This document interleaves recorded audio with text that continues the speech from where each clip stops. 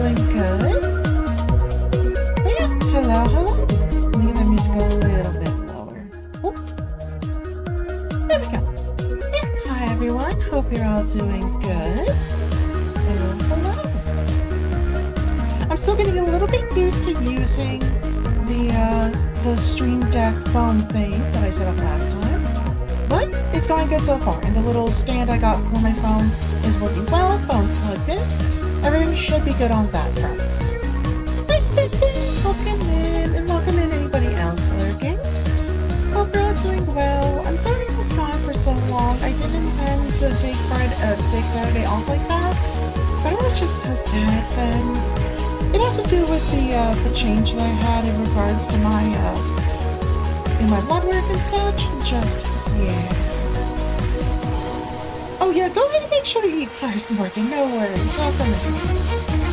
But yeah, hopefully the results from the blood work and just like that knowledge of it and the effects of it aren't going to make anything any more difficult at the moment, because as things currently stand, maybe that is just a touch more.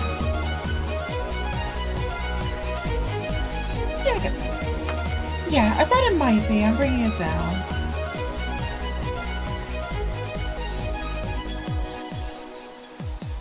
How's that? Is that better? Maybe a little higher. Yeah, I can't really hear myself. You know what? Let me turn the audio monitoring back on. 1 second.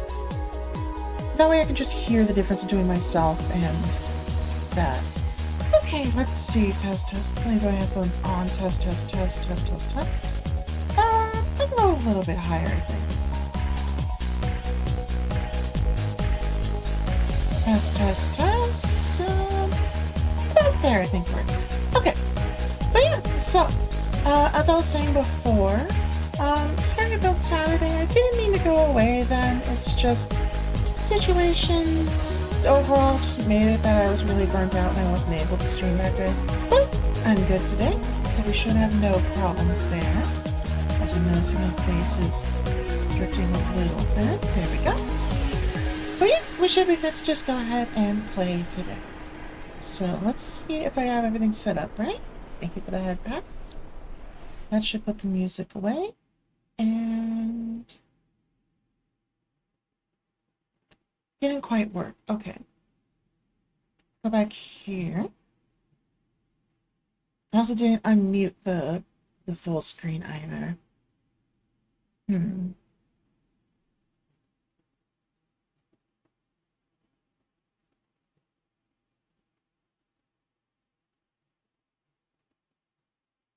Okay, there we go. It transferred us over, but it didn't unmute it, so there we go.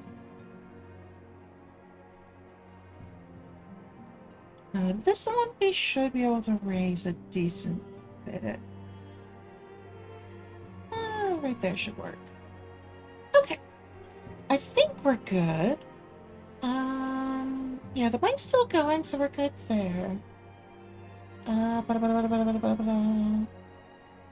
think we're good. Yeah, chat's already in the right position. I was able to correct that with just the button press. That would go in a different spot. That brings it back. Yeah, it looks like it's in the right spot. Let me just confirm it real quick. Hide you. Chat. Big. Yep, we're in the right spot. Perfect. Okay, so I'll still have to play with the settings a bit next time. Actually, I guess I can just fix it real quick here.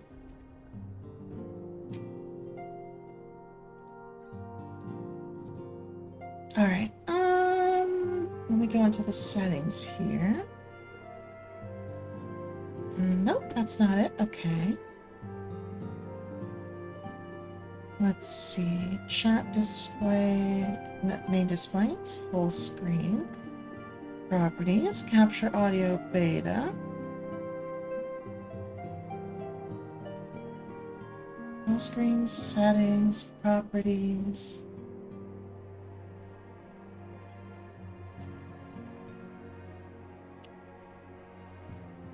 I don't see a good way of balancing that here.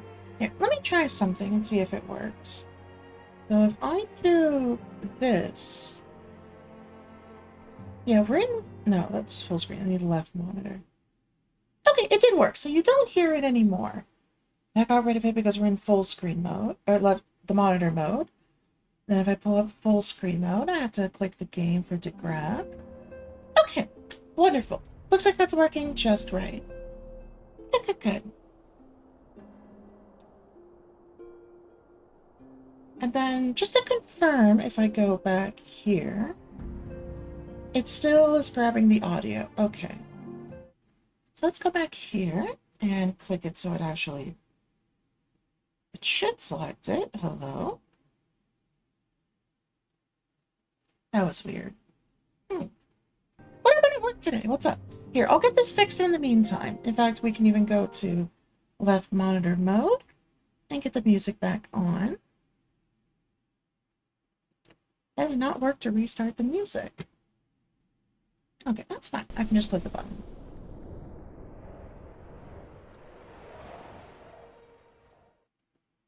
Edit commands.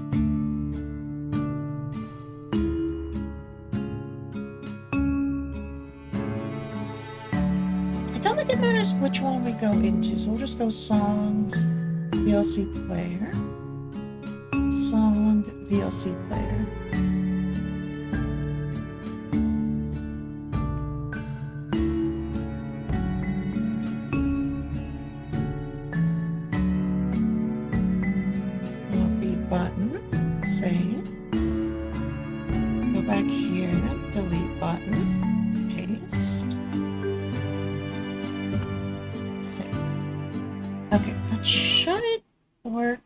To bring the music back up. Interesting. So it's not restarting the music when I bring it back. Interesting. Okay. But that time it did. Interesting. That shouldn't work. Alright, let me go back into display and see what happened here.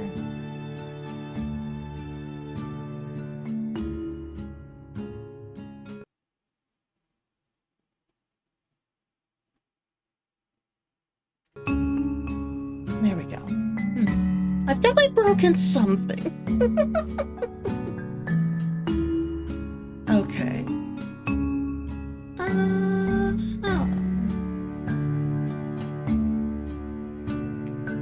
Oh, I think that's a VOC media player setting. Let me see it. Properties. Here we go. Pause when not visible, unpause when visible.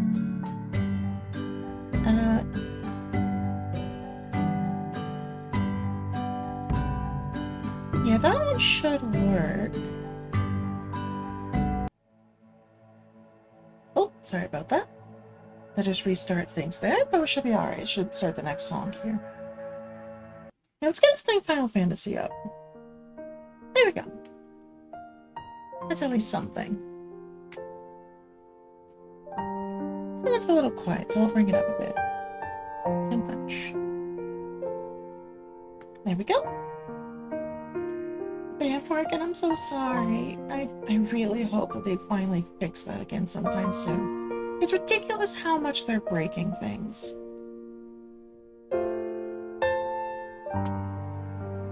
Alright, I'm actually just going to get rid of these controls.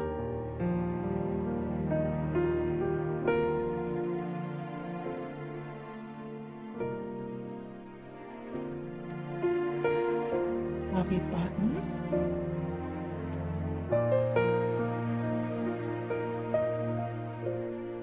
Oh, but it's not going visible and invisible. That's what it is. Okay.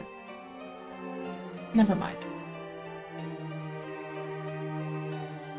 Actually, I need to bring back what I had before. 1 second here.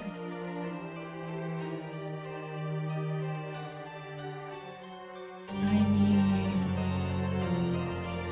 Switch command. No, not switch command. OBS command. OBS pull source value. Colored song. Save variable s is visible. And then if is visible equals false.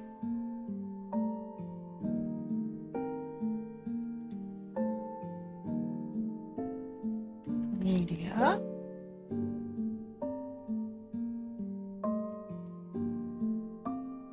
Obvious commands media. If it's not visible, pause it. Otherwise, leave it alone. Song VLC player. Nope.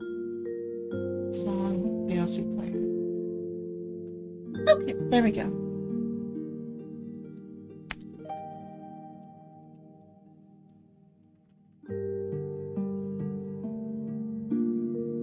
I don't know if you can see my message, but I do see it.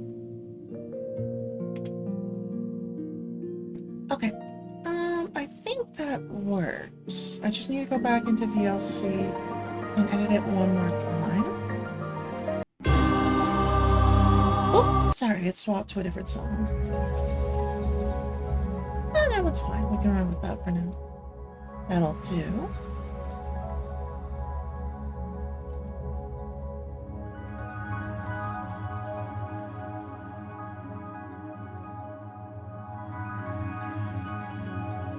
Okay, now it shouldn't matter anymore.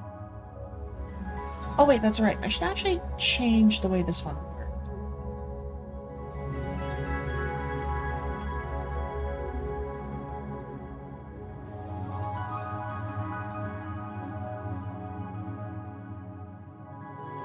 There we go. Welcome back on the other source, Morgan. I am adjusting things just a little. Oh, the music play. Okay.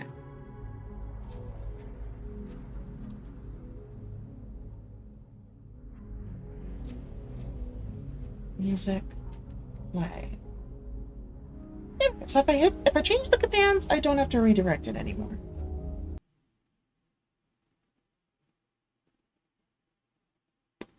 That is not working. Interesting. Okay, so the music is playing now.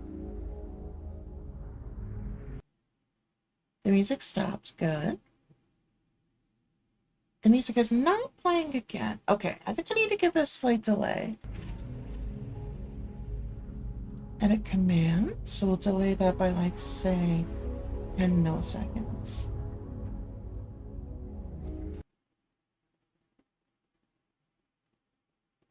No, okay. How long is the transition? That might be the problem here.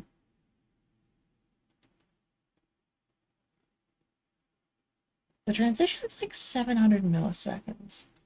So we'll do 750. Okay.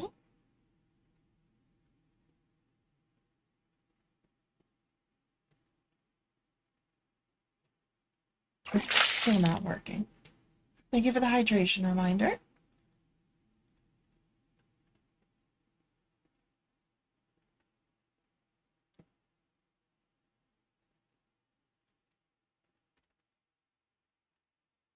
Okay, so it should do a 10-second delay before it checks the visibility status of... Maybe we should boost this to 750 and this to 0. Maybe that's my problem.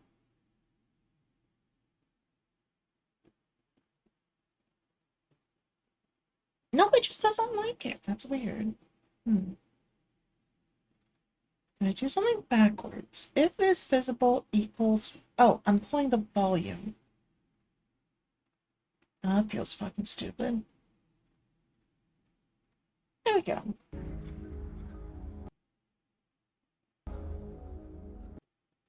Okay, it's still backwards, but let me fix that now. It's actually working at least. So we'll do a 10-second delay.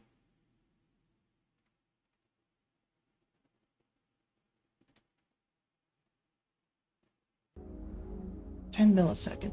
There we go. Now it works. So sorry about that. That was my bad. But now that works, we're good on that front. And now when I go here, good, that one works just fine. Awesome.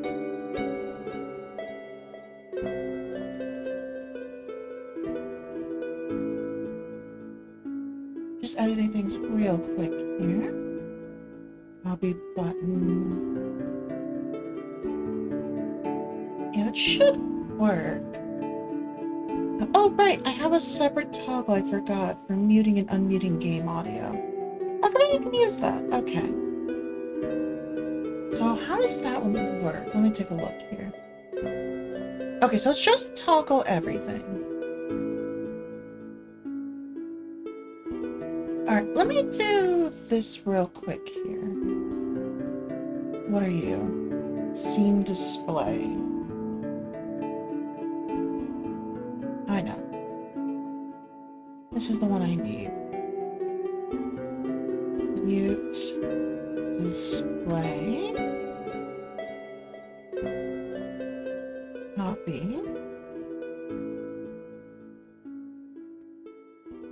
Trigger button. Mute display. There we go. That should work. So now, if we go back to the full screen mode, click the game, it works. But now we have double music, so let me get rid of that one. So I'll move back here for a moment. That didn't work. Okay. Interesting. Game audio is not working. You can still hear Final Fantasy. Yeah, full screen source toggle mute. It's supposed to work. Oh, maybe I didn't push it. There we go. Okay, that's better. So now let's mute it. Go back to the display. Click here so that it's actually active.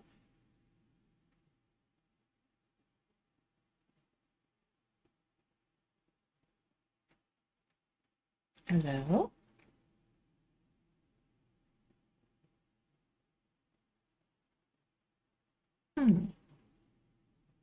Something is being a little bit finicky.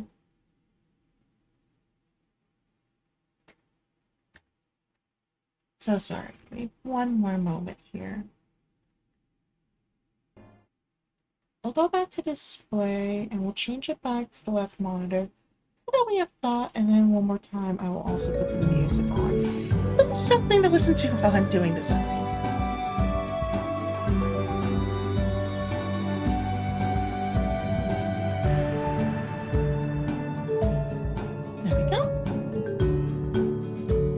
Working with your shifts once again, so now instead of having 8:30 to 3 on Friday, you have 11 to 5. Oh my god.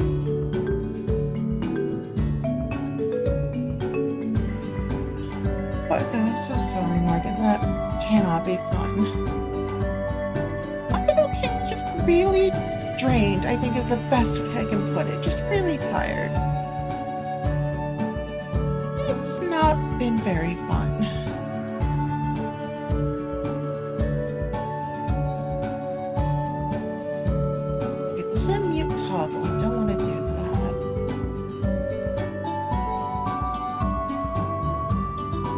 Yeah, no, it would definitely be nice. It would definitely be nice. Create button. Edit appearance. Be transparent. Edit command. OBS commands. Source mute. There we go. That's the one I wanted. So we're going display. That one. Main displays.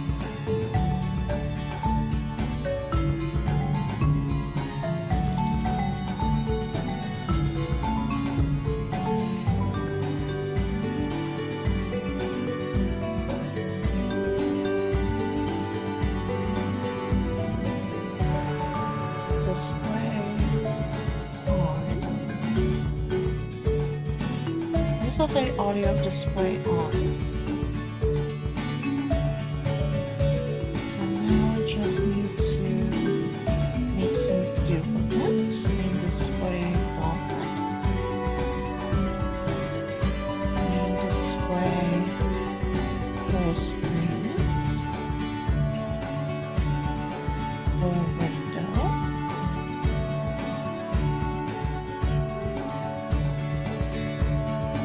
Minesweeper, skipping the monitor.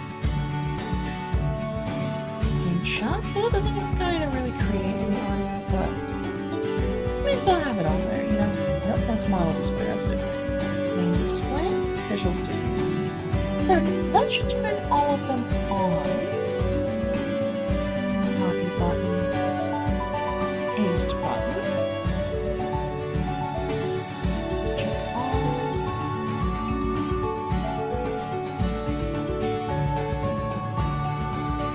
Audio display on. Save. Okay. Audio display on. Audio display on. Okay.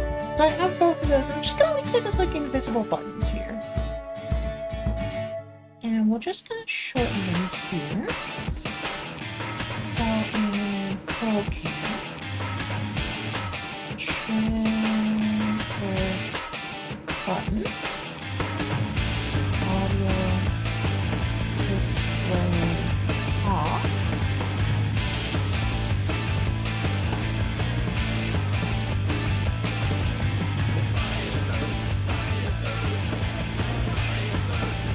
Display mode, trigger button, audio display on. Oh, I have new display, it's a different one.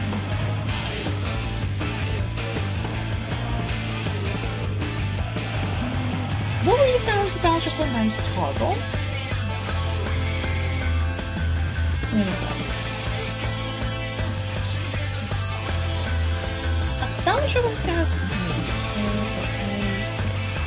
okay, so now if I do it right,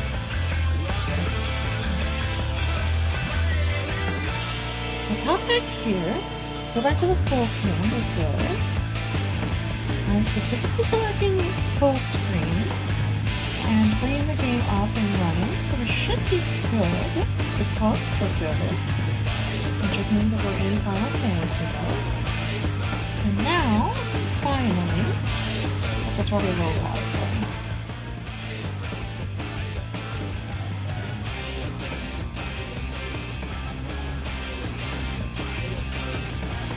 There we go, that should be better. And now, if I could just pause the music and display. There we go! Now it finally works! I am so sorry about the delay there. I just wanted to make sure to get it right. And then technically I have these little hidden buttons here. But I shouldn't really use them. I have this one already. Okay, that should work totally fine. Sorry about the delay there, but we finally got everything running again. Thank you for the head pat.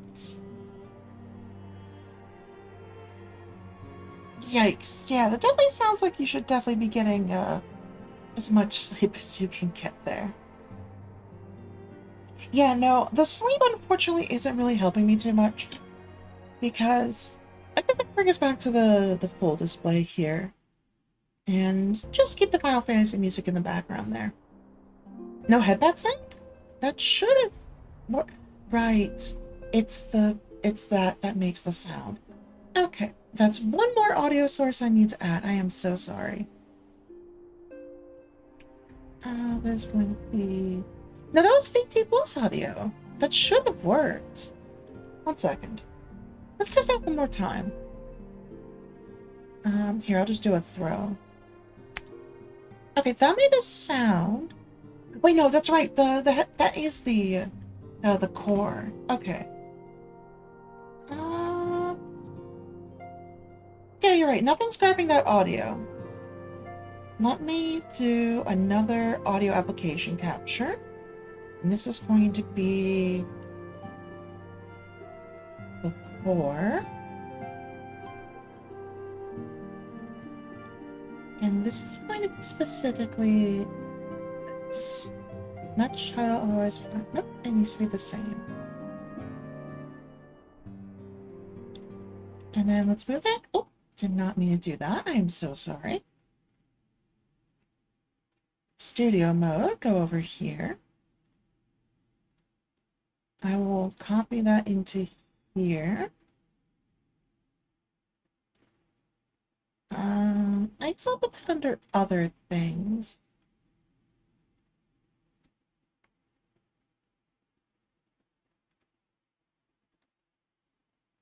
If I group that in there... Oh, that's right. It's an audio capture, so it doesn't matter. Right. Okay. So turn off the bridge. And remove that. Okay. Now it should work. Here, let me trigger it myself. It'll be alright. No need for you to spend more points there. There we go. Okay. Now the audio is going through. Thank you for that. I am so sorry. But now we're good. By the way, thank you for the head pats. Okay, but now, with all of that done finally, you can grab the game. Come on, the game's right here. Okay, I didn't like that. Final Fantasy, full screen mode. Grab the game, display. There we go. Again, I'm not sure exactly what happened there. I'm sorry. But we're good now. Okay, let's continue on with the story finally.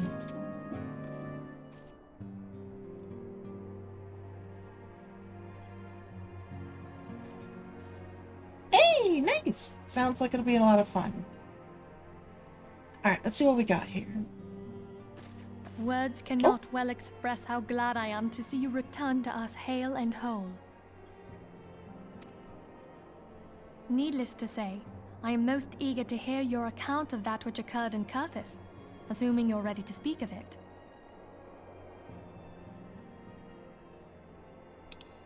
I could probably keep my mic on for that. Yeah, let's go for it. This, and that. Excellent. I shall summon the others at once. Actually, so that the button doesn't mess up my, Wait, give me 1 second. I'm gonna change actually one more thing here. I don't want to just use the numpad hotkey. I want to actually use the correct method here.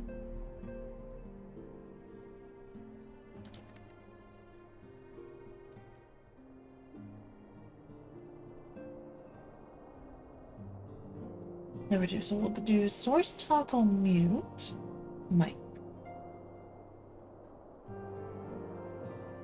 Okay, that should work. So now... Test. Perfect. Okay. So now when I click the button, it's not going to do that weird thing where it does the weird audio thing there. So we're good. Okay, where was I? So in the others at once? Sounds good. Ooh, more dice. Nice. So yeah, we're telling everyone about what happened back in our fight with Iceheart. About the fact that she herself became the primal. It was really weird. But she also came back without too much issue. Iceheart used her own body as a vessel for a primal soul? Yeah, it was a little weird. Master Louisoix's writings make no mention of such a possibility. Can we be certain this entity was a primal? As certain as we can be that good King Mogglemog the 12th was a primal, I should think. Both were ostensibly summoned. Let's not quibble over definitions. Of more concern is the implication that Iceheart retained her will, even after she was possessed. We are talking about a mortal, wielding the power of a primal. It can't possibly be that easy, can it?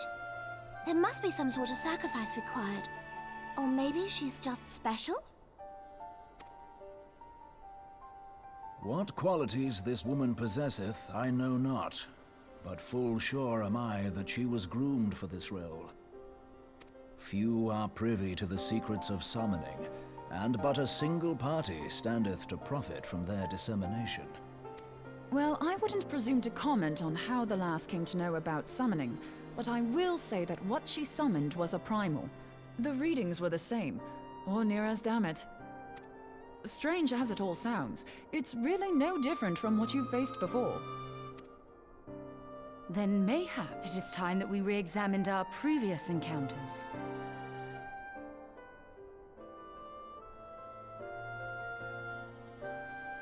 We're just adjusting a sound setting on the side. Pack your things, Ida. We're going back to Gridania. Yeah, that sounds like probably a good idea. Yes, sir. About Iceheart's final words to you. Hear, feel, think. Hydaelyn speaks to her as well. If Iceheart is blessed with the power of the Echo, she will doubtless have used it to further her goals.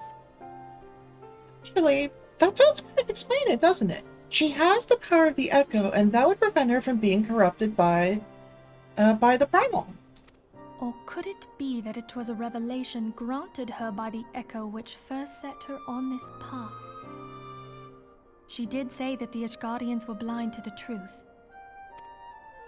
Do you think she has knowledge of the origins of the Ishgardian-Dravanian War? It would do much to explain her unwavering conviction. Did not the Lady Iceheart implore thee to seek the Keeper of the Lake? And did she not imply that in so doing thou wouldst come to see with eyes unclouded? Midgard-Zoma was a king amongst kings who reigned for centuries on end. But he is dead and his wisdom lost to the ages. Unless the Ishgardians' fears are well-founded. It would seem we have yet another reason to stand watch over the Keeper of the Lake. For a mercy, we are well positioned to do so. Iceheart, Shiva, Ascians, and Midgard-Zoma. I shudder to think how they're all connected.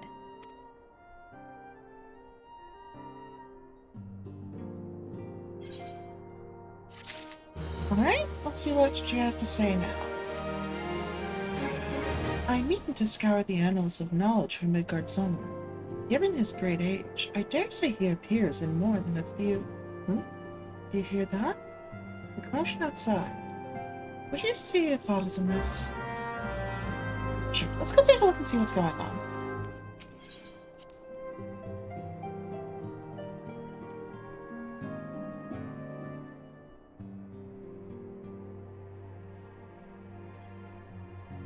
Oh, 1 second, I accidentally messed something up there. Okay, should be good now. There we go. What's up, Alphino?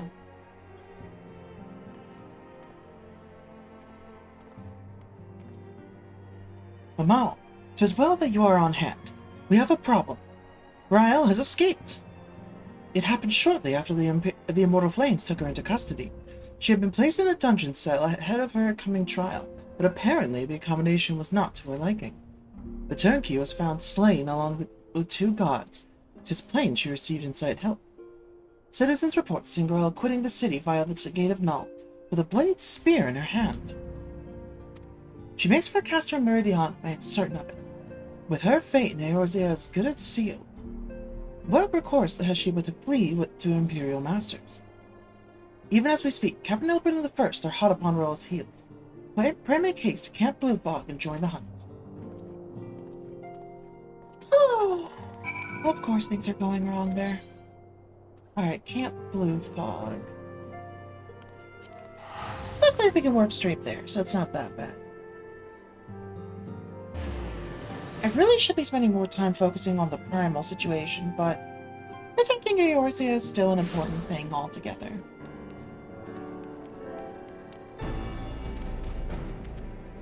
Hello there, Ribbler. My thanks for coming, sire. I've spoken with the soldiers here. They say that Rael walked through the camp not a bell ago. Aye, she walked right through. You did not mishear. We have Raelbon's decision to keep the matter secret, thanks for that. Bad for morale, he said. As a result, not a single flame in the garrison made any attempt to detain her. And so, here we are. Rael must not be allowed to reach Castor Meridianum. Well, I have a quicker way to get there than you running.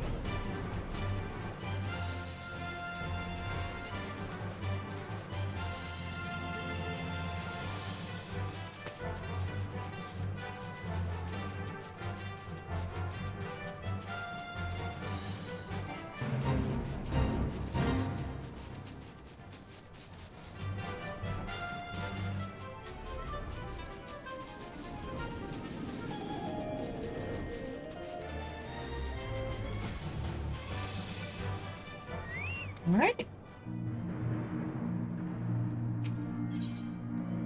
Let's go for it.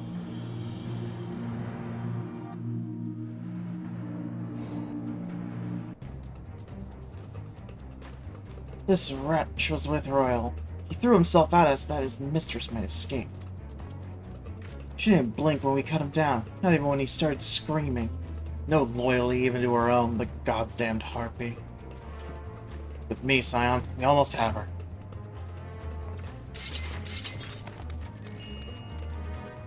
The sound of the staff being pulled out is so stupid and funny.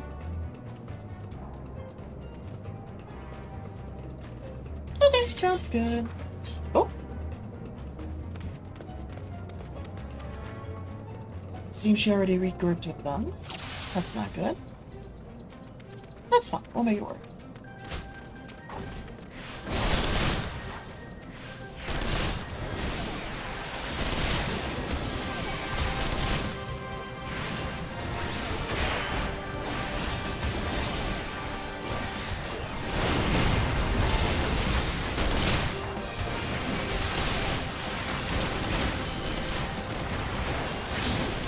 There we go.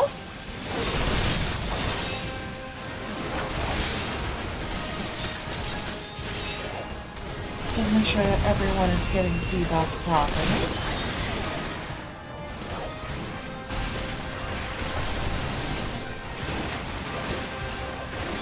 Okay, it is just... Oh, never mind, there's more.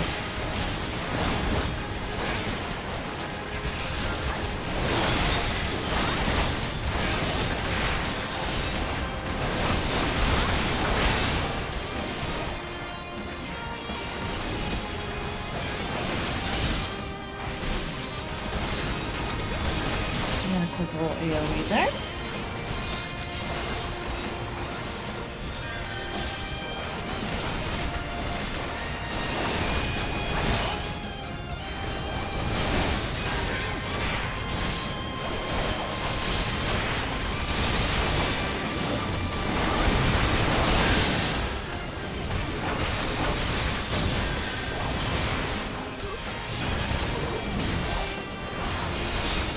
It seems it's just the one healer, really, so we'll take care of them ourselves.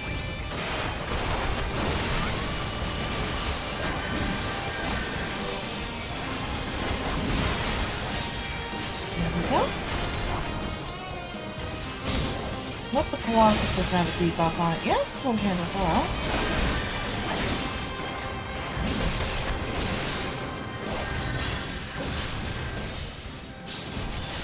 And throw out some heals while we're at it.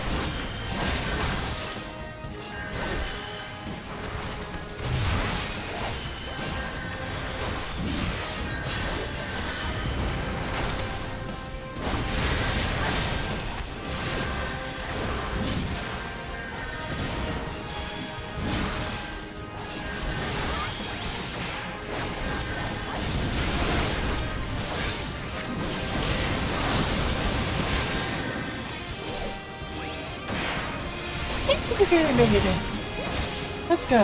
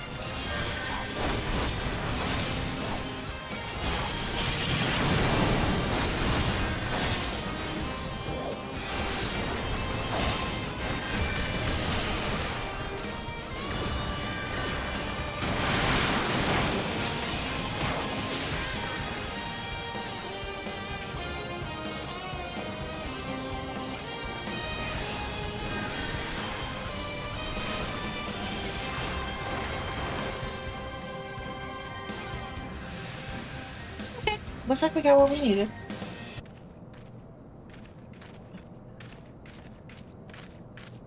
Bind her, and do it tight. Yes, sir.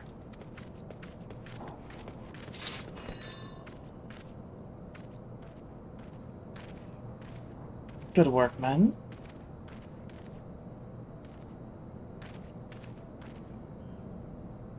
She and her Imperial cronies pushed us close, but we were better. Behold, a respected officer of the Immortal Flames. People looked up to you as one of the Order's founding members, one of its pillars. It saddens me to see you fallen so low. What do you know of low? You, a spoiled little lordling who has never known any want. People such as you take wealth and birth for granted. You think it your God's given right to rule over others. You know not of our plight, the injustice that we lowbornish guardians must endure. To the noble lords and ladies, we are not people, but resources to be consumed. I did what I had to survive. Stealing, killing, even whoring myself. It is no fault of mine if fools imagine me a paragon when I joined the Flames. To hear you tell it, one would think you the only person ever to have suffered. Oh, nope, don't want to do that. In case you have forgotten, Raubon himself was born into poverty, as was I. We lived hand to mouth, with little more than the shirts on our backs. Hunger was our constant companion. Yet never did we bemoan our lot in life, nor did we begrudge others their fortunes. We accepted the hand that we had been dealt, and played it to the best of our ability. Oh, 1 second. I'll have to fix that later. Oh. Actually, I need to fix it. Life was a battle, aye. But no matter what fate threw at us, we took it on the chin and came back for more. Everything we have, we fought for.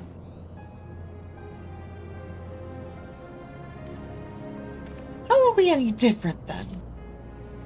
It is true that we were both born mercenaries of lowly birth. It is true that we both had our fair share of struggles. But whereas I sold my sword, you, Marshal, you sold your comrades. If life has taught me one thing, it is that you never betray your own. I would sooner cut off my own arm than raise a hand against a friend. I swear, I can't say anything right now.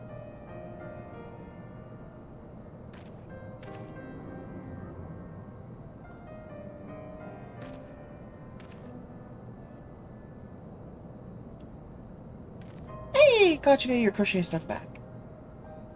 But enough talk. You'll return to Ul'dah to face justice, and the people whose trust you have dragged through the gutter.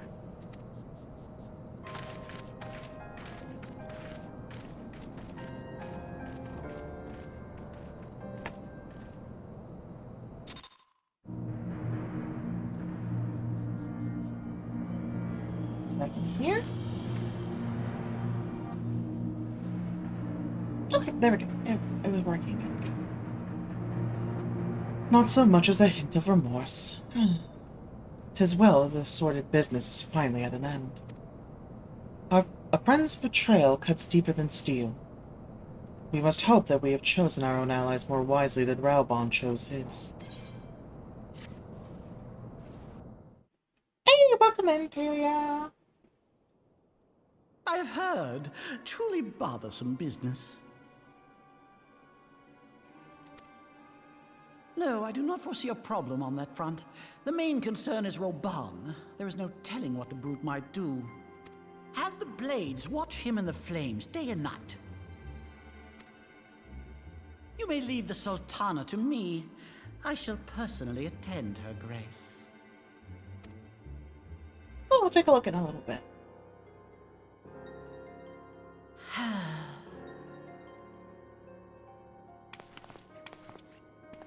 Sever one of the East Aldenard trade routes. That ought to keep Lolorito occupied for a while.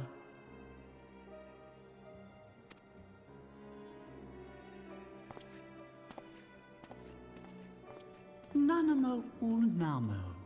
For my sake, pray be a good little sultana to the last.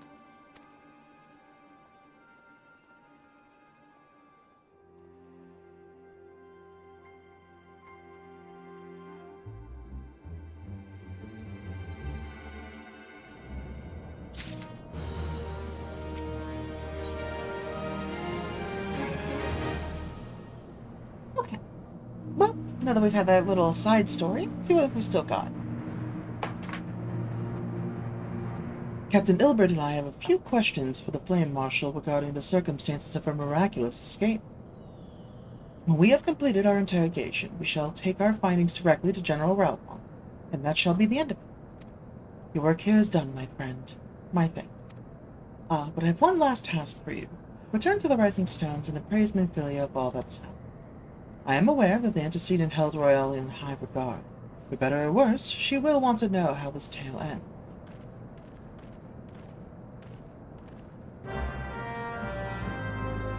Alright, back to the Rising Stones.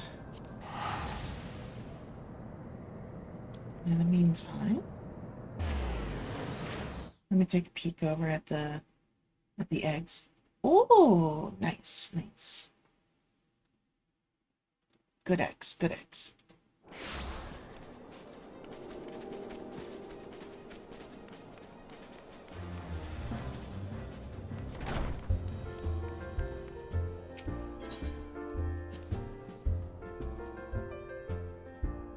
Yeah, I saw egg. Egg good. Egg real good.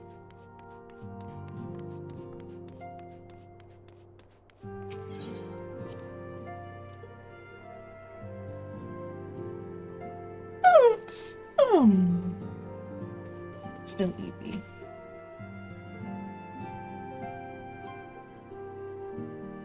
Welcome back, my friend. I have already received word from Alfino. To think that Flame Marshal Huayu was the Garlean agent. I know not what to say. Together with Robon, Eline lent us much-needed aid at the time of our Order's founding. She was particularly passionate about the need to tackle the primal threat.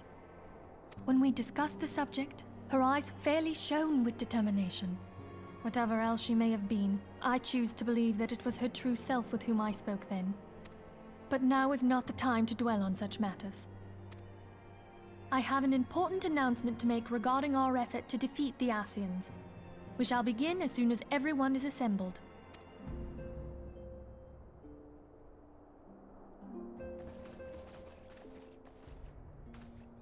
My thanks for coming, friends.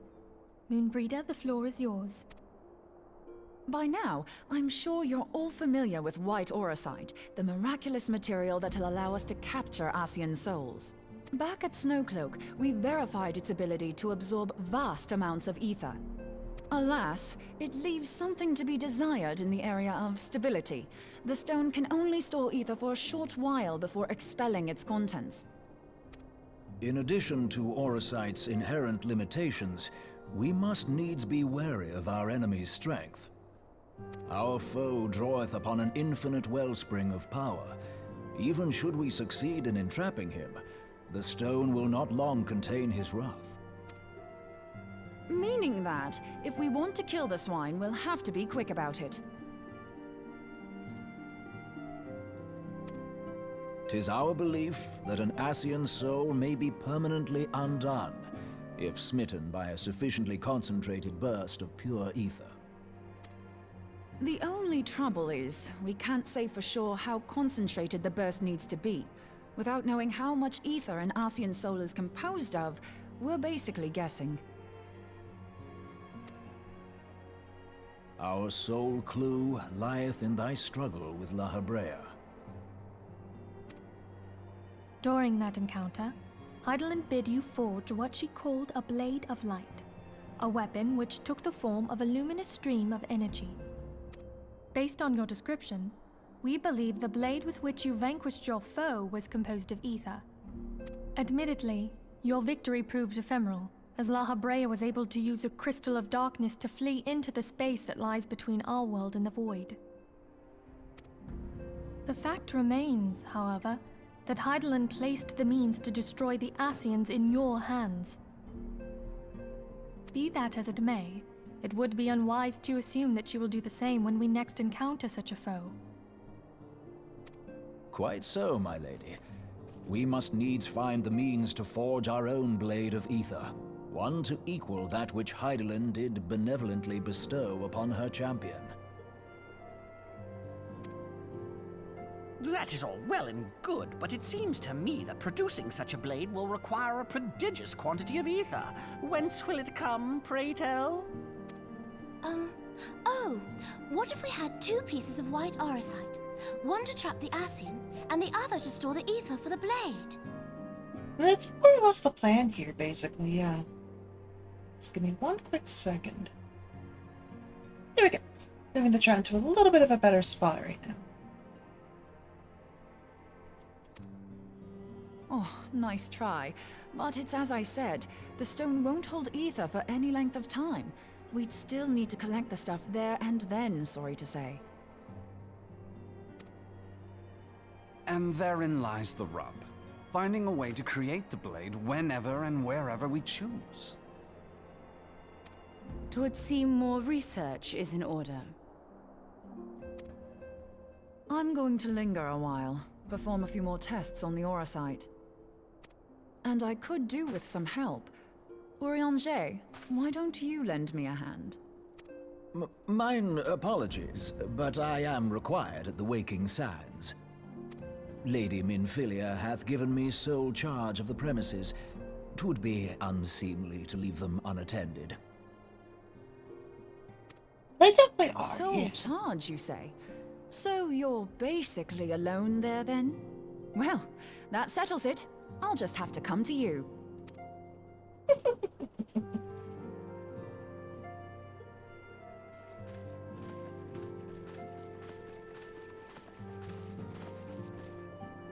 While you were afield, word arrived from the Sharlayan motherland. You will recall that a survey party was dispatched to investigate the incident at the Isle of Val. What they discovered was troubling, to say the least.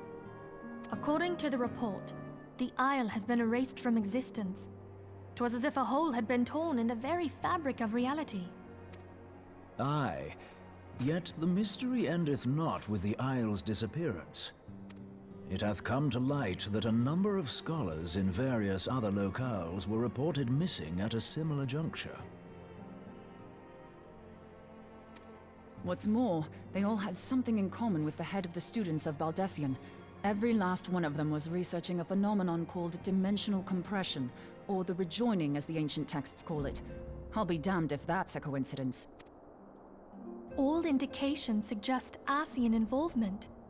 But I sense that a force greater still is at work. The entity the Dark Beings call the One True God. We must pray that my dear friend Kryl regains consciousness soon. If she bore witness to the Isle of Val's final moments, she may be able to shed some light on this mystery.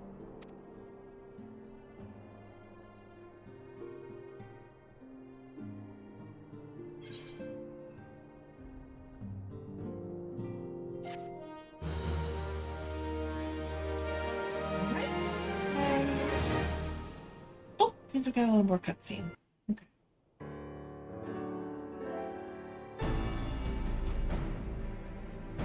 One second here. Following the calamity, the forces of the 14th Imperial Legion entrenched themselves in strategic locations across Eorzea. So swiftly did they accomplish this, it was suspected that they had received help. To think that it came from Huayu, my right hand. Stop pronouncing that name wrong, but oh well. Luckily, that's the end There of is it. more. We have reason to believe that Huayu didn't deal exclusively with the 14th. She also answered to a higher authority in Garlemald. But this higher authority could not have been the Emperor. By consenting to the media project, Solus Zos Galvus showed himself to be more concerned about preventing the spread of primal influence than claiming Eorzea for the Empire. He would happily have seen the lot reduced to ash. We believe a number of high-ranking figures within the royal household were against the decision. but that they knew better than to oppose the Emperor openly. Of course, this didn't prevent them from making clandestine provisions, in which Huayu played a part.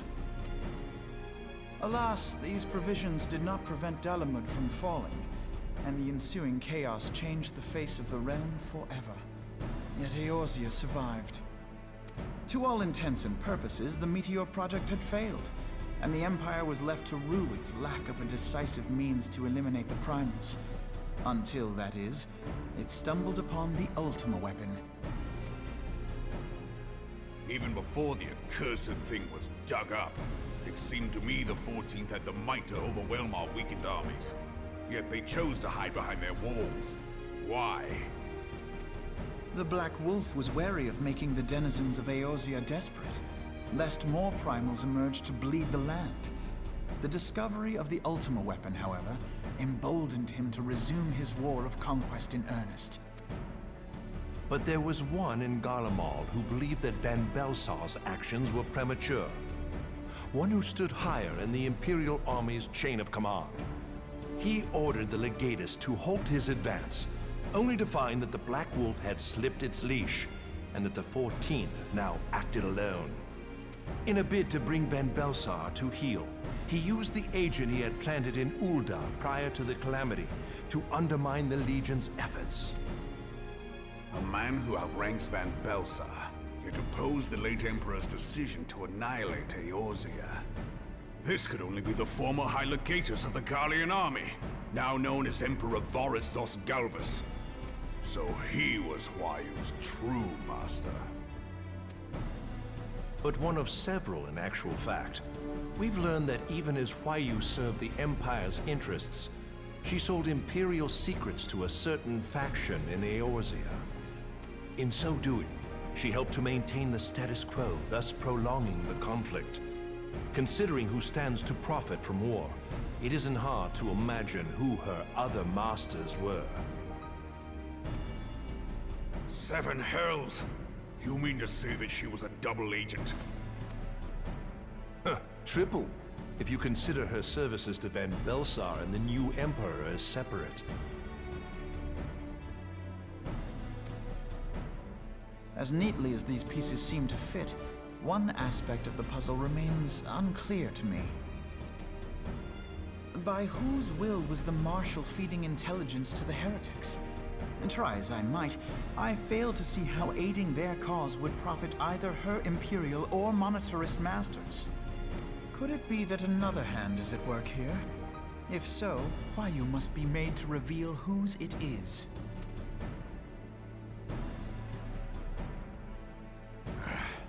Not only have I lost a trusted friend, now I must interrogate her as a stranger. Not a pleasant task, I grant you, but a necessary one. Unless we weed out the ivy, root, stalk, and stem, it will simply grow back. I know that full well. Those closest to Huayu have already been detained, and I will question them alongside her. General, pray keep in mind that there may be unwitting abettors among them. All will be treated fairly. On that you have my word. Those who are innocent have no cause to fear. You have ever been a friend of truth, General. I hope the unpleasant task of weeding out falsehood will not detain you too long. Though it be for the sake of Eorzea, doubting one's comrades is poison to the soul. And with that, I take my leave.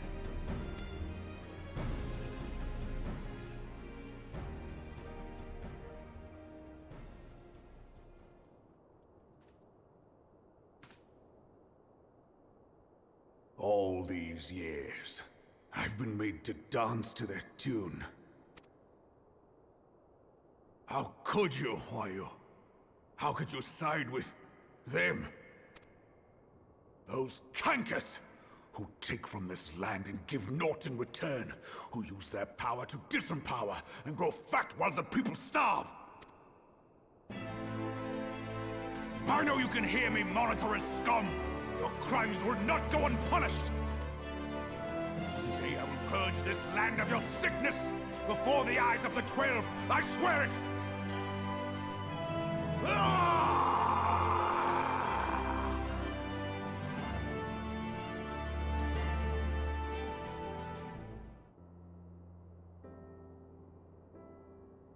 Yeah, kind of dramatic.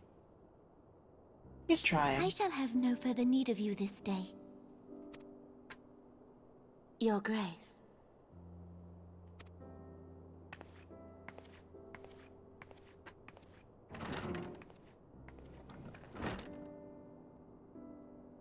I fear that not even mine own chambers shall remain private for long. Has the situation grown so grim?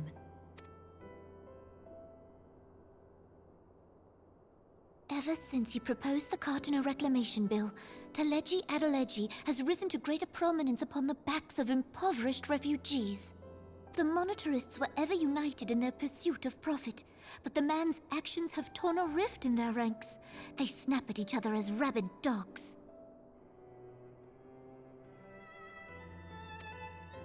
Yet now is not the time to be bickering among ourselves. If this bickering is a threat to law and order, might you not have grounds to dissolve the Syndicate? Would that the solution were so simple, Admiral. Alas, my moving to dissolve the Syndicate is certain to spark outrage among the influential merchant class, whom the Cabal represents. This would serve to exacerbate the current unrest, and peace would slip still further away. Be they rich or poor, natives or refugees, all who reside in Ul'dah have a right to pursue happiness. It is the duty of a ruler to protect this right. If I am to perform my duty, I must needs tread warily. It would not do to make enemies heedlessly. Were Lord Lolorito here, he would doubtless say that I have my head in the clouds. A ruler is required to take a wide view. Try as we might to cater to all needs, some will inevitably be overlooked. As such, there shall ever be citizens who feel aggrieved. It cannot be helped. But as you have informed us, the monetarists take no view but their own. They hunger for power while the masses starve. In the absence of a common cause, it seems beyond any one individual to make Ul'dah whole. And the presence of a Garlean agent within the Immortal Flames only makes matters worse. Even accounting for Ul'dah's historic reliance upon mercenaries, such a grievous breach of security is unprecedented. I fear this business will provide the monetarists with a rod to beat Rauban.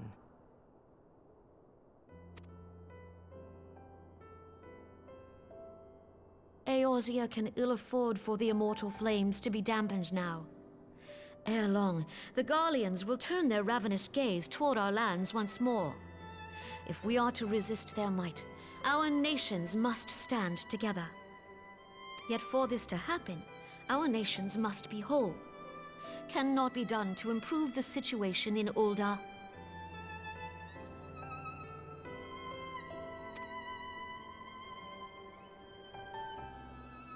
The true wealth of Ul'dah lies in the health, happiness, and hopes of her citizens. Alas, the citizens shall never know these things, so long as their lives are ruled by the ambitions of the few. The monetarists claim to represent the best interests of the people, but in sooth they desire only to manipulate them for their own selfish ends. For the government to serve the people, it must be formed of the people.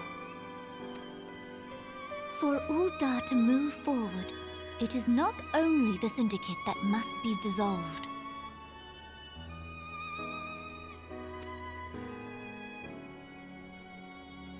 Nay, you jest.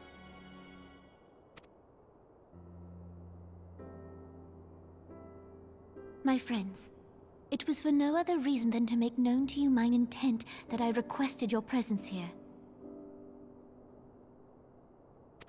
When I make my declaration to the people, chaos shall inevitably ensue.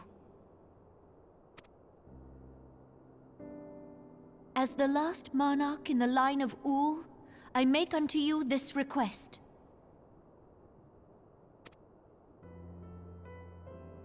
Help Rauban to preserve order and protect the people. Forsake them, and you forsake yourselves. For a strong Eorzea will ever have need of a strong Ul'dah.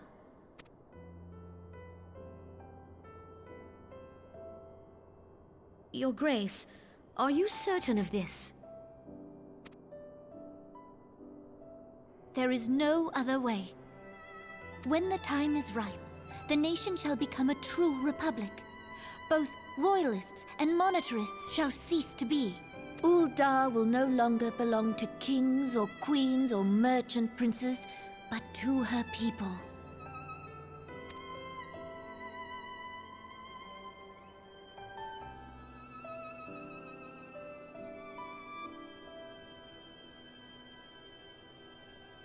Roban, forgive me for casting aside all that you have toiled for in my name.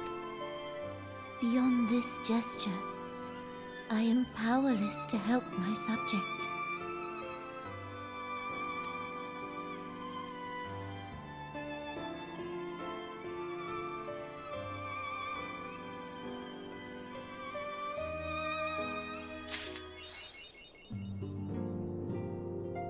And I believe that marks the end of an expansion, or of a patch there.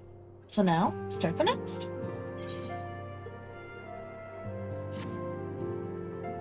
Which will start with a little bit of a recap. I am most eager to address the Ascian threat. However, we dare not neglect our other pressing concerns.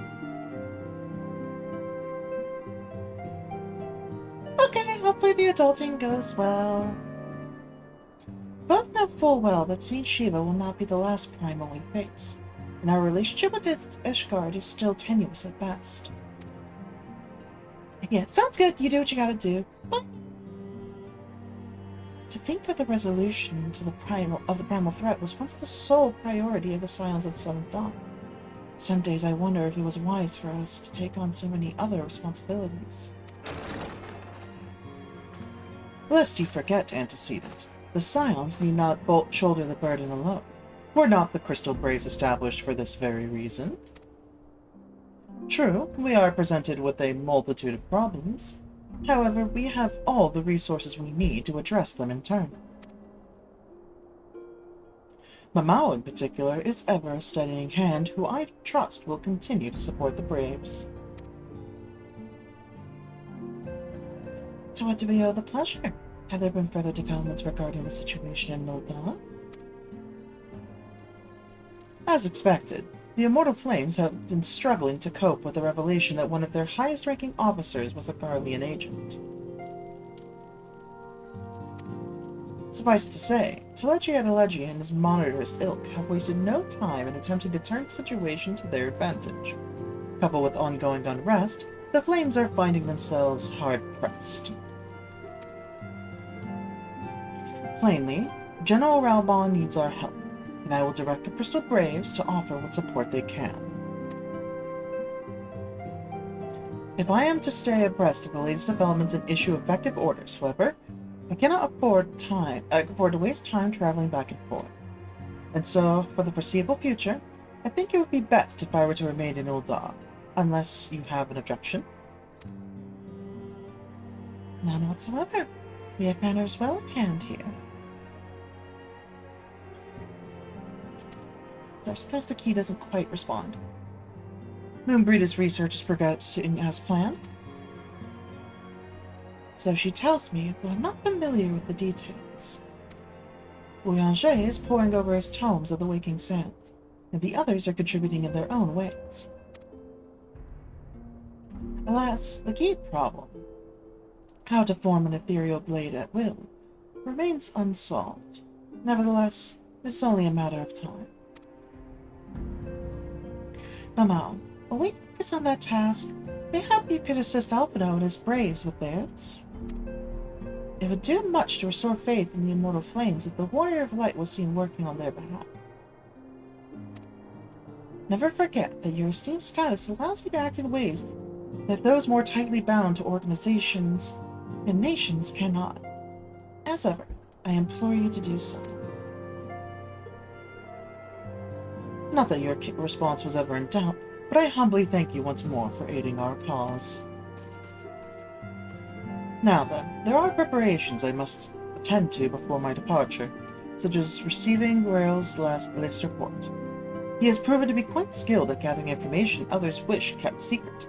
Hence why I placed him under my direct command and ordered him to investigate the Uldan riots. When you are finished here, join me outside. Depending on what he has to say, I may soon have a favor to ask. If there are any temple limits on our front, I shall inform you at once in the usual fashion.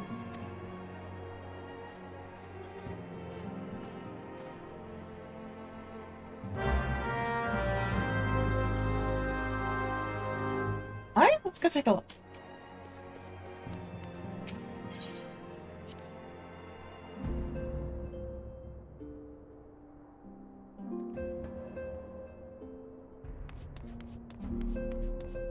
Hello there, Real.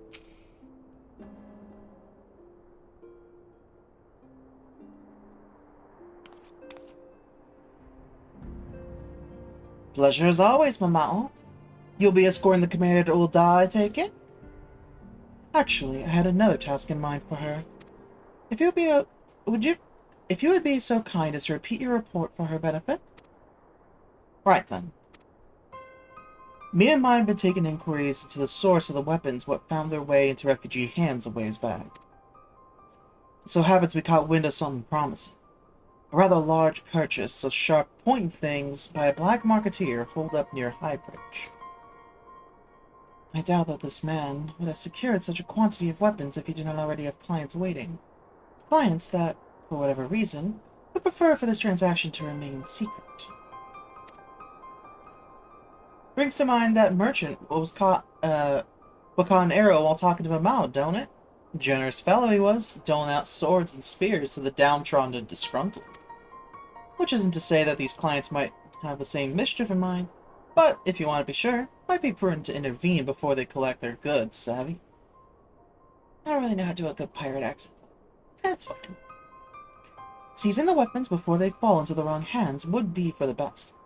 However, if we strike at the appointed hour, we might capture the black marketeer as well as his clients. What say you, Mamao? Yeah, that sounds pretty good. Then it is settled. Rendezvous with Captain Ilbert at Highbridge and intervene when the exchange takes place. Now then, if you would excuse me, I must leave for Ulda. I expect good tidings.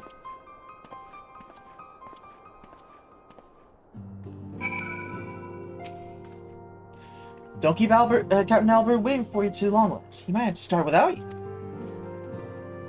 Alright, so Highbridge, Camp Dry Bum.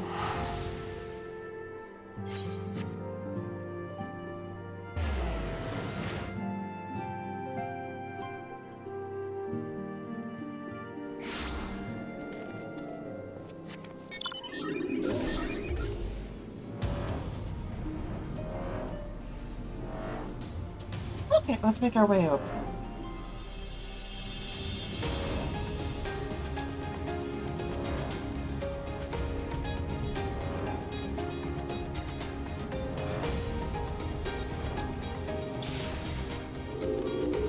There we go. Ah, Mamao. My scouts have been keeping a close eye on the black marketeer, and it would seem that his guests have arrived. It would also seem that he has hired more than a few men to stand guard. Common thugs, no consequence, but they nevertheless pose a threat. Even so, I feel compelled to apologize. This is far beneath a woman of your standing, and Commander Levior needn't have dispatched you here. But powerful men ever have need of loyal, able-bodied friends. Having found one in you, it is only natural he would come to rely upon you without hesitation.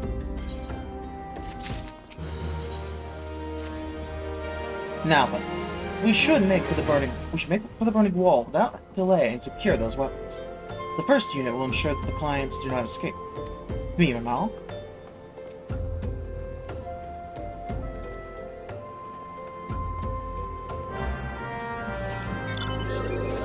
Alright, let's go join them.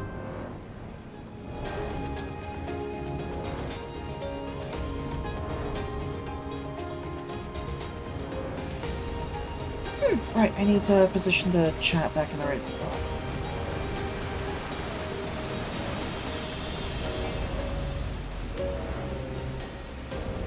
Oh, right, we need to go inside the camp.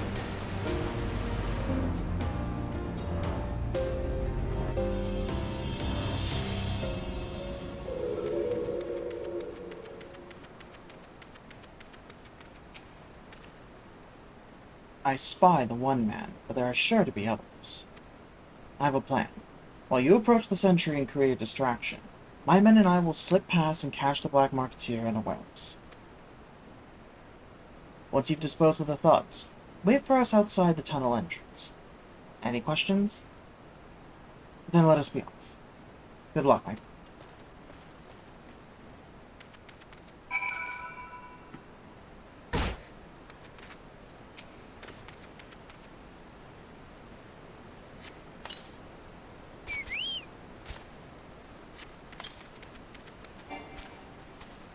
Who goes there? An adventurer? Damned fool, should never come here. Alright, alright. Well, I mean, you don't really know who I am. So I feel bad for you, but... oh well.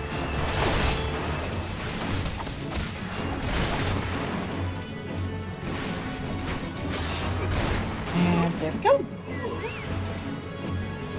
Kill her and be done with it. Yeah, right, little guy.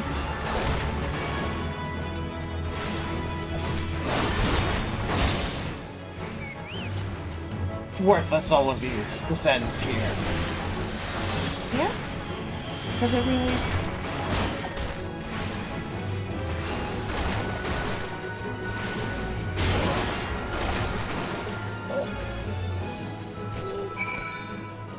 There we go. Alright.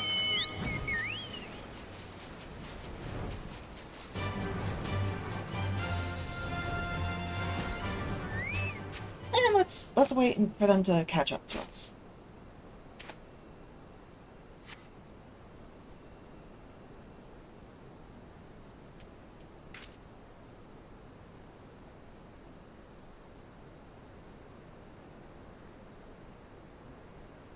I don't understand. What's this all about? Ah!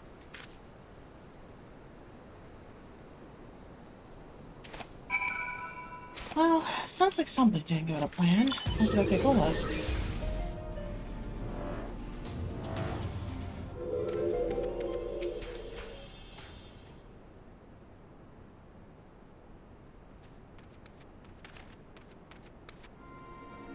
As you can see here, it's a fine mess. When I tried to restrain him, he drew a hidden blade and lashed out. But before I could disarm him, one of my subordinates panicked. This is the result. How foolish of me to underestimate the bastard, and to bring an inexperienced recruit. Commander Olivier will be most disappointed. Damn it all. Golden opportunity wasted. As for the clients, though we know not how, they slipped past our perimeter. At present, the first is currently tracking a party of Duskwight sellswords we suspect may be them. Although we could have enlisted the aid of the Immortal Flames or the Brass Blades, alas, we're here to aid them. They're in no position to aid us. Well, at the very least, we have secured the weapons. Even that accomplishment is lacking, for the information we received indicated a massive shipment, and this is anything but.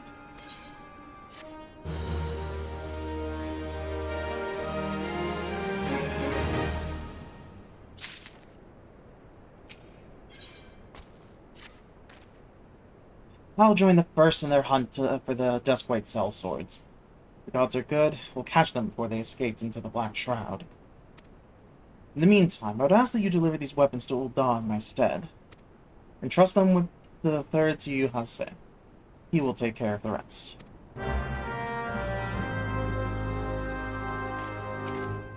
Alright, alright.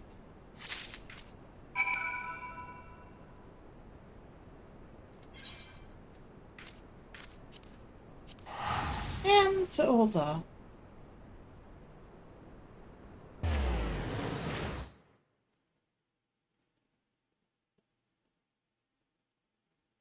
But also, the sounds we heard did not match what was happening there.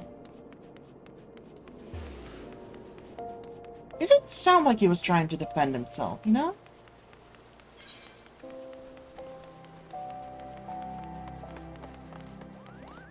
Okay, so we're heading to the Weaver's Guild.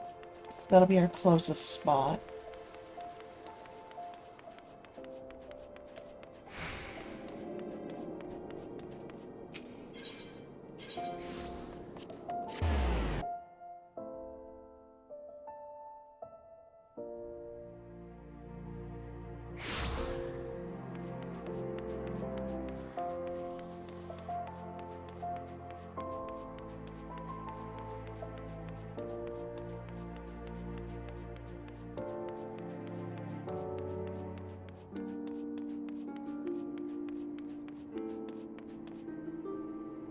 There we go.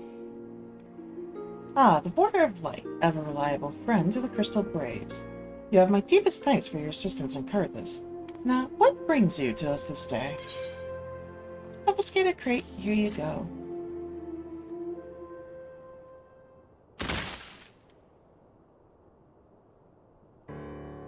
A gift of weapons from a certain black marketeer, courtesy of Captain Ilbert, you say.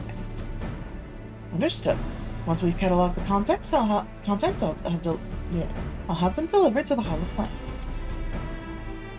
This cannot be everything, can it? Rail stated with confidence that there would be a far greater quantity of weapons. A blatant falsehood. Clearly, Real is unfamiliar with the ways of Old Dawn merchants, who ever strive to present themselves as greater than they are. We should be thankful that this information was not completely erroneous, and that we managed to achieve anything of worth at all. It's still something worth celebrating, isn't it, Lieutenant? Besides, we've got more important things to worry about, like fighting those Garleans up north. There'll be no fighting if I have anything to say about it. Our orders are to stand watch, not to seek glory in battle.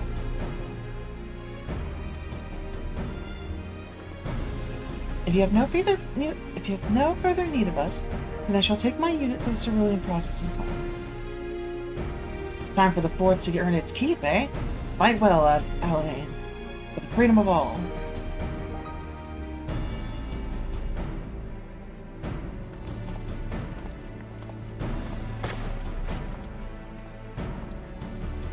Excellent work as always, my friend. Rest assured that the Immortal Flames will hear of your contribution. Until we meet again.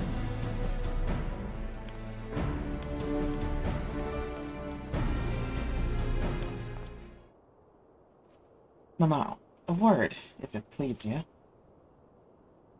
Not here. Look for me at the Sapphire Exchange Avenue. Sapphire Avenue Exchange. No need for whistling this time, don't you worry.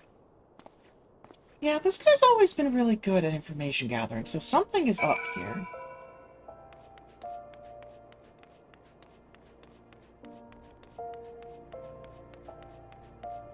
Or better to say, nothing that he's led us on before has ever been astray. He was a member of the Company of Heroes. He should know what he's doing.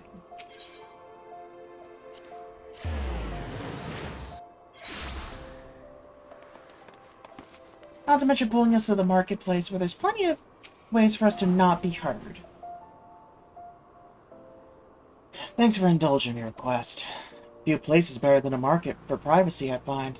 All the hustle and the bustle of commerce means more conversations go unnoticed. I'll get to the point. At the Burning Wall, when you and the captain interrupted the exchange, what happened? Tell me everything. Leave no detail out. The guy was like, hey, what's going on? And screamed, and then apparently that didn't really line up with what I was told. It's not quite how the first told it. These Duskites they were chasing. Latest word is that we lost the trail. But you never saw him yourself? Not before the fight started and not after? Something ain't right. I don't know what it is, but I can feel it in me bones.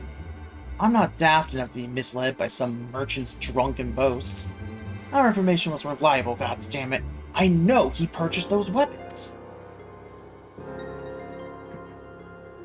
As if I've never deciphered a moneylender's books or had to follow a transaction back to its source. Did plenty of that back when the Braves were getting started, believe me. The commander wanted assurances that we weren't taking Gil from the wrong start of benefactors. Of course, these days, the money flows like water, and the first and third get the shiniest new toys.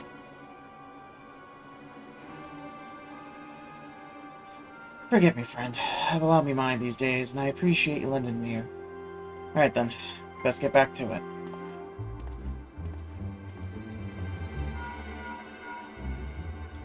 Like I said, things aren't quite right here. Now, can you hear me? This is the tower. Your presence is urgently requested at the Rising Stones. Please come see me as soon as you're able. Alright, back we go.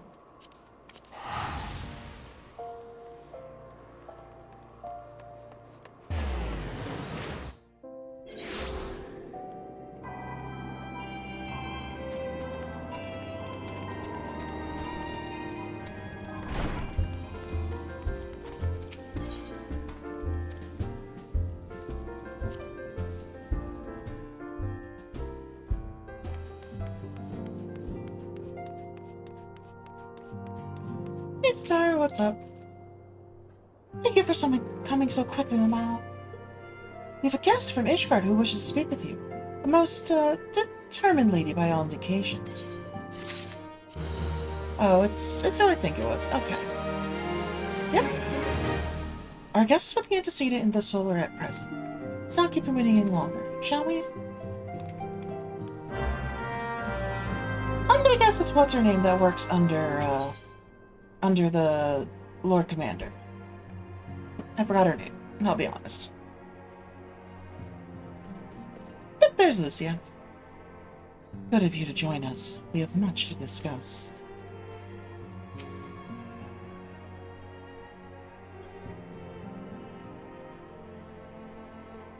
We have a guest from Ishgard who wishes to speak with you. I believe the two of you have met. We have.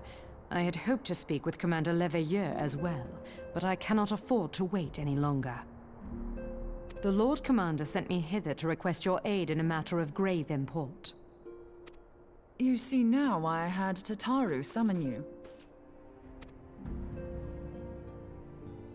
Now that we're all assembled, perhaps you would be good enough to elaborate on the nature of the matter which brought you to us. The Observatorium's astrologians have sounded the alarm. Last night, the Dragonstar burned with an intensity not seen in 15 summers. Not since the Dravanians engaged the Empire in the Battle of Silvertear Skies. The northern sky doth burn full bright upon the Wormlord's call. The red behemoth beckoneth, and flame consumeth all. The old Curthan rhyme, aye. The brightening of the Dragonstar is said to accompany the roar of a great worm. The astrologians believe that it was Midgard-Soma himself who cried out on this occasion. After an absence of centuries, the King of Kings did return to lead his kind against the might of Garlemald, only to fall in his duel with the Agrius, proud flagship of the Gallian fleet. Devoid of life, his corpse remaineth entwined about the Magitech monstrosity even unto this day. Urianger has the right of it.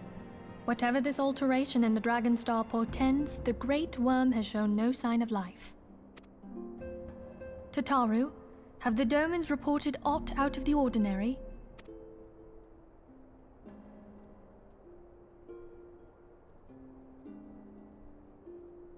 Correct me if I'm wrong, but if Midgard-Soma had roared, wouldn't we have heard it here in Revenant's Toll? Roar is but a figure of speech. Dravanians can communicate in ways beyond our ken. It is for this very reason that we are forced to look for signs in the heavens. We cannot say with any confidence that a great worm roared at all, much less that it was Midgard-Soma. Only by directly examining the Keeper of the Lake can we be certain. However, it will take too long to gain the Holy See's approval to dispatch the Temple Knights. Therefore, Sir Emric would entrust this task to you. Do you accept?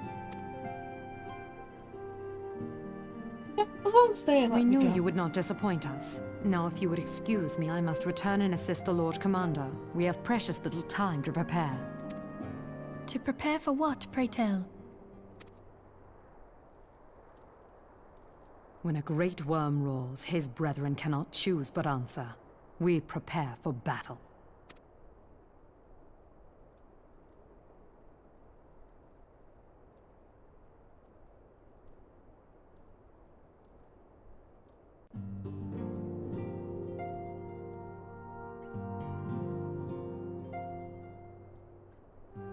Forgive me if I state aught which you have already known, but I would ensure that you understand the nature of your destination. As Urianger stated, what we now call the Keeper of the Lake is the wreckage of the Agrius, former flagship of the Imperial fleet, and the corpse of the worm responsible for its destruction. 15 years ago, as the next step in his campaign to subjugate Eorzea, Gaius van Baelsar attempted to seize control of Mordona. So massive was his force that all thought his victory a foregone conclusion.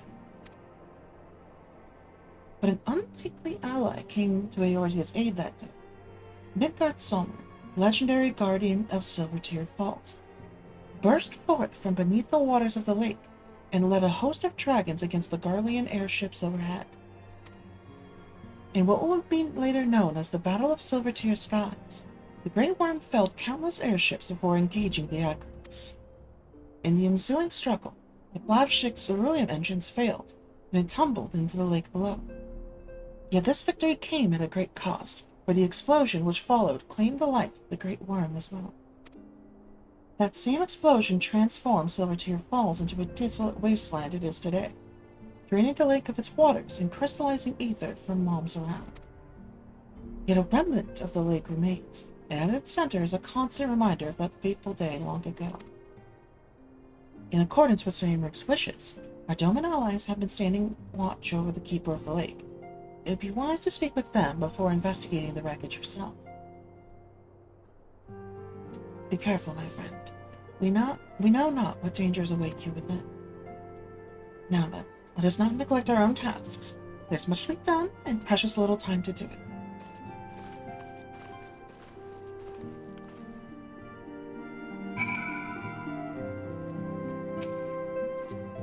Before I depart, I must needs speak with the antecedent in private, if you would be so kind. Midgard Sommer was once worshipped as a guardian deity of Silver-Tier Falls, yet there he has lain for 15 years.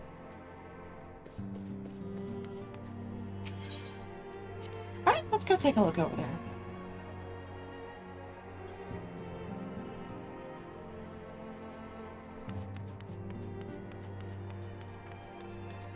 Oh, one second, let me check something real quick here.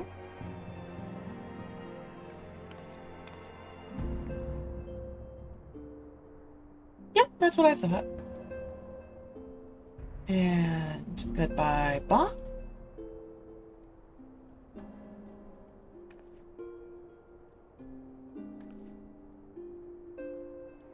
Oh, I forgot to change the chat back to where it was. My bad. There we go.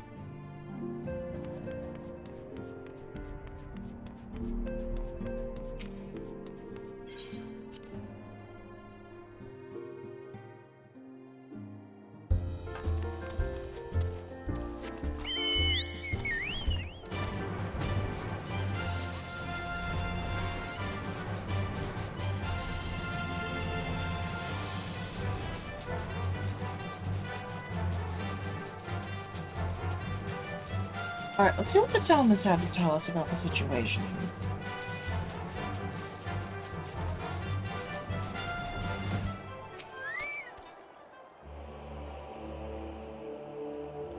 You're in luck, miss. I was about to send word to Revenant's Toll about the Garleans. Late, I've seen small airships, likely from Castrum Century, come and go from the Keeper of the Lake. Though I cannot say for certain at this distance, I believe they may be salvaging something from within the wreckage. Castrum supply lines have been cut for some time, and I'd wager they're desperately in need of spare parts and other equipment. Well, I'm going up there right now, so I can deal with it while I'm up there, I guess. So it's true then. The Ishgardians honestly fear that the worm might rise again? Well, from here that seems rather unlikely. But if it's assurances they want, you've got no choice but to inspect the corpse in its entirety. Easier said than done, given the creatures that inhabit the wreckage, and the aforementioned Garleans who won't take kindly to your presence. They're sure to fire upon an airship, so I advise a more stealthy approach. Take this boat and a few of your comrades to the base of the Aggregates, then climb to the top. That's the only viable approach, I'd say. Keeper of the Lake, now accessible. And we'll just use duty support for that. I'm expecting Duty Finder's gonna take too long, most likely.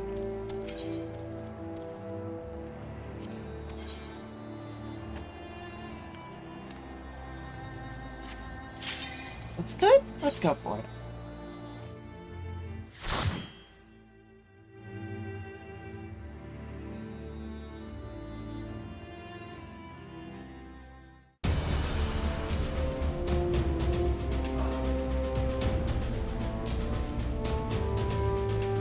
There he is, Spicy Midgard Sommer.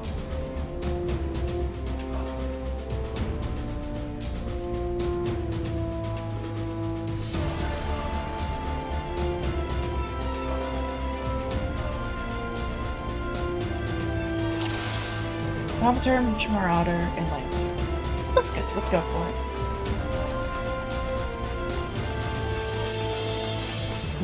The scaffolding seems sturdy enough. Let's hope there's a clear path. I'll just not worry about reading the NPC stuff.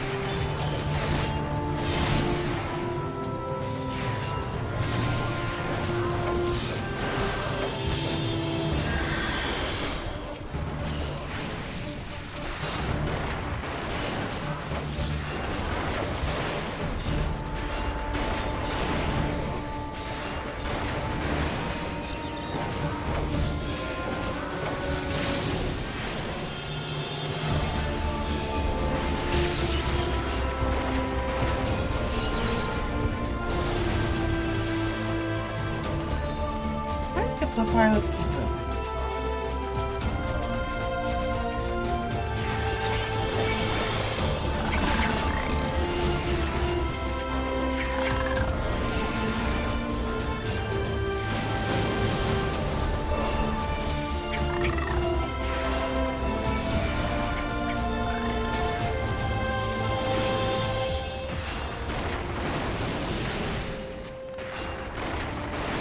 Yep, nobody over there is needing any coffee right now, so we're fine.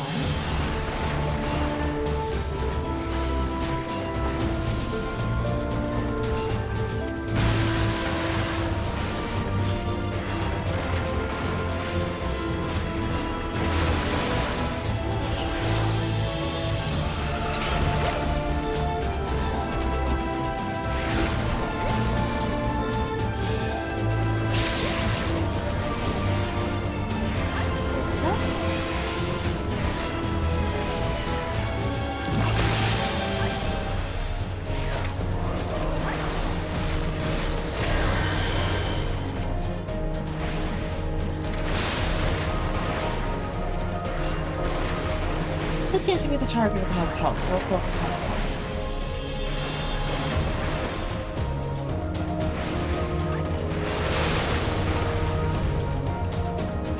I guess we can take a free treasure pop for sure. Anything that we can take away from the Garleans taking, I might be for the best for us to grow.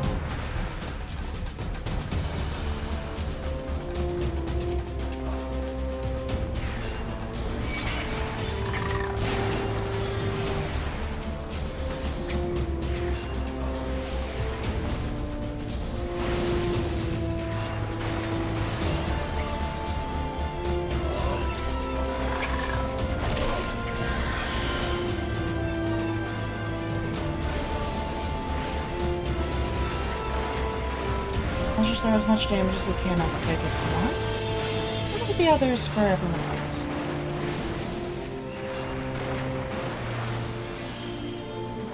Good poison removal there. Oh.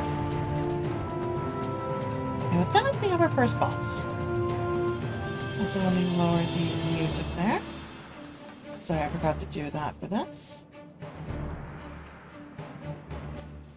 Oh, did not intend to do that.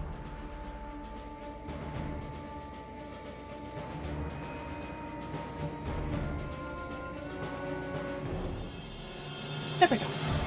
That should be good.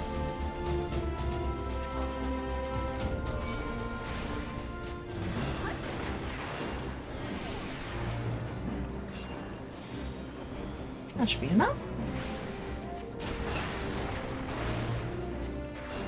Now I wonder how this fight has changed. I think I've been here before, but still curious.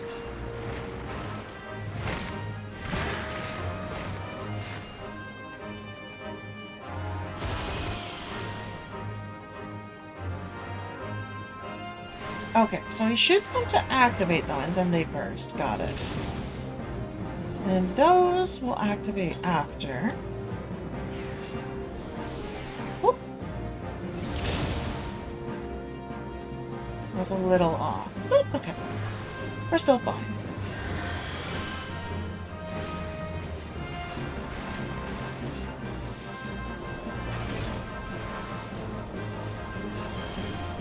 There we go. Good effects are healing, and we're all good.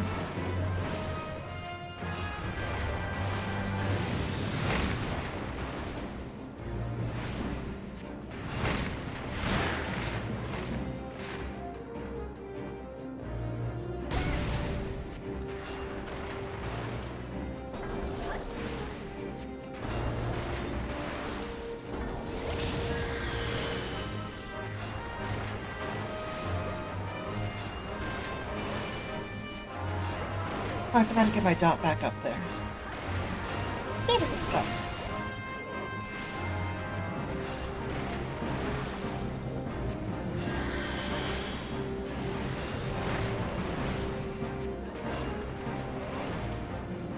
Alright, job done. Let's keep moving.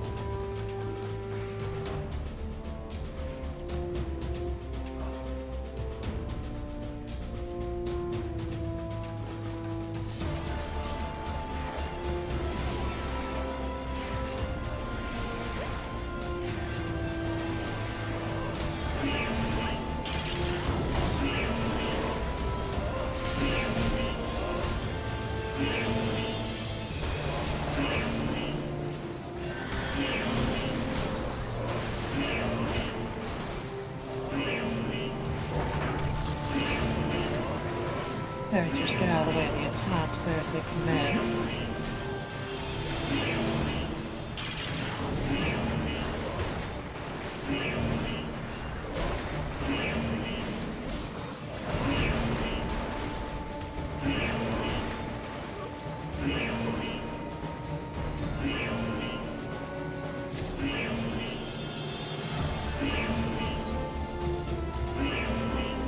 Let's break that barrier down. Further in we go.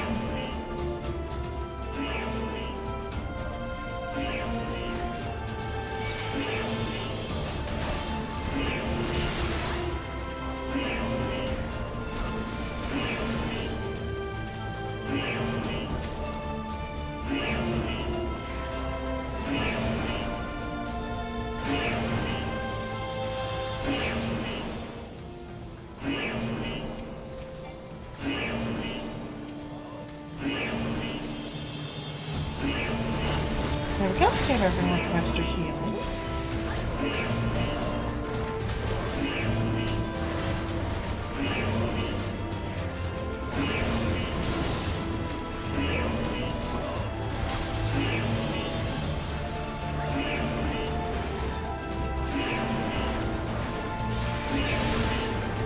Oh, I am sitting a little bit hurt.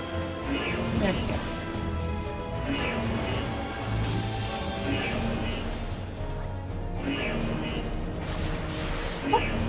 The wrong target selected.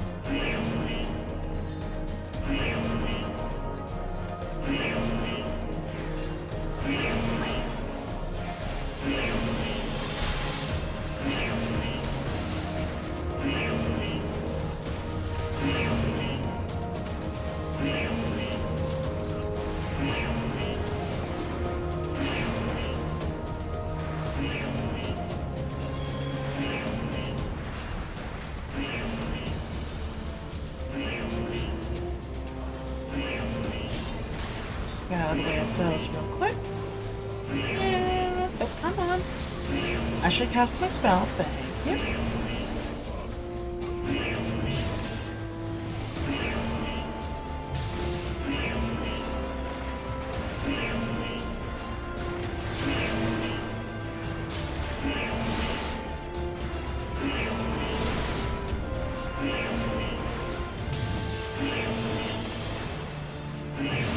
So far, so good.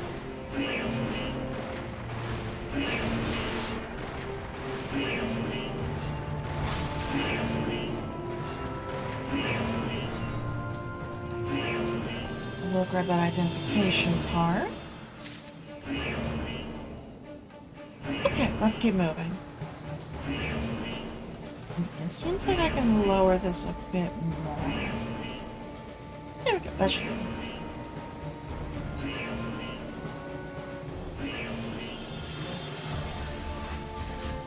Barrier down, and so is the alarm. Perfect.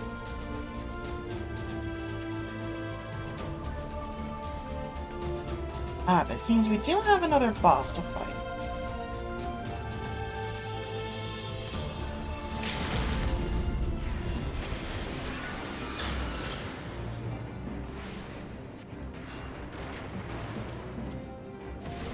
Oh! Oh god, that was not what I wanted to do. region.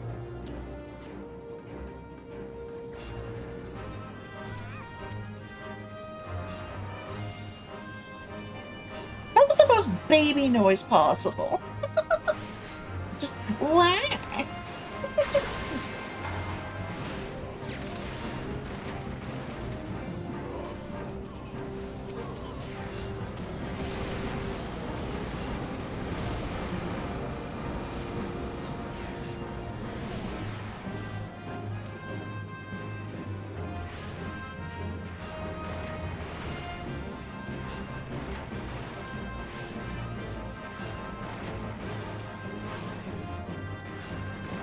Yeah, buddy, just don't run straight through the fire, okay? Thank you.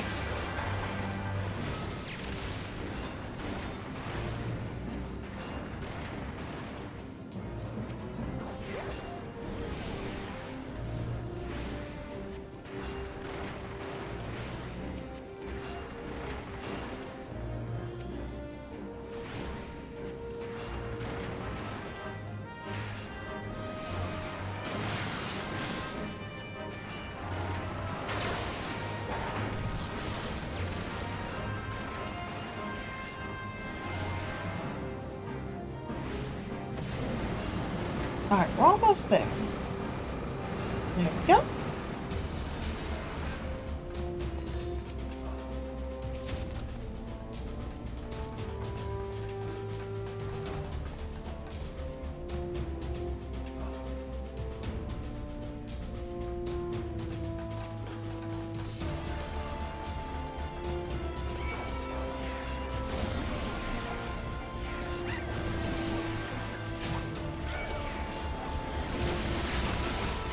Seems things are getting a little bit busy.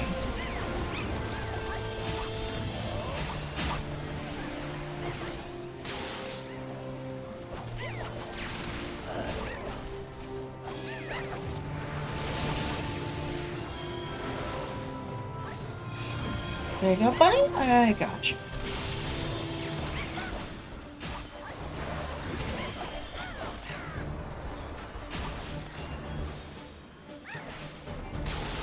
Also give myself some regen there.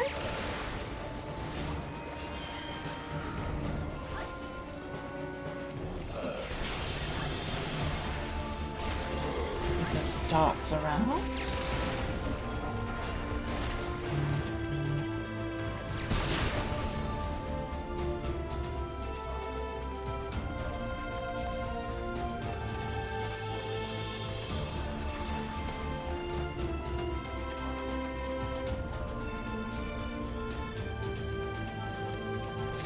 I will take that, thank you.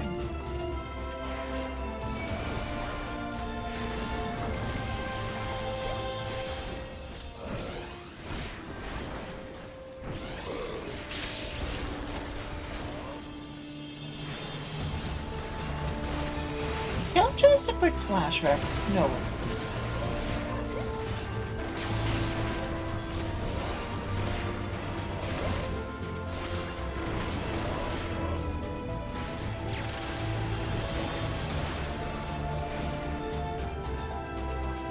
Moving on. Who else do we got?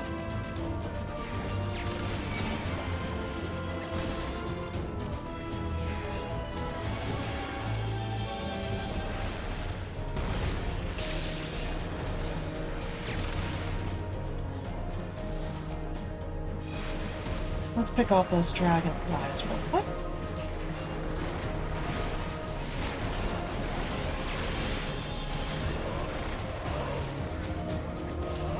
Yeah, everyone seemed to be targeting the wyvern, so there we go.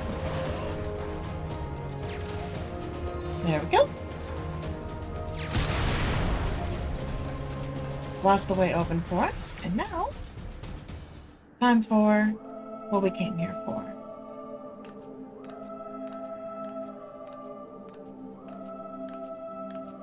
Who treadeth now upon my bones, and waketh me from slumber sweet?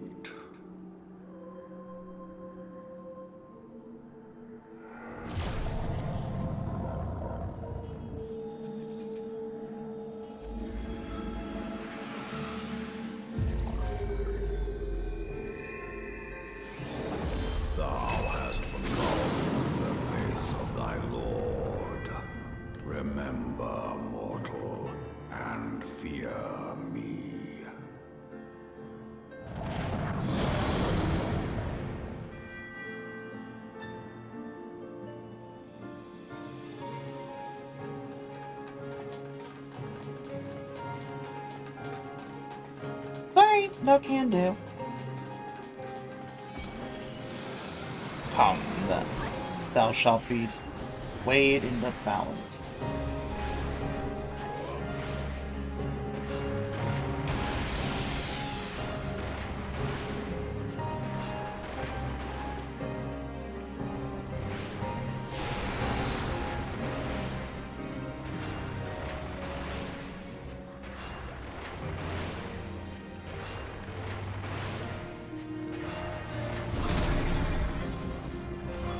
Into thee I place my spirit.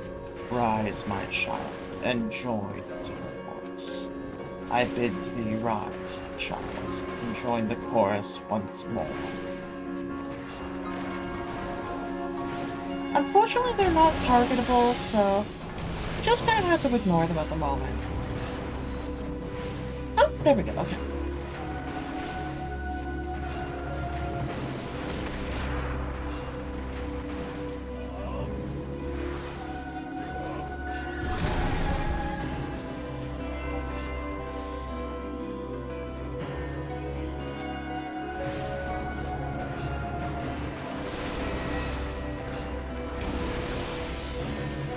How bold thy defiance!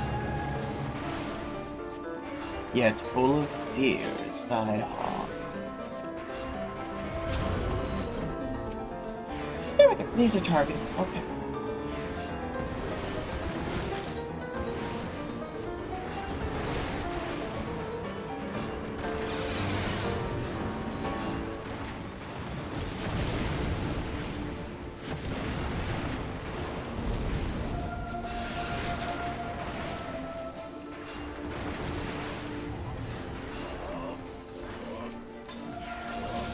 Hearken to me, mortal, and thou shalt know I am thy Lord.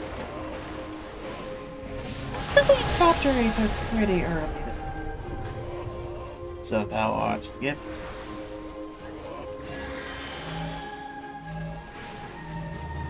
Oh boy, Ockmorn. That's a toughie.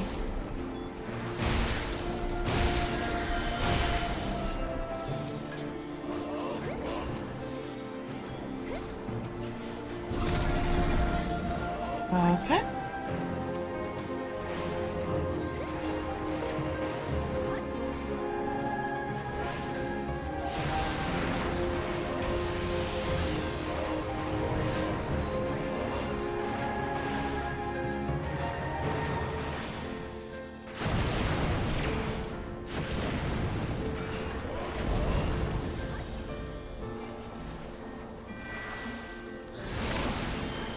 There we go. Alright, and let's keep going.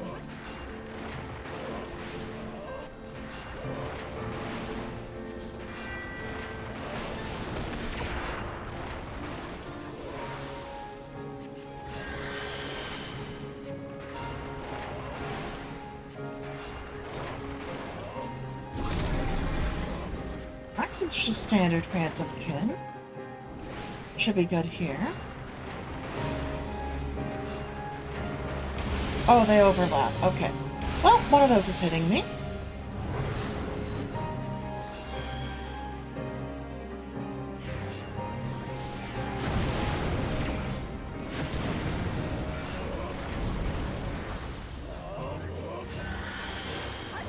There we go. Alright, everyone is protected. And that's about it for our trial for Midgard Summer. There we go.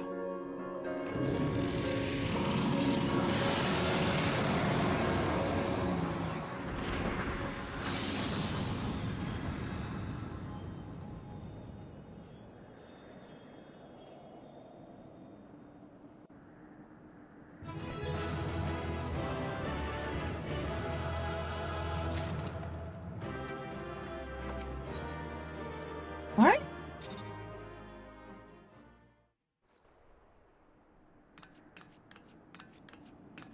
By her gifts hast thou earned a moment's reprieve.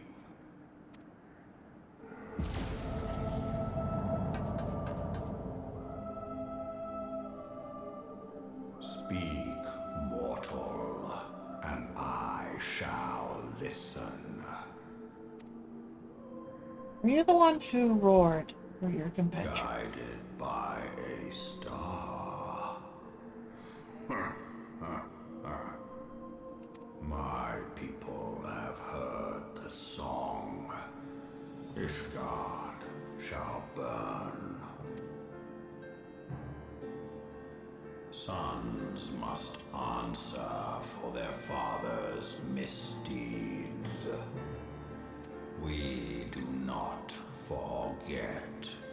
We do not forgive.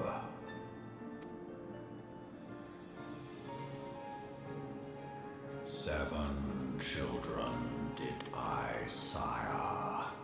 One now singeth of retribution. I rise to join in the chorus. Thou art powerless to silence us, mortal. Yet thou shalt not live to labor in vain. Thy reprieve is at an end.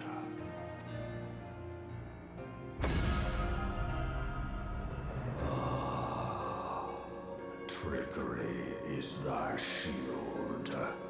This frail, ignoble creature is not gifted, but chosen. Hearken to me, Hydaelyn. I remember, and I consent. Fear not, mortal. I shall not harm thee.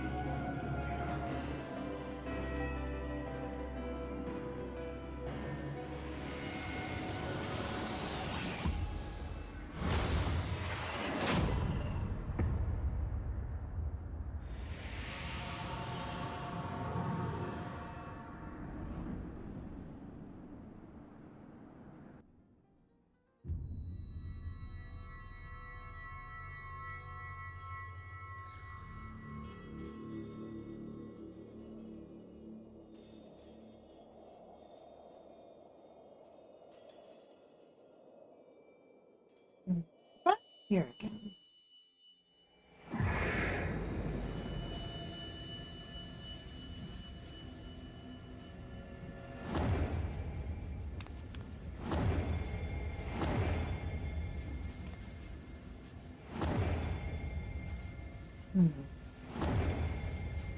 Well, that's not good.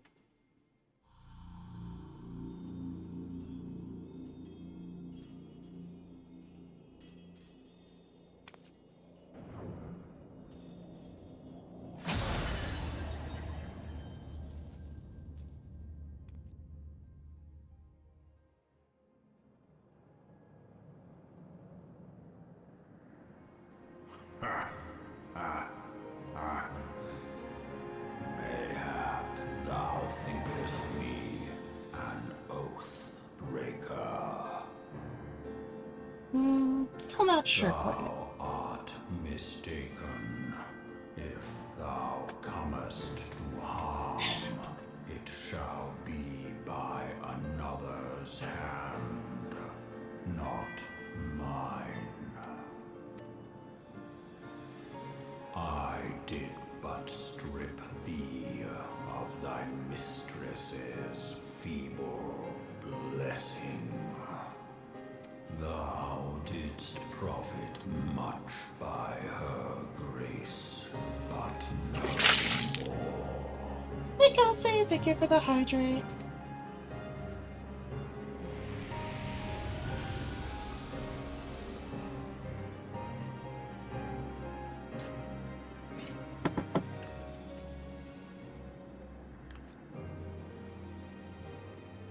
The covenant binds me to thee.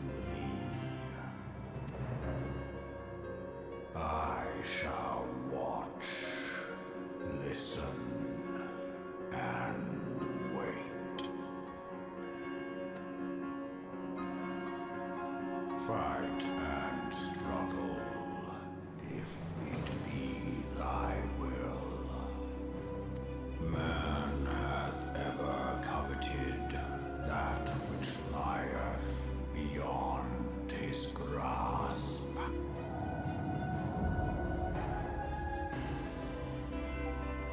I drink of her body, and thence doth mine own find new life. When it hath grown whole, the loyal and penitent shall rejoice. The dragon song heraldeth a beginning and an end.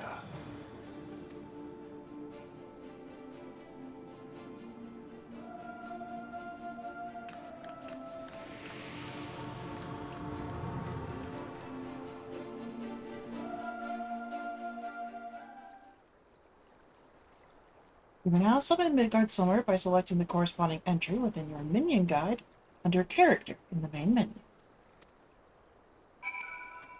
Well, we may as well do that, you know?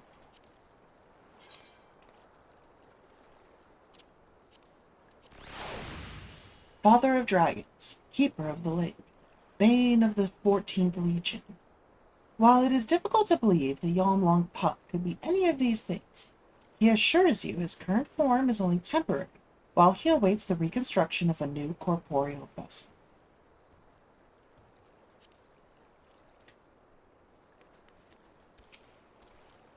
I was beginning to fear the worst. Were those explosions I saw? But you shouldn't be wasting time talking with me.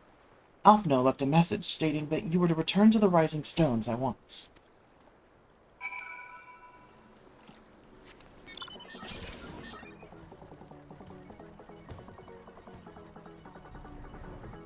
So, Midgard Summer plans to watch our actions, means I'll let him stay around to watch them.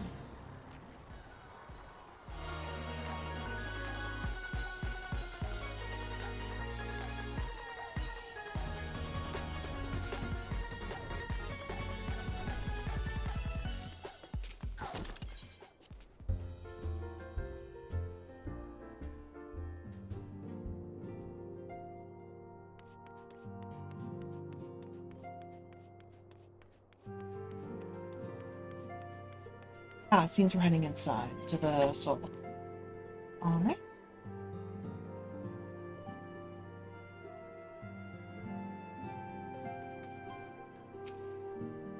Praise the 12 that you are hale and whole. I came as soon as Nymphilia informed me of Sir Amic's request.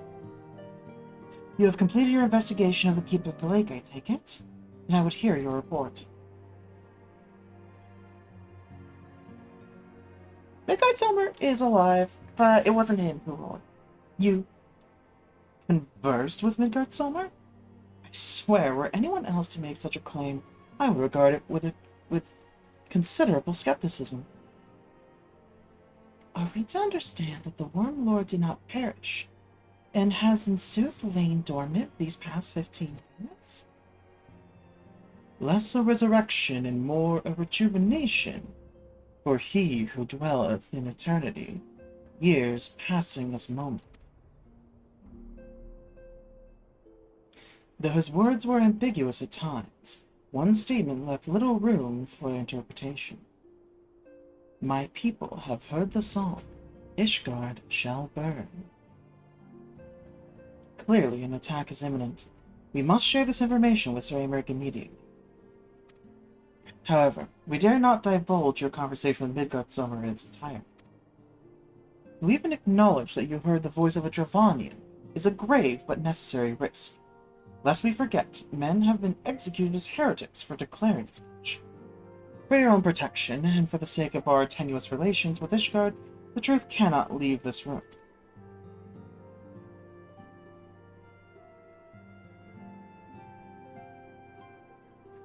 As for how we may present our revelation to Sir Amric's emissary, you may leave that to me.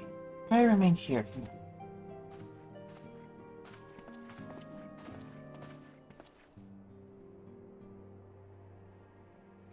there's something you are not telling us, Mamau. You seem different, somehow. It is almost as if you are missing something. Something important.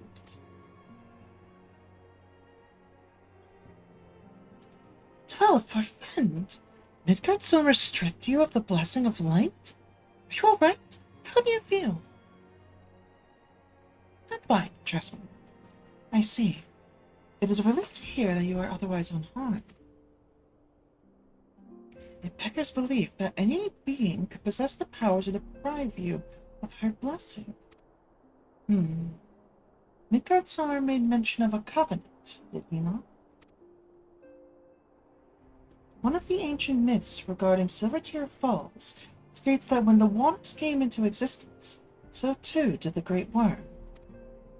Althek and Nemean, brother Time and sister Fate, decreed that Midgard Sommer ever watched over the source, from which all water and magic was said to flow. I wonder, what if this was the covenant of which he spoke, and it was not the gods whom he treated, but Heidelin herself? Well, if he is watching over you as he claimed, mayhap you will have an opportunity to ask. Let us keep this matter to ourselves. I do not wish to burden our friends needlessly.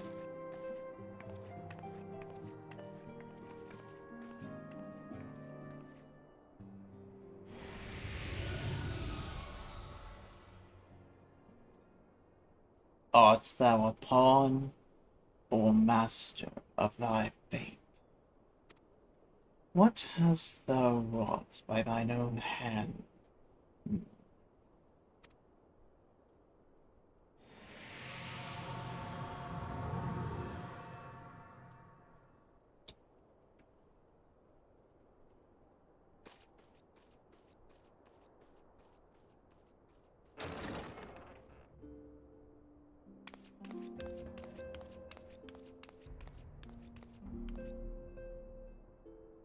My friend, I can scarce believe it. You confronted the Wormlord and lived to tell the tale.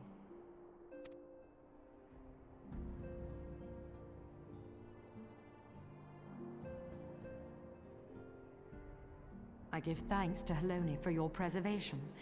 It is our sole cause for gladness. Your encounter with the Keeper of the Lake served to confirm our fears. A great worm has roared, and it makes little difference if it was one of the two in Eorzea or any other. The Dravanians are coming. I am told that Ishgard has magical defenses against Dravanian attack, though I am not privy to their exact nature. Will they be enough to repel a massive force?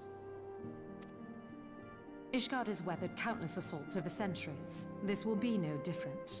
And now that you have confirmed the threat, none can ignore the Lord Commander's calls for the wards to be strengthened.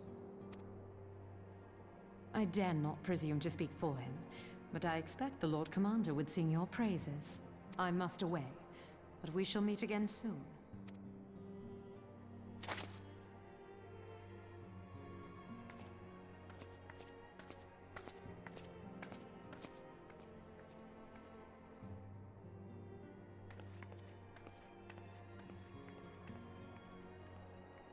Countless assaults weathered, and this will be no different?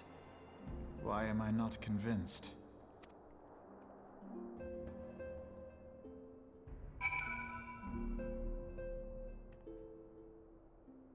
About there to reinforce the wards is probably my best guess. The Ishgardians have warred with Dravanians for centuries.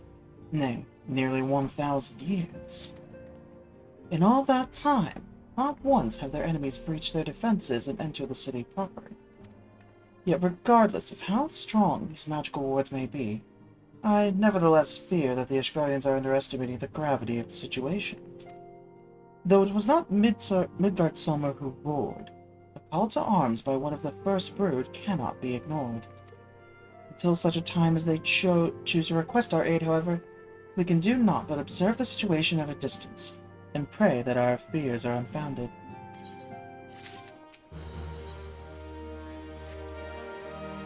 Ere I forget, I believe Moonbrita has requested a gathering of the Scions. I assume there's been some progress concerning our efforts to combat the Ascians. Pray inform her that our business with the Ishgardians is concluded for the moment. I shall be along once I've completed my communications with the Crystal Braves.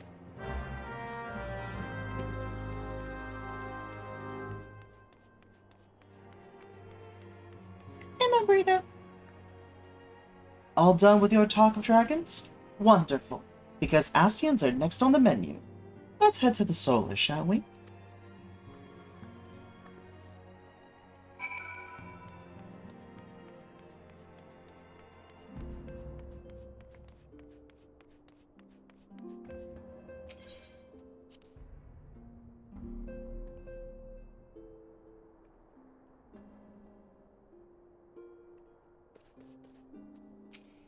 Alright, let's continue. One moment here.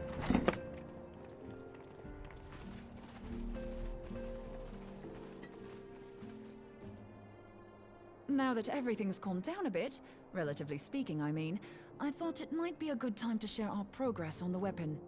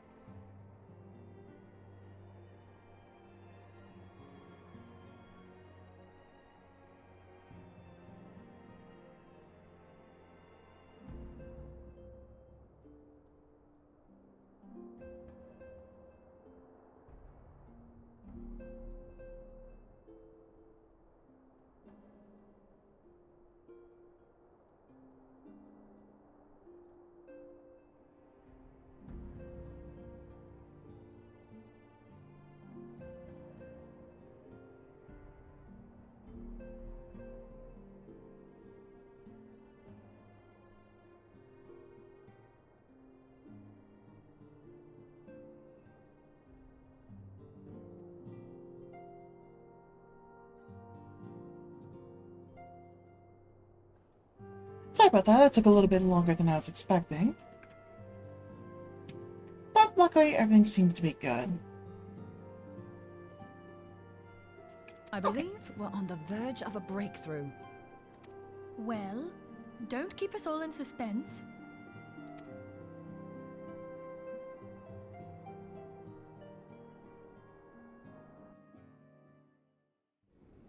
Just in case anyone's forgotten, let's start by reviewing what we already know. So, an Ascian is an immortal because its soul doesn't return to the ethereal realm when its host is defeated. Instead, it flees to the place that lies between our world and the Void. Therefore, the first step to permanently defeating an Ascian is preventing its soul from making this journey. And if you recall, when we last gathered here, I had verified that white auracite has adequate capacity to entrap the beings, albeit only briefly. Which left the small matter of their extermination. Aye. To unmake an Ascian soul, one must needs smite it with a concentrated burst, or blade, of purest ether. However, we wanted for both the data and the means to forge such a weapon. Short of experimenting on an actual Ascian, you see, there's no way to gauge how much ether its soul is made of. As such, we don't know what etheric density our blade needs to have in order for it to work.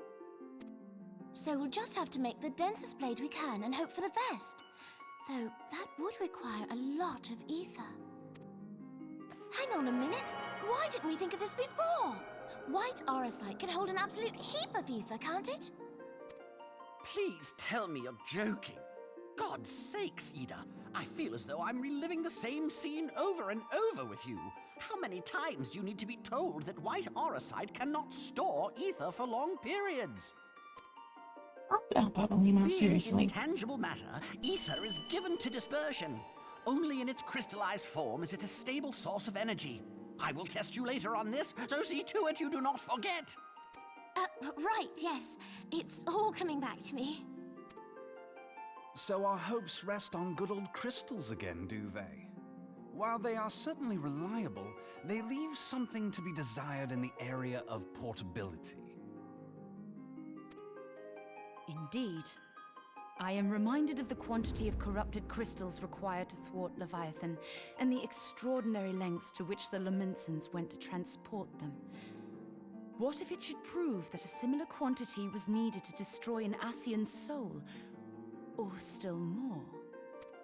I do not envy the poor sod who has to lug all of that around, on the off chance that an Ascian appears.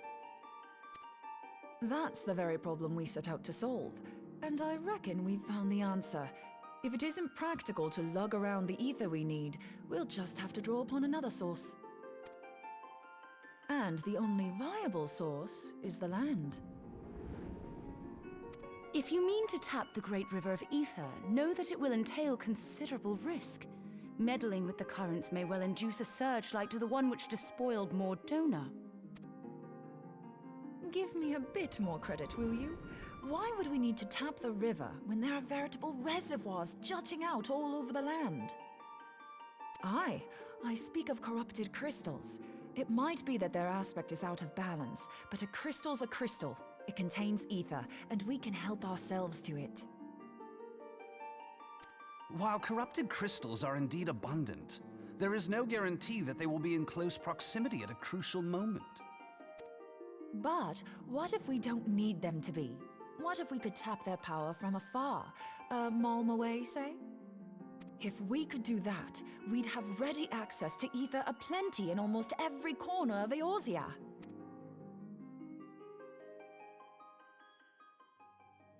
I've yet to put my theories to the proof, but I've got a good feeling about this. If no one has any objections, I'd like to see where this avenue leads. If you think it worth your while, you have my blessing.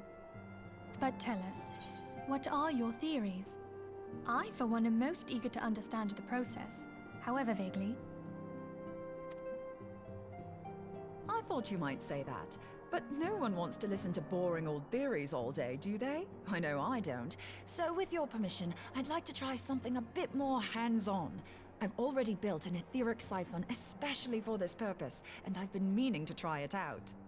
Thing is, the profusion of corrupted crystals in Mordona makes it something of a high-risk testing ground. If anything goes awry with the siphon, it would be better if it didn't happen within spitting distance of quite so much ether. Ideally, I need an isolated specimen. Does anyone know where I can find one? May I suggest northern Thanalan? There you will find corrupted crystals of middling size, standing a reasonable distance apart. Ideal for your needs, I should have thought. Oh, and if you do elect to visit the place, I should be much obliged if you would assist me in another matter while you are in the area. Has something happened? Movement has been observed at Castrum Meridianum. During Operation Archon, the Alliance dealt the stronghold a heavy blow. Its facilities were extensively damaged, and its garrison reduced to a fraction of its former strength. Not long after our forces withdrew, however, their ranks were replenished by reinforcements from Castrum's sentry. They now seek to rebuild, and to this end they have their sights set upon the ceruleum processing plant. Having lost the Empire's support, the 14th Legion lacks the resources to sustain itself. To them, this is a bid for survival, and they will doubtless fight like desperate men. Though I have dispatched the Crystal Braves, I fear their strength alone may not suffice to stay the Imperial assault. I would request the Scion's aid in the defensive effort.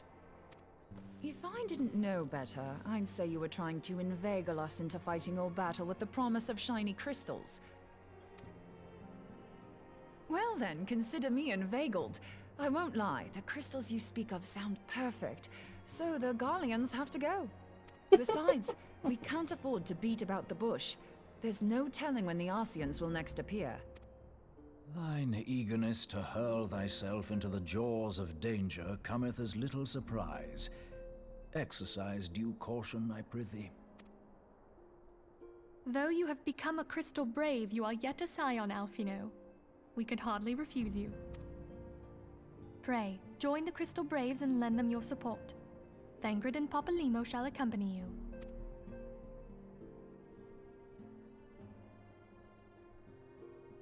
Ida and Y'shtola, in the meantime I would have you assist Moonbreeder. Scout out the crystal clusters, that the testing may commence as soon as the Garlean threat has been eliminated.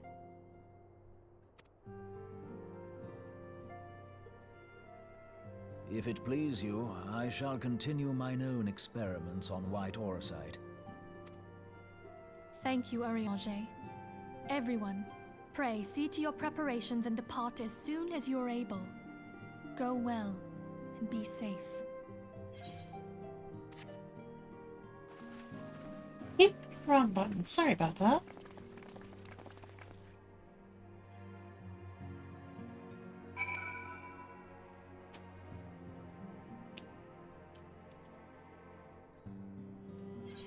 Okay, he's just outside.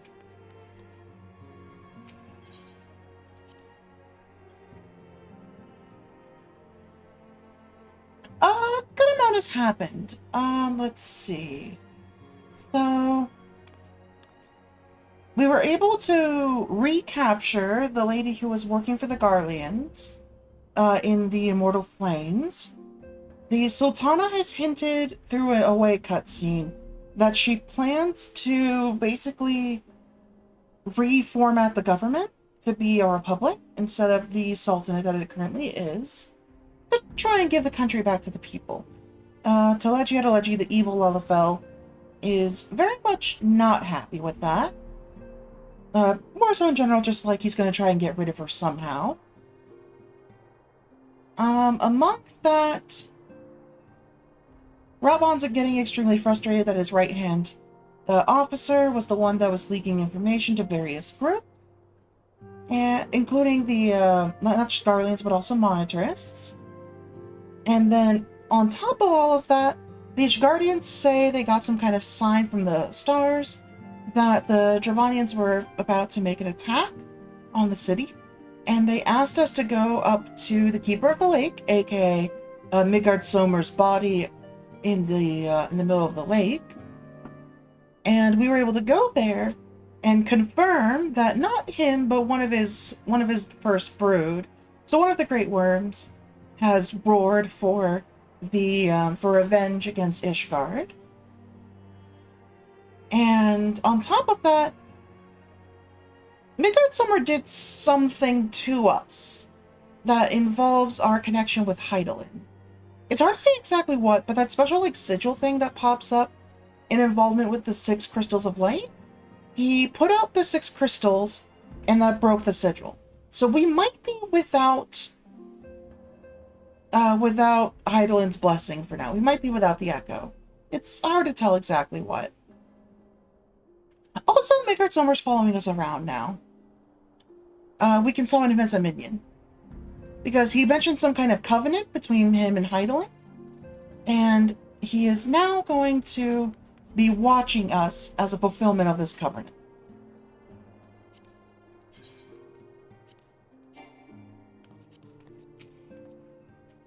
Beyond that, we're closing in on the idea on how to defeat the Ascians. We're about to go do a test, but we need to go stop some Garleans from invading a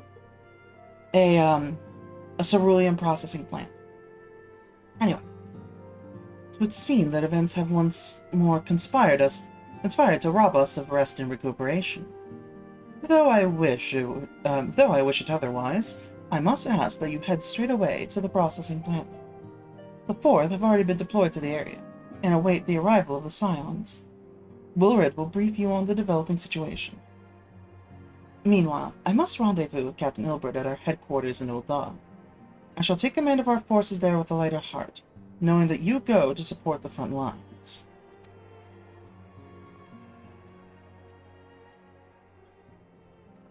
They're also trying to investigate into the situation in, with the riots before.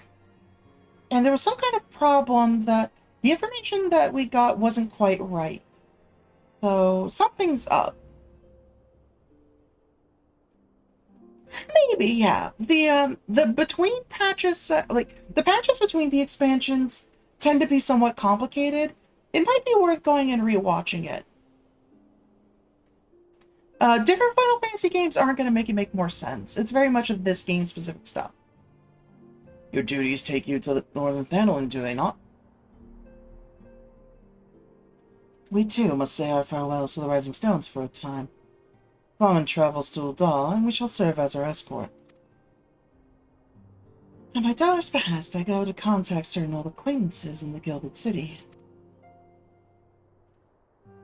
We are beset on all sides by civil unrest and imperial machinations, threatened by primals and troubled by dragons. We need all the allies we can muster. Many of my friends hold positions of power, you see, and it's my hope that they can be convinced to aid the Scion's cause. If past events have taught us anything, then we know that Eorzea must present a united front, or we shall fall. Oh, how extraordinary that my little Acilia is involved in such far-reaching affairs. I am proud that I might now stand at her side not only as a mother, but also as a colleague. A colleague with influential connections. But I fear that Ul'dah has become a place of danger, even for one so familiar with her streets. Oh my god, he created an emote. Nice. Ah, woe betide the blackguard that so much as glares in your direction, milady. Their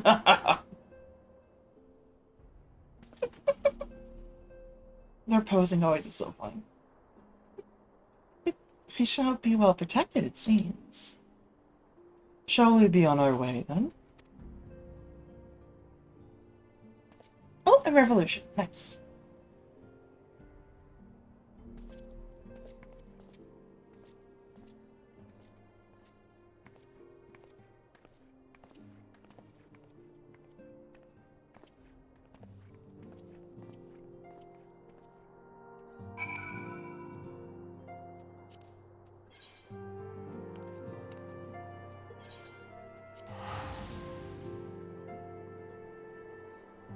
Alright, back over there we go.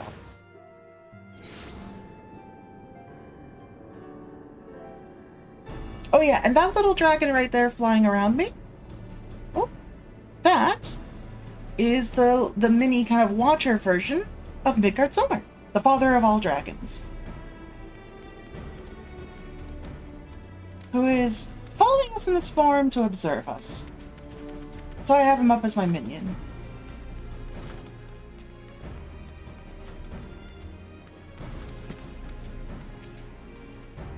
Yeah, 1 second. There. Commander Levior sent word that you'd be coming. A veteran of your talents is most welcome. Not that I don't think we can handle the situation, mind you. I've learned a trick or two since that disaster with the Amalja. But returning to the task at hand. The Flames reconnaissance scouts have reported Imperial soldiers assembling at Ralbon's push. Such a force is interested in only one thing: getting their hands on the resources found here at the processing plant. The Garleans could begin marching on us at any time. Pray, speak with Lieutenant Edelstein, that we might coordinate up our counter-strategy. In the meantime, I'll inform the others that you've arrived. No doubt it'll be welcome tidings.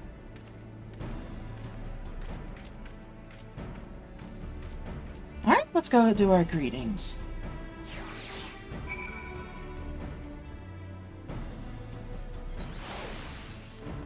Hello there, Edelstein. Lieutenant Mao, my soldiers yet tell tales of your deeds during Operation Archon. Would that we could sit a while and reminisce about old times, but I fear more pressing matters require our attention. Civilian draftsmen, you see, have come across several highly suspicious crates within the boundaries of the processing plant. I had my sappers take a closer look, and our worst fears were confirmed. These boxes contain powerful explosive devices of Imperial design, no less. By my order, claims stationed here are conducting a thorough sweep of the compound as we speak. Though it troubles me that we were unable to apprehend the Imperial spy behind this, I have faith that our men will be able to neutralize the threat for now. In the meantime, our scouts bring troubling news on the latest movements of the Imperial Army. I'd once again ask for your aid. Alright, what can we do?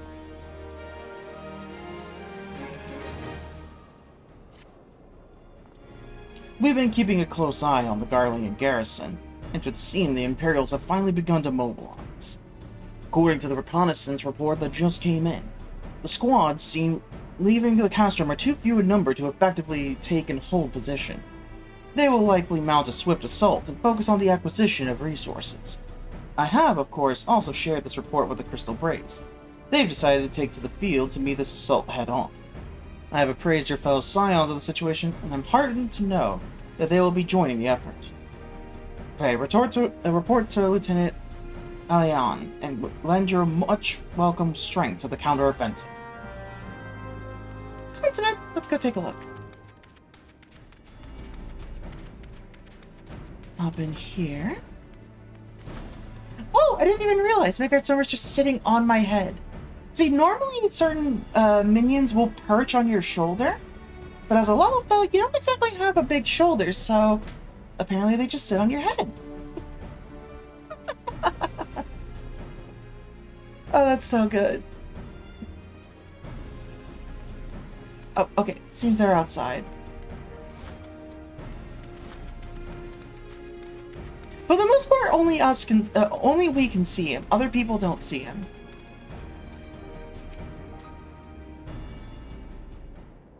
See, he disappears in the cutscene.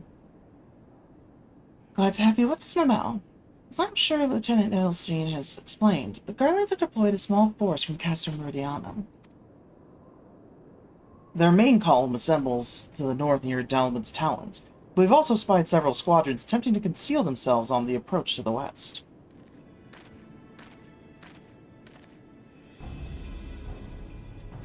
They wish to rush forth and commit to battle with the main column, leaving the detached force free to raid the plant and pillage supplies.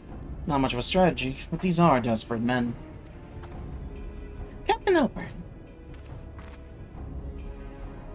Child with sushi and made sashimi. I guess it's like a simpler, like less rice on the sushi? I don't know. I'm confused. There. Greetings, Scion. I understand the commander bid you and your fellows come lend a hand to the Braves. With such mighty heroes at its disposal, the force should have little trouble contending with all the Garleans might throw at them. But even you cannot be everywhere at once. The Third was getting restless holed up in Ul'dah, so I marched them out here to fill any holes in the plant's defenses and add their numbers to your counterattack. The reinforcements are welcome. We have enough soldiers now to divide our own forces and safely engage the enemy far beyond the walls. Aye, so we best to avoid staging a fight anywhere near this much ceruleum. Let's take this fight to the Garlean. A wise course indeed. I shudder to think of the consequences should any of these storage tanks be exposed to fire. If there are no objections, the Scions shall join the Fourth and give battle to the main column. You're with the Third then, Warrior of Light. Your job will be to intercept these squads hiding out in the west and prevent them from reaching the processing plant. Sounds good. When you're ready to proceed, report to Lieutenant Yu Hasan. His scouts should have a rough idea of where the Imperials have concealed themselves by now.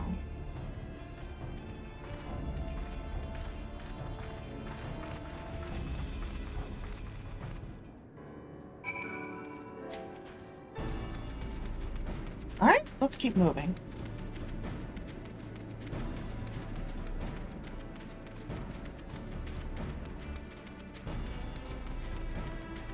We have an attack to fend off here.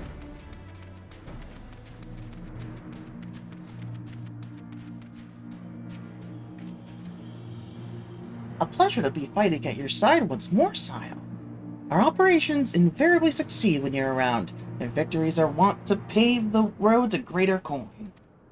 Now, this detached force we've been sent to eliminate has split into smaller squads, the better to conceal themselves within the terrain hereabouts, I imagine. We'll need to split ourselves up as well to cover more ground, and make sure we root out all these would-be raiders. And seeing as you're an army unto yourself, I've assigned you your own areas to scour clean of enemy soldiers. Aye, this will be a simple search and destroy. We'll rendezvous back here when the task is done. Happy hunting, Scion! You made America? Nice.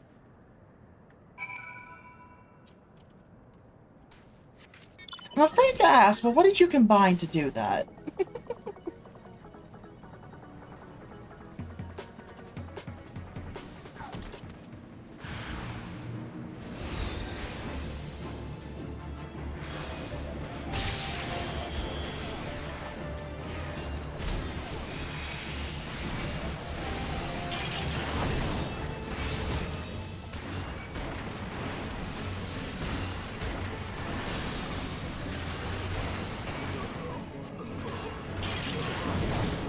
There we go. So all we have left now is the Vanguard.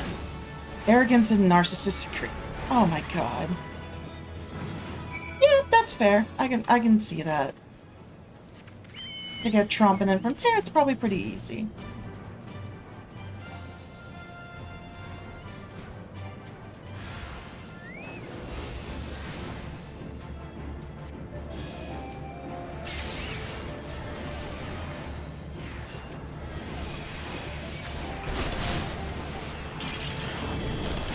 Let's get rid of the little one first.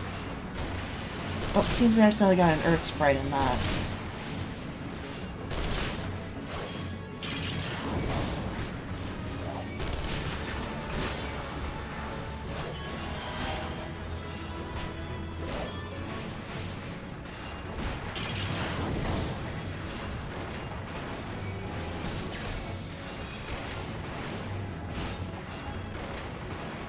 And now to finish off this Vanguard.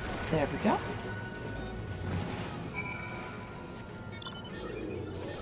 Oh, that was pretty easy. Let's head back over.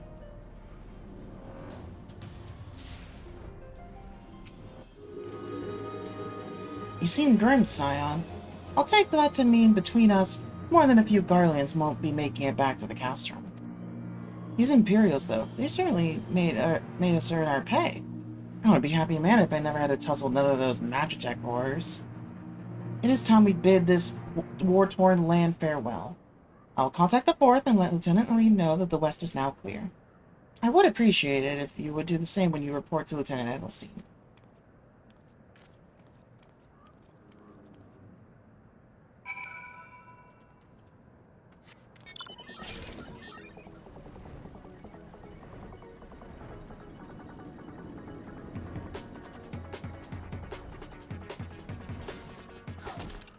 Okay, we should be done with the West. Lieutenant Mao, what news of the Garlands? Should be pretty good over there. Their raiding parties are known more then? Excellent. The Amagina engineers will be most relieved to hear that the plant is no longer in any immediate danger. Thank you again for your assistance. You must be anxious for word of your fellows. Lieutenant Alian has reported a sound victory over the main column, and informs me that the Scions have already turned their attentions to other duties. All but one, that is. That Rogadan lady with the large axe? So it appears she has chosen to remain at the site of the battle. I know not what task keeps her from returning to civilization, but Northern Thanlin is no place to wander alone, even for a capable sort such as her. I would certainly feel better about things if you could check in on her before you continue on your way. Yep, that's fair. No worries there. Patriot and Revolution. Yep, that sounds about right. For what, Infinite Craft would do there.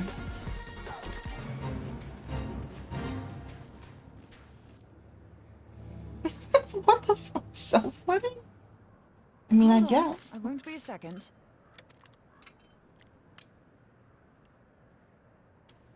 The beast seemed peckish, so I gave it a taste of my axe. I know. As Urianger never tires of reminding me, an axe ill becometh the hand of a scholar. What can I say? I like axes. To hear my mother tell it, I came into this world holding one. And it's not as if it stopped me picking up a quill, is it? I often think of the man who introduced me to the joys of learning. He's one of the reasons I decided to come to Eorzea. Him and my excruciatingly stiff childhood friend. Considering how unalike we are, it's a wonder we ever got on. The world's a strange old place, isn't it? Aye, that ought to do it.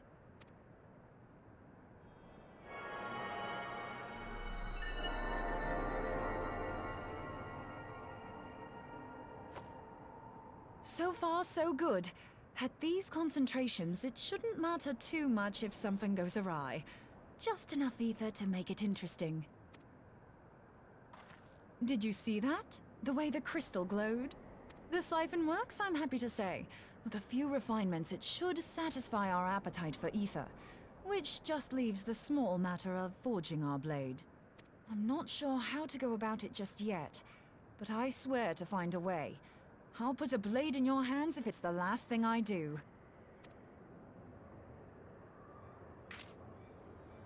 She senses me. A useful talent.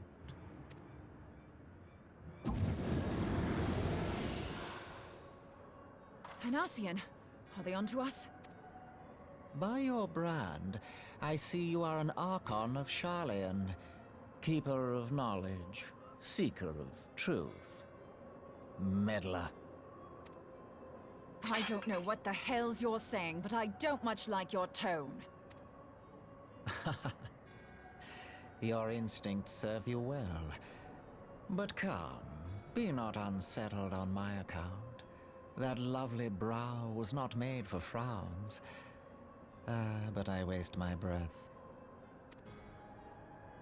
Let me direct my words to one who understands them. We meet at last, warrior of light. I am Nabriales. And you have long been a thorn in my side.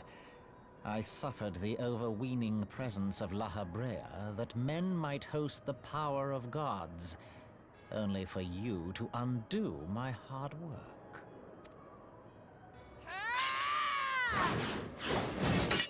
Oh, bugger. Do settle down. Someone stop fighting me. You must concede that I acted in self-defense. But what's this? I do not sense the blessing of light.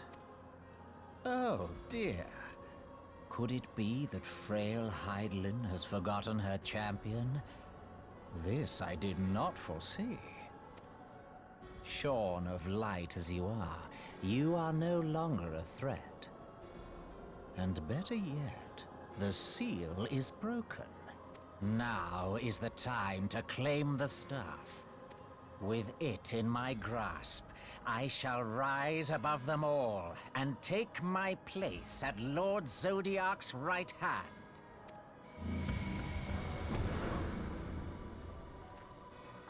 What did that bastard want with us? So, I do want to point out, even though her blessing is gone, we still have the power of the echo that lets us to understand what anyone is saying. Nabriales, he calls himself. With charm like that, I'll bet he has maidens falling at his feet. Unconscious. But this staff... You say just talking about it had the bastard grinning like a brat on his name day. Must be quite a staff. Oh, gods. He means Tupsimati, Master Louis Soir's staff. Minfilia's in danger. We have to get back to the Rising Stones.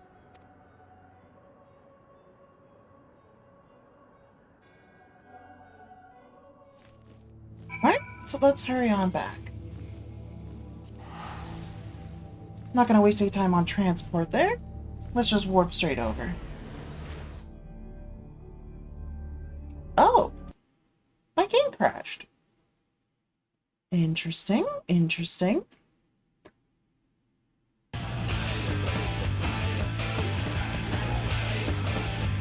Oh, and that button's not working either.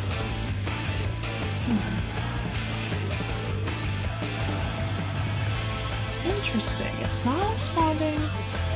There we go. That was weird.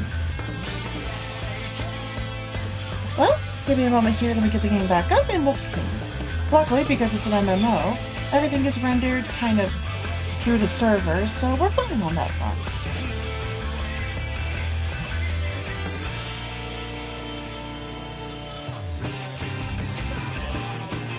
Happiness was apple pie America.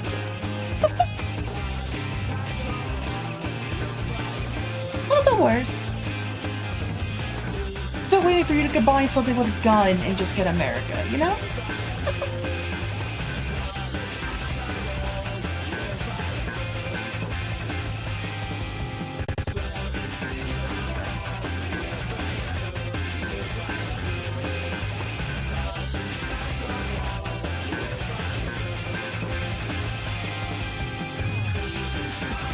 And I'm loading back into the game here.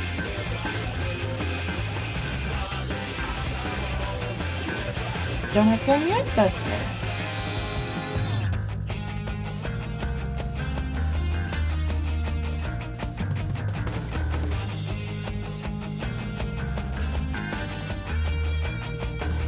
So far the little like phone sound stream deck thing is working totally well, but unfortunately I do lack the ability to do certain other things. Or mostly just like keep my phone unlocked. Alright, so that should be good. Let's pause that. Oh, it's grabbing the wrong one. Give me 1 second. Grab the right version. Go back to full screen. There we go, better.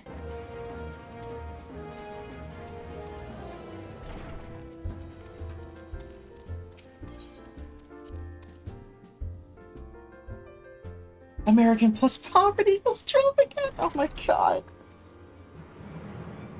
You're here. Master Louis' small staff is kept in the solar, isn't it? Quickly now.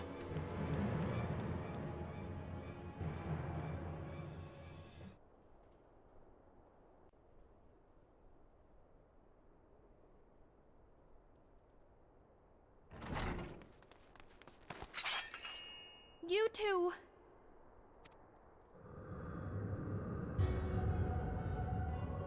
Yeah, that sounds about you right. were able to divine my intent. What now, warrior of light? Ah, but that name is no longer fitting. You have become decidedly dull, and quite incapable of barring my entry.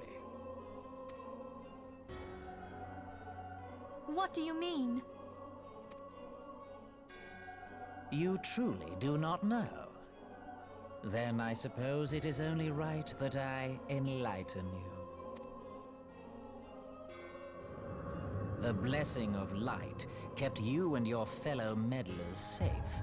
It was that which prevented my kind from entering your domain. My kind, I say, though it had no power over the likes of Elidibus and La Habrea. Being of this world, they could come and go as they please, while I could only look on. But I need look no longer. Now that the seal is gone, I mean to act. Unlike the others, I am not given to waiting. I shall take that staff and bring about the next rejoining. Rejoining? Then it was your doing. The Isle of Val, the scholars, all of it.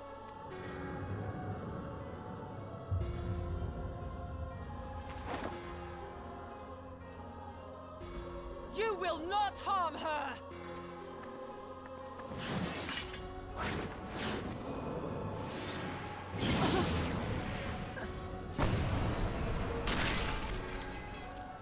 Moonbreeder! Why must you insist on forcing my hand? Did you learn nothing from our last meeting? Ah, but I forget. My words fall upon deaf ears. The staff is but a broken relic, a memorial to the departed. What possible use could you have for it?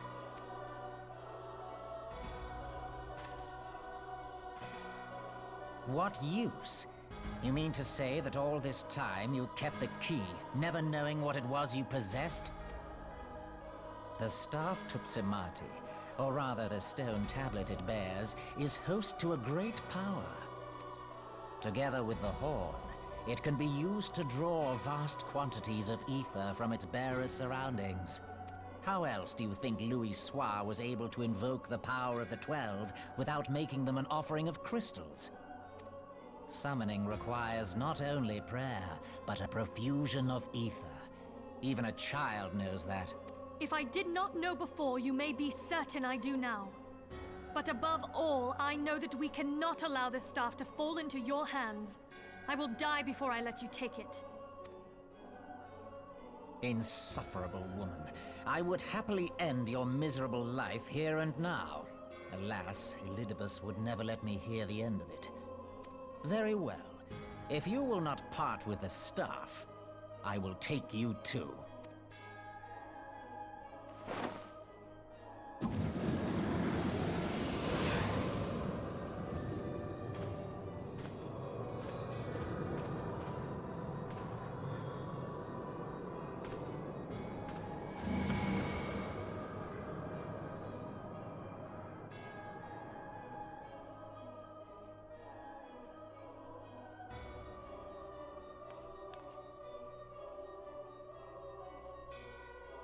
After them! Quickly!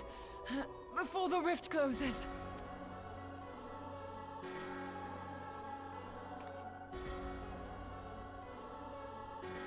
Yeah, not being this really just sucks. The chrysalis now available.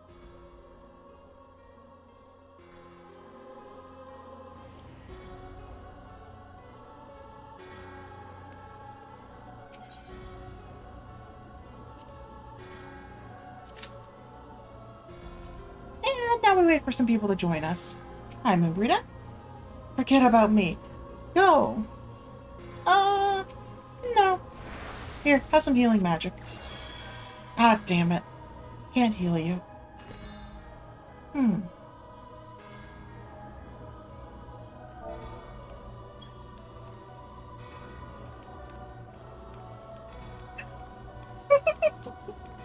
fact that they won't let you heal other people is really annoying. Like, they could just, like, go and just give some bullshit like, oh, it's beyond healing magic or something like that. Like, come on, really?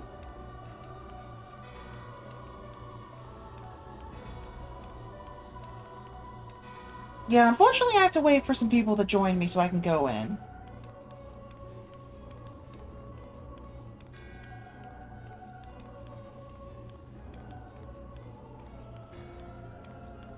And because of the fact that it's a trial rather than a dungeon, I can't use the NPCs to help me.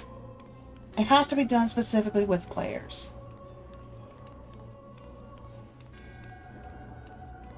I hope one day they change that, but yeah, for now, there are still mandatory multiplayer sections.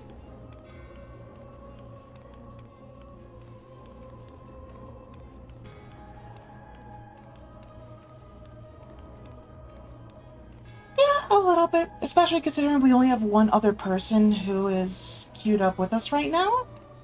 It's not great.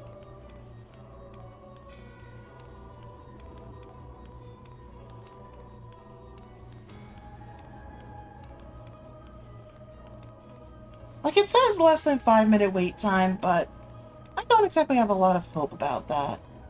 We'll see. I'll just have to wait a bit more. I guess in the meantime, I can go ahead and work on something else. You got anarchy with anarchy and got chaos. Well, alright then. Here, while waiting on that, I'm gonna work on the on my Stream Deck stuff a little bit more.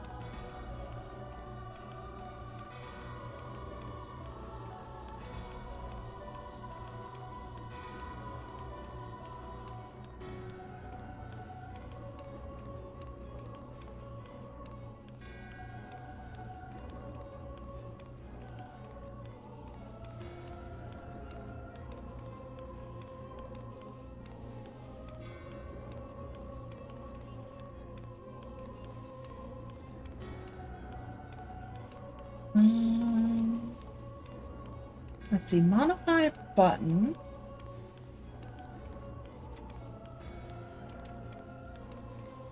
We'll call this mute mic.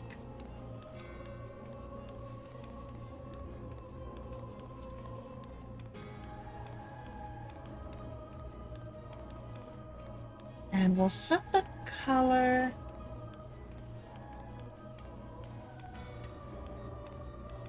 to a red.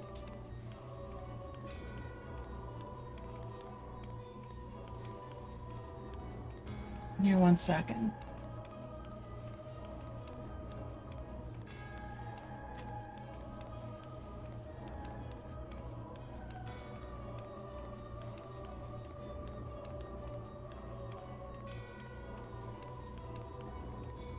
We'll paste that in. Otherwise, we'll make it green.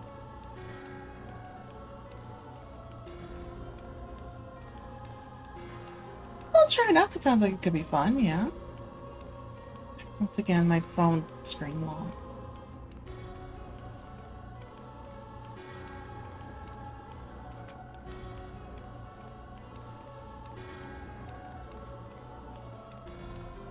Okay, and let me test it.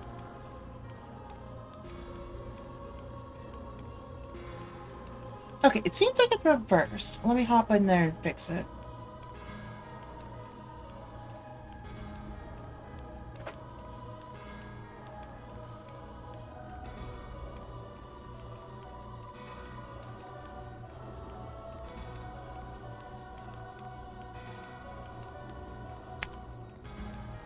Now?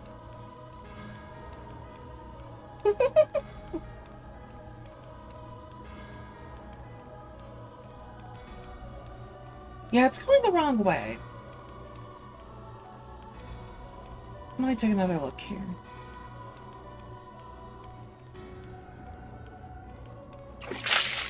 Here, what if I set this to weight 100? Oh, sorry about that. Big stretch, and there's the water. Sorry about the audio cutting off. I'm working on editing it right now, so it got a little confused there. Okay, wait, no. Okay, it still is confused. Hi, Spectre, welcome in. Yeah, that's what that does.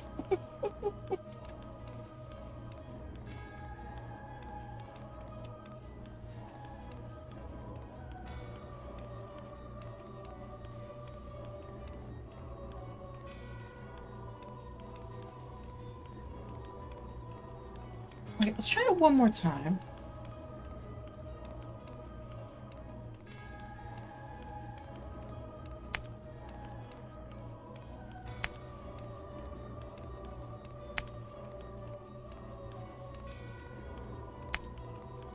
Okay, so it is working, but not quite right. Ow.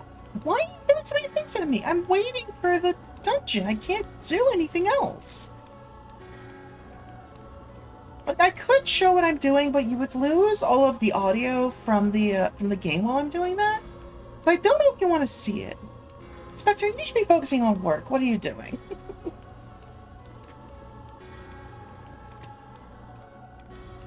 Alright, let's try one more time.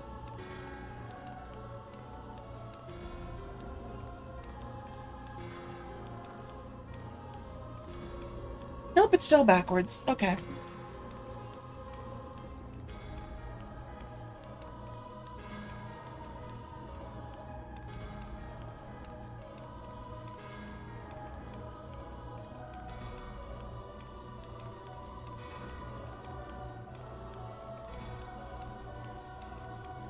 Yep, that's still backwards. Okay.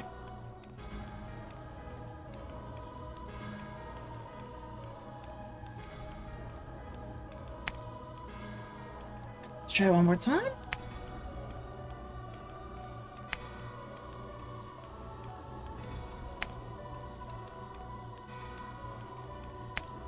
Okay, looks like that works. Awesome. So now the buttons are actually like green and red depending on what I'm doing. Also, ow, stop!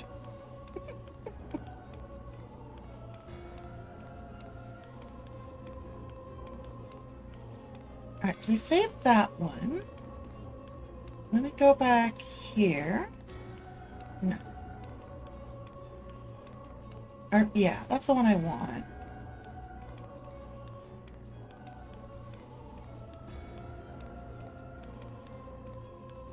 Okay. Somewhere in here... Ah, it's that numpad minus. Okay. Okay, I'll leave that alone, because that's going to be more complicated than I want to make it right now.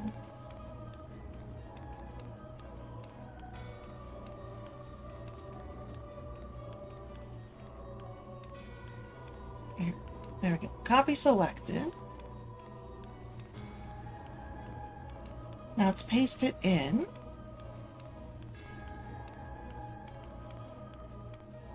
Oh, okay, that's not going to work because that's my Discord mic. Never mind. But I can do it for games audio.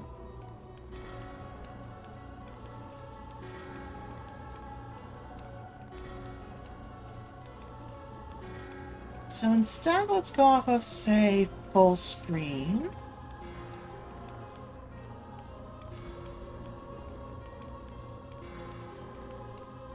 And this is going to be mute display.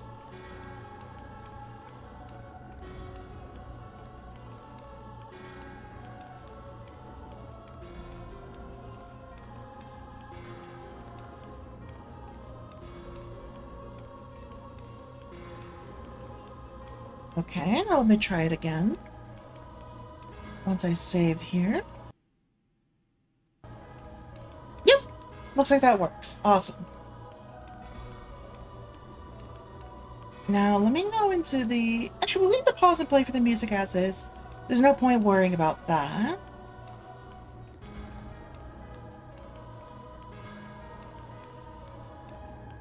But we can do this one.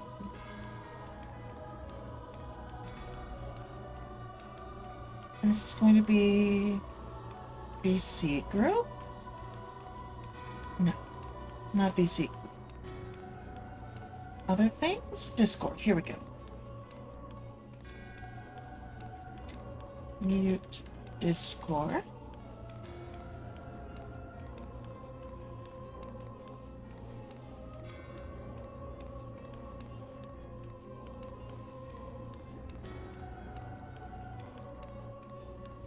Alright, let me just test it. Oh, wrong one. Okay, perfect. So that one works as well. So now I can go... That's true, yeah. Fair enough. If you want to do that, feel for it. Feel free, go ahead. It's taking forever to queue, though. We're already pushing up to the 12 minutes there. I might have to go continue that on a different server. We'll see. That's deafening the call, so that's not gonna work.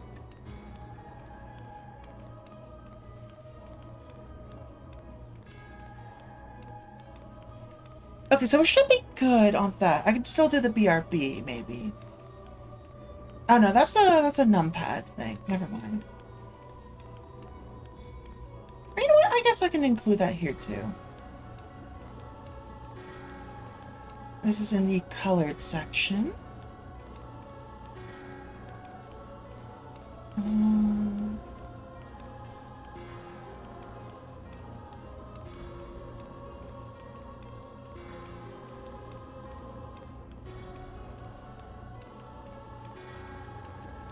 I don't want to just grab those.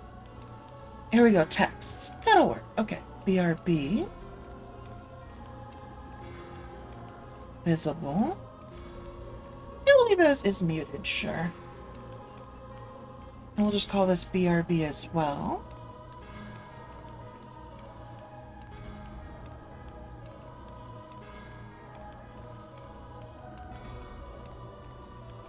Here, let me actually test that real quick here.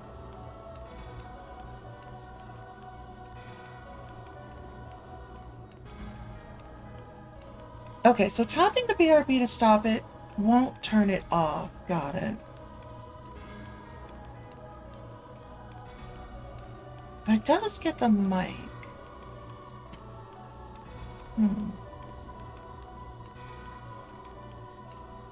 Yeah, but it's not working to change between the red and green, though. Oh, because the whole duration is 200. Okay. So let's push these to 250. Let's try that again. Nope, still not really working. Okay. Let's go and just remove that section then. I'm gonna go and rework all that anyways, so we'll leave it alone for now. Okay. So all of that is said and done, and I have my buttons here as they should be. Okay, it seems I can't really reload them here.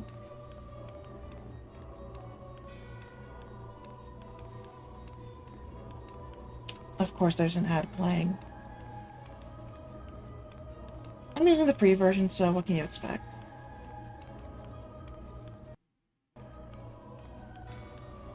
Okay, all that's working as it should, though. Okay. Oh, finally, we got it.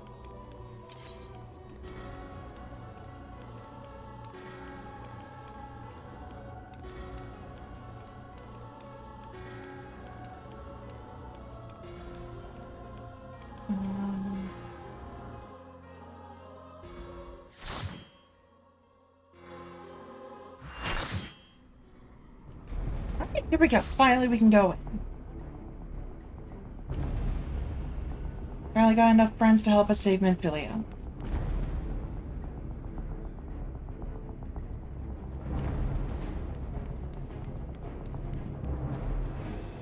Ethereal Rift, the Chrysalis.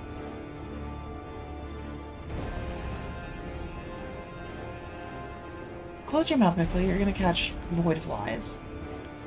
And they're huge. You really don't want to do that. Gross motherfucker.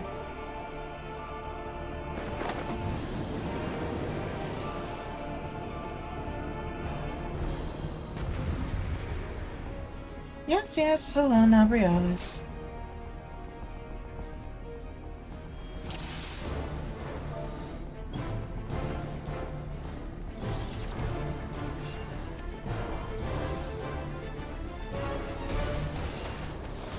Here we go.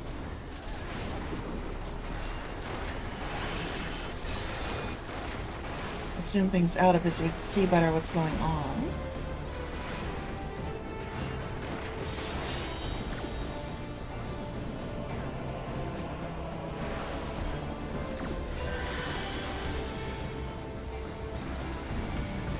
Oh, there he goes.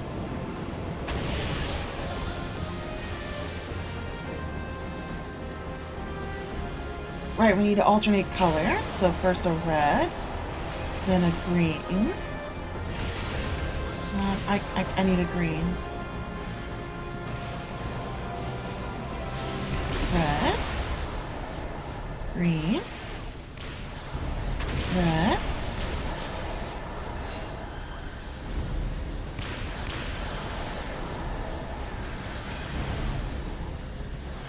That one got me.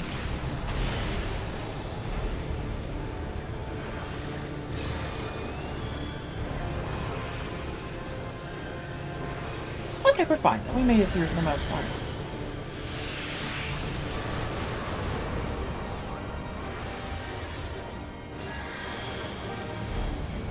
Alright, all good. And we have Sage with us too, so this is nice and easy.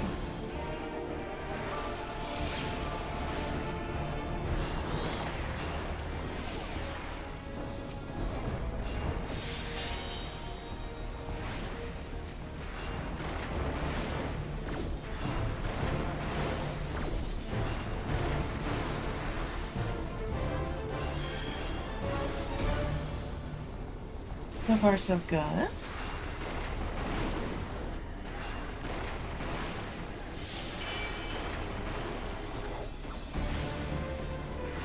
Next action will be executed 3 times.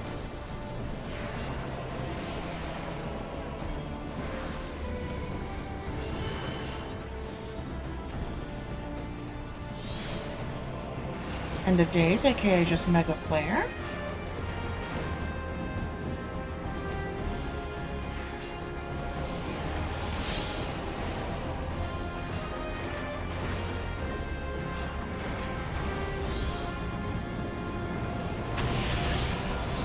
And now a repeat of the same.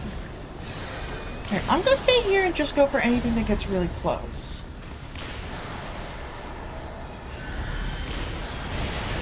Like, I can take this red here.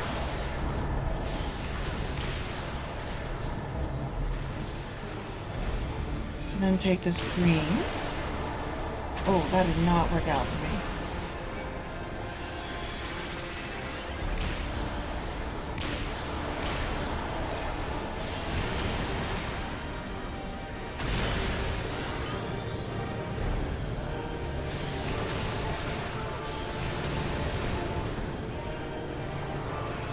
Come on back, Breezy.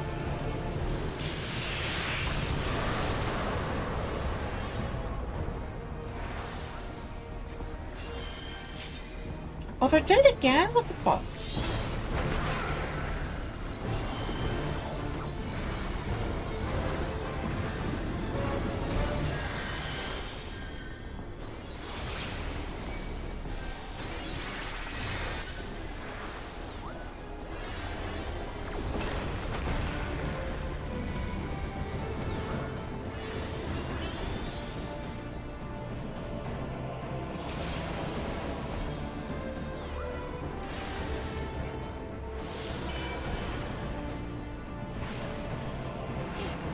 Okay, buddy, now you actually have a chance to stay up.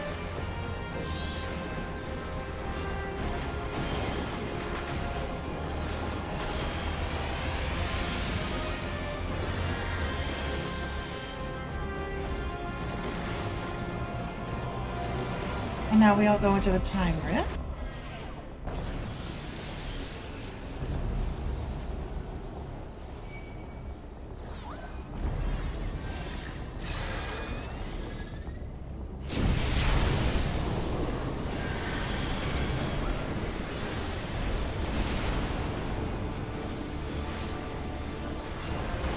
Yeah, people are not doing this the right way.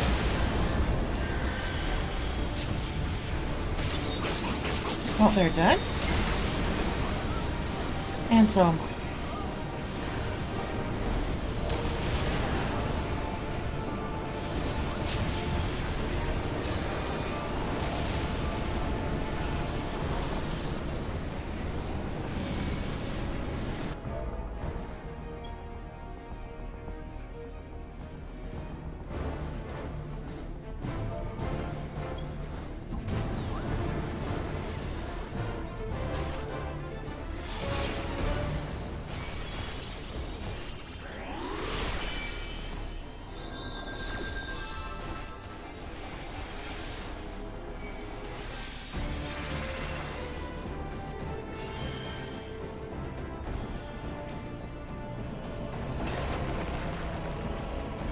We're doing Genesis. I'll do the next one.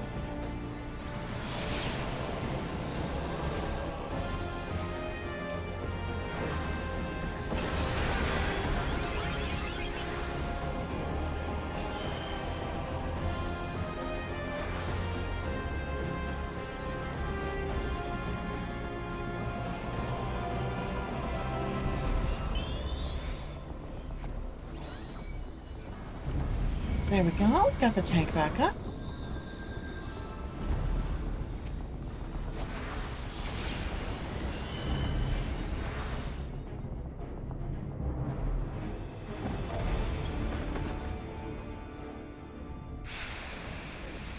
All right.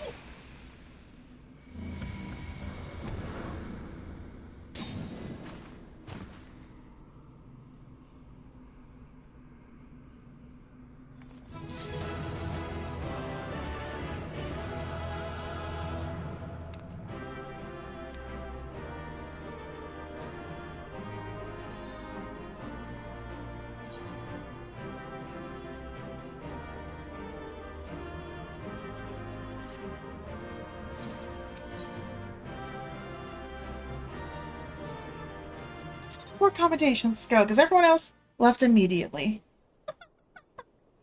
I'll take it.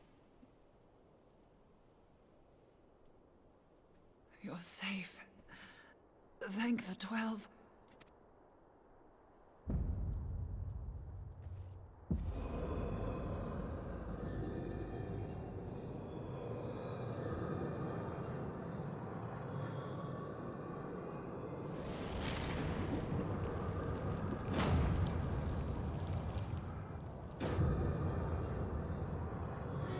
You may have bested me this day, but what of the next?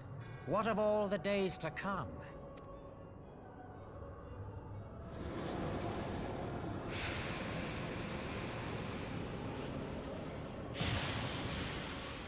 Remember, light no longer holds sway here.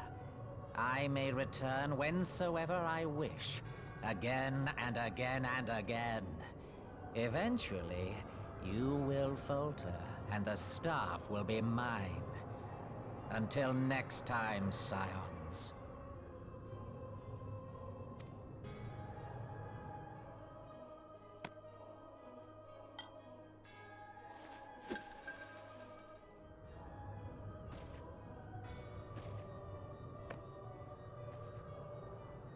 Right?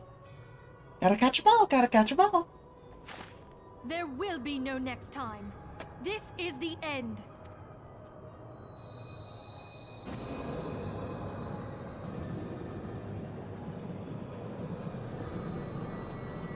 Gotta catch 'em all, gotta catch 'em all. Gotta catch 'em all, gotta catch 'em all.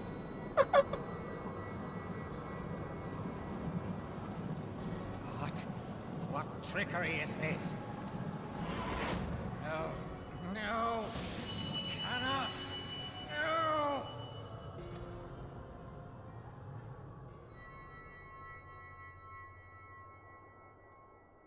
Use Tube Samati to gather ether. Quickly, before he breaks free.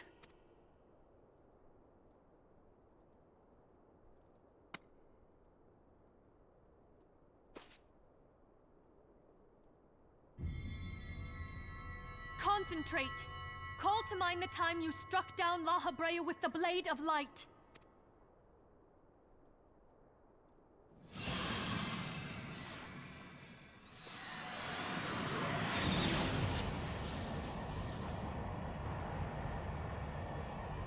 Why won't it work?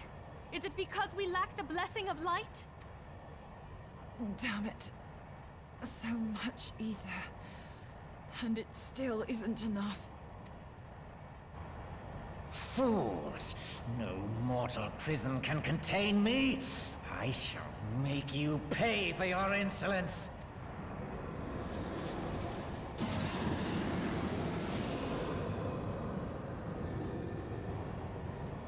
Please, Mother Heidelin, hearken to our plea. Lend us your divine light. Why can you not hear us? Do our words no longer reach you?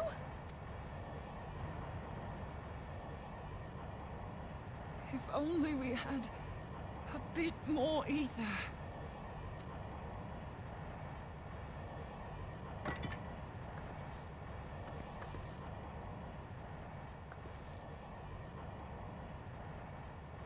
Moonbreeder, what are you doing? Master Louis, I understand now. The choice you made in death. There is life. Farewell, Urianger. You daft old coot.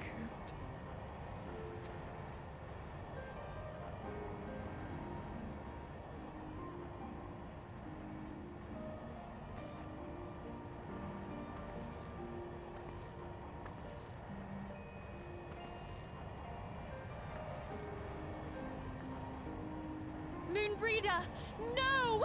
You mustn't!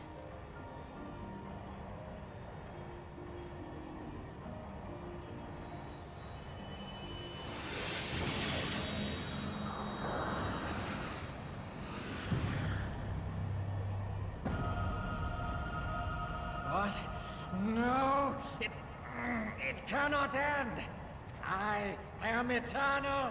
I am immortal!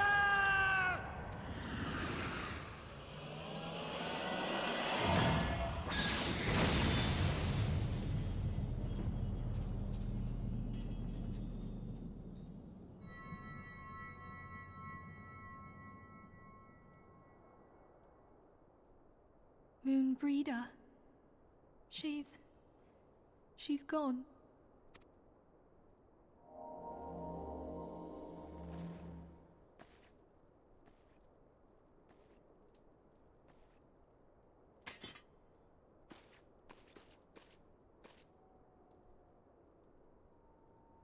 You did it, my friend. The Ascian is dead.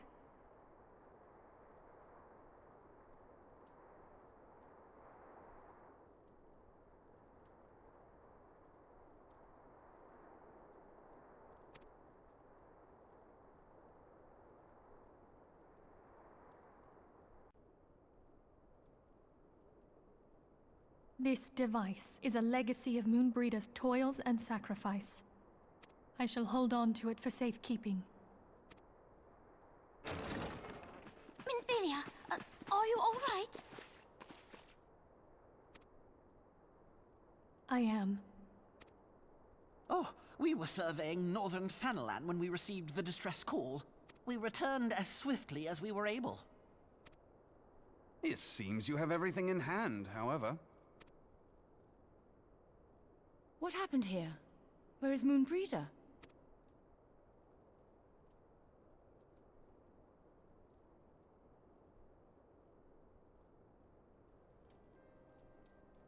She gave her life to temper the Blade of Light. I have no words. Rather than await the inevitable, she took her fate into her own hands. Does Urianger know?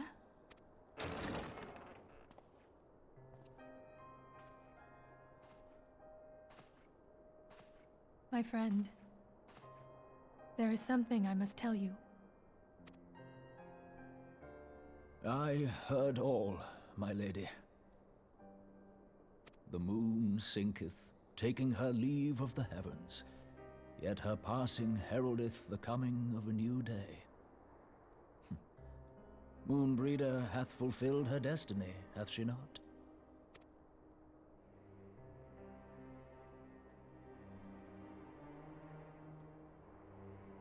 Long ago, far across the seas in the Charlayan motherland, Moonbreeder and I did study under the sage tutelage of Master Louis. Full oft did he impress upon us that knowledge existeth to serve the greater good. This sentiment, however, was contrary to the nation's policy of neutrality, which censured intercedence in the affairs of foreign lands.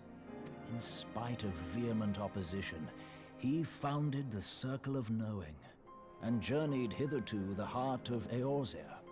Through his noble sacrifice, was the realm spared its doom. Yet this great soul, whom all should rightly have honored, was branded a pariah in his own land. His peers did accuse him of forsaking his duty as a man of learning, and of meddling in the course of history.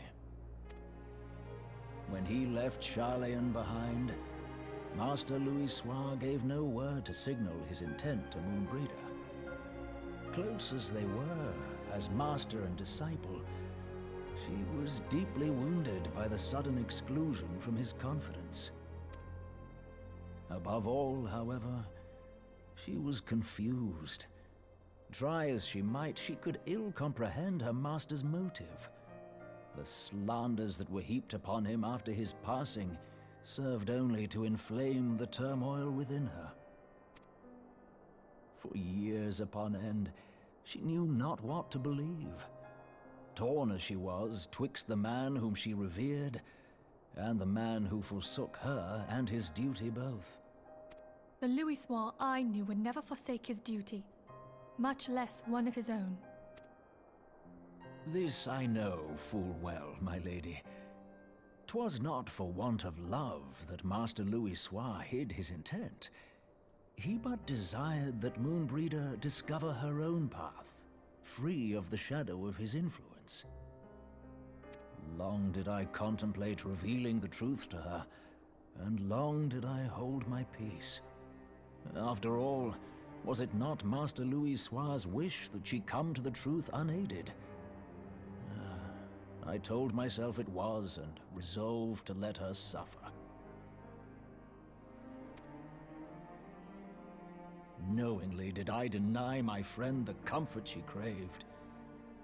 And now she hath gone to her rest, with doubt still in her heart.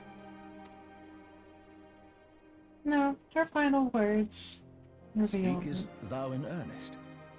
Did Moonbreeder truly come to understand Master Louis Soir's will before the end?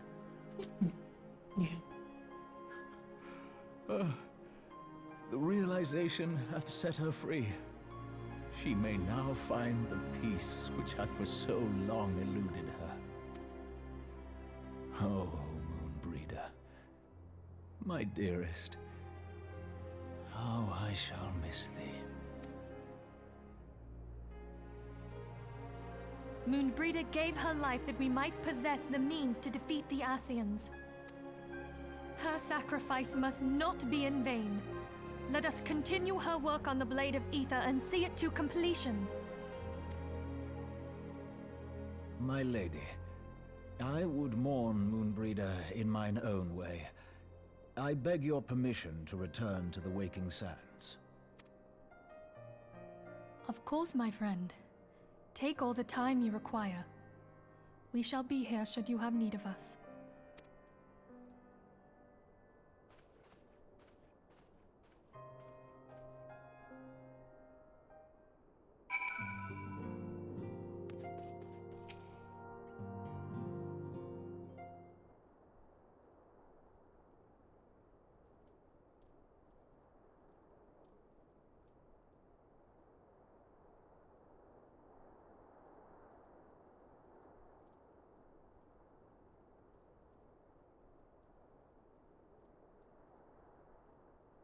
Never have I seen the Voyager so utterly defeated. No one should be made to suffer such grief. We shall gather in the Charlayan Manor to celebrate Moonbreeder's life and mourn her passing.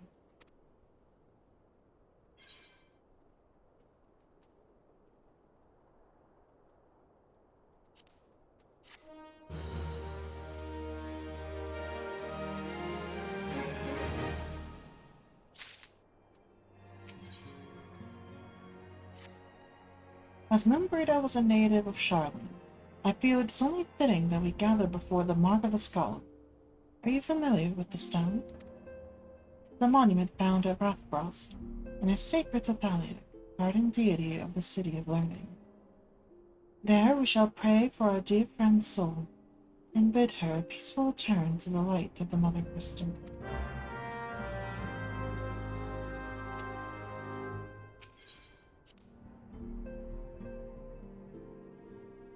It's definitely a sad moment.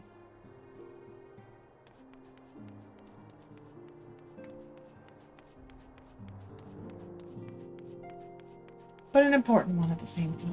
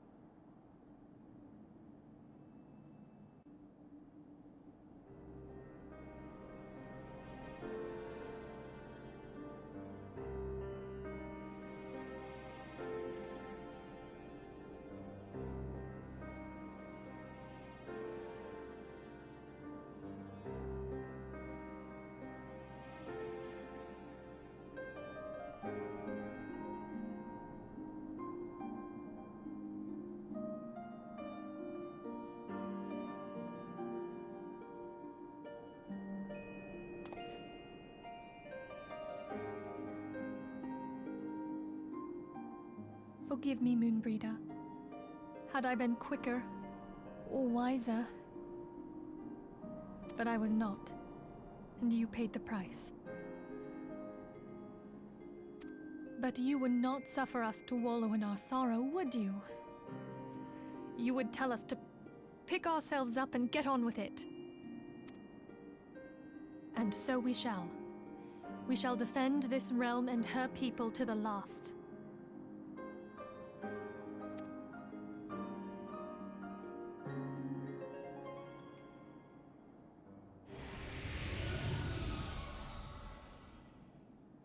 Life for death, a fair exchange.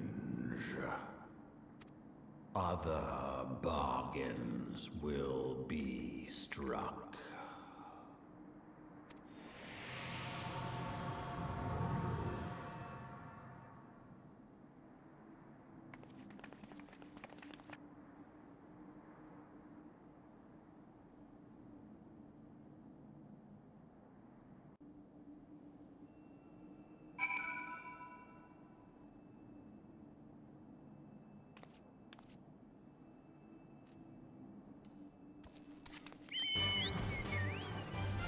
And back to the Rising Stones.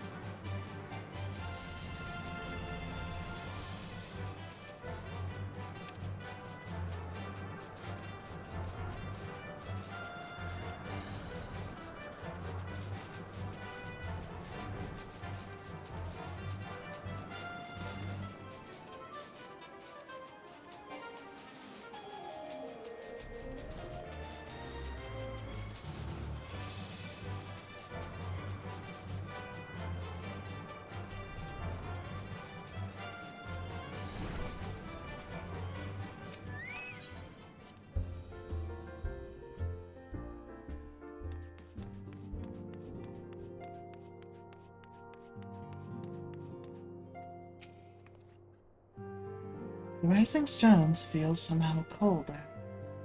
And Brita always carried with her such an abundance of warmth and cheer.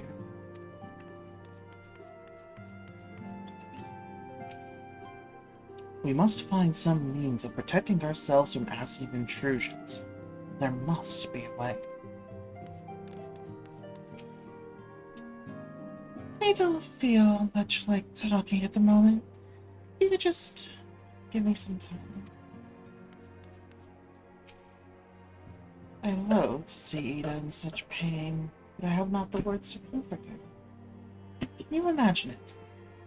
I, Papa Lima, the one who has an eloquent commentary for every situation, am at a loss for words.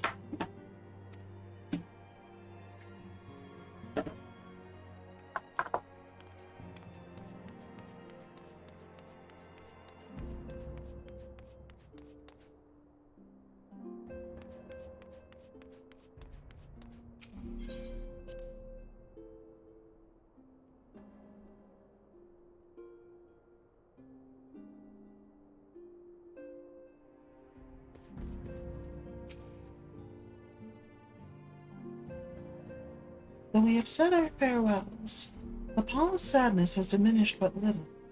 Forgive me. As antecedent, 'tis my job to be the pillar of strength for all others to lean upon. Yet I also believe the grief we feel now is precious in its own way, and ought to be lightly swept aside. Do you not agree, Moal?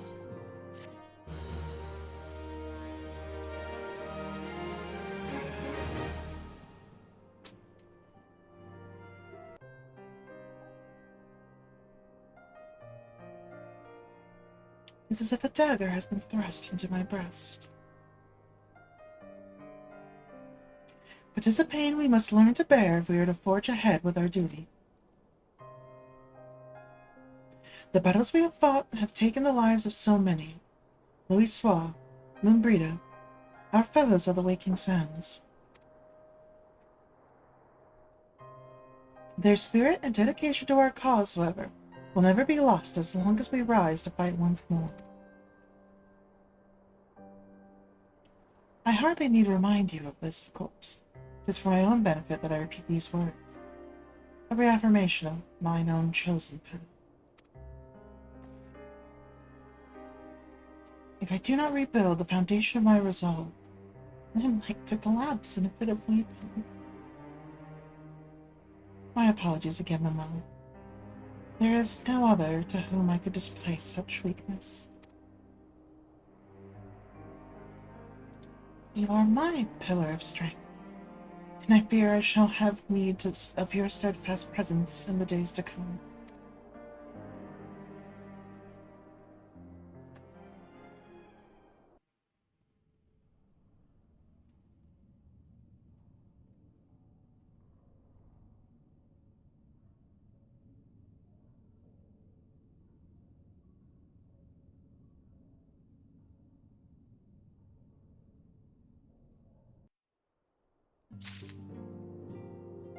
There we go.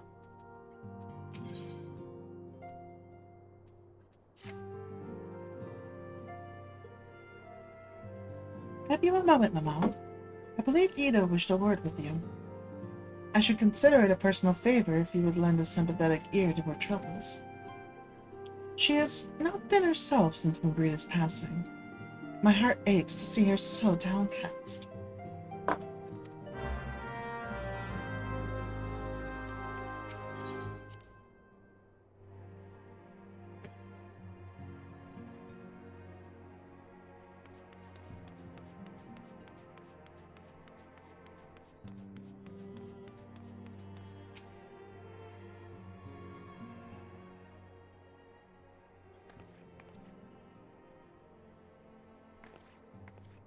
Hey, it's Malone. Great. Oh, it's no use. I'm trying to stay positive, but it's just hard, you know? Thing is, I know Moon would tell me off if she saw me moping around like this. Which is why I decided to cheer myself up by getting her a special flower. I placed an order for a moon daisy, like with Rowena, a little while ago, and it's ready to be picked up. The trouble is, I find Rowena a bit difficult at the best of times, and, well, this isn't one of them. I know it's silly, but I just can't face it at the moment. So I was wondering, do you think you could maybe collect it for me? I have the coin to pay for the flower right here. Thank you so much. I'll be waiting for you, and the daisy, at Rathfrost.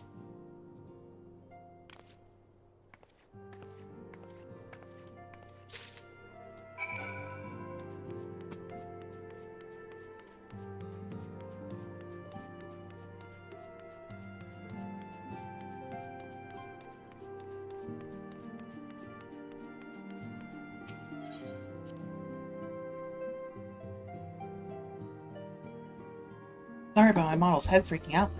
Oh.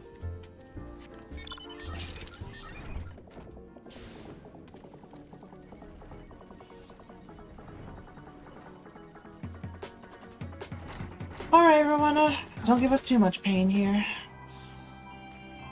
What can I do for you today, adventurer? Eldritch trinket to trade?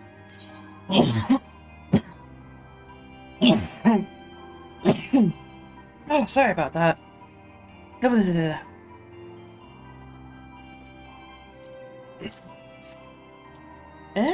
they got you running errands now. Them Scions really know how to make the most of your talents, don't they? Sending the savior of Eorzea to the bleeding market. Fine use of your time, that is. Seriously, though, you'd best learn how to say no, or they'll have you mucking out the chocobo stables next. Anyway, what was it that you were here to pick up? The Moon Daisy, was it? Here, take it. Until that Ida lasts, I've got a wide selection of headwear in stock if she ever decides to replace that dowdy old mask of hers. God knows she needs to.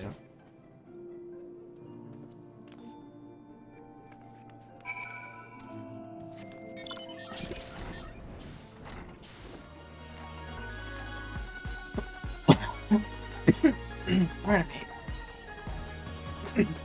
Let me grab a drink here.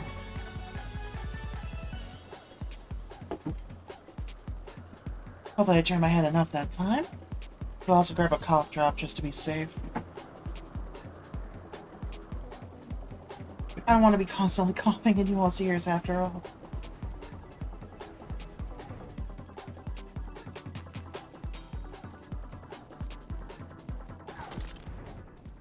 Here you go, Ida.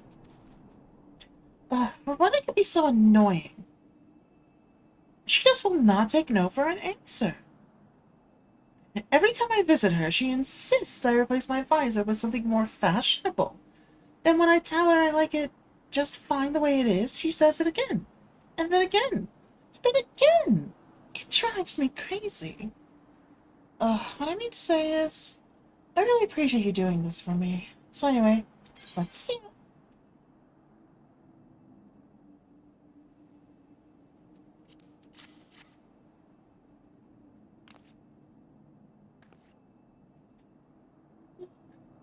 Mumbrita loved these things, you know. I hope that somewhere, somehow, she knows I'm still thinking of her.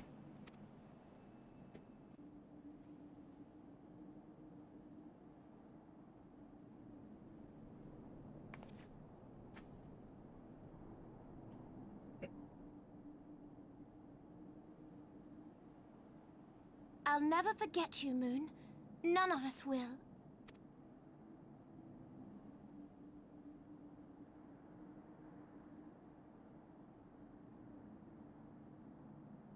The song riseth to a crescendo.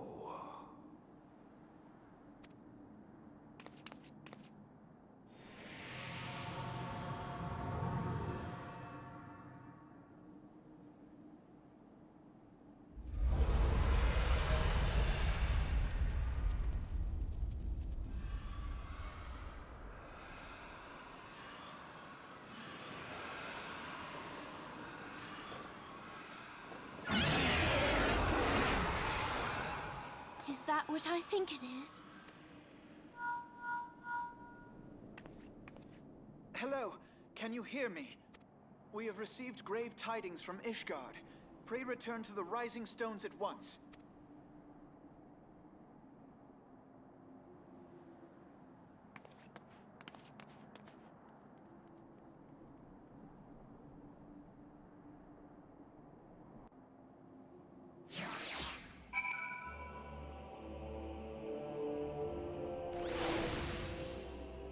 Alright, let's head on over.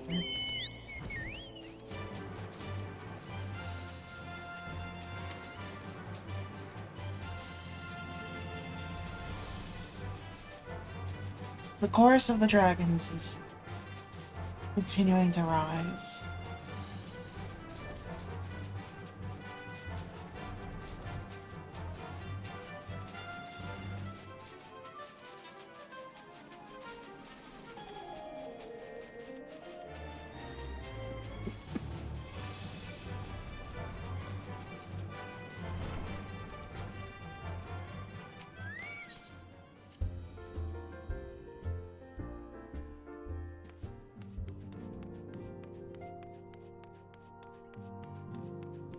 Alright, let's see what news Alphino has to update us on from Ishgard.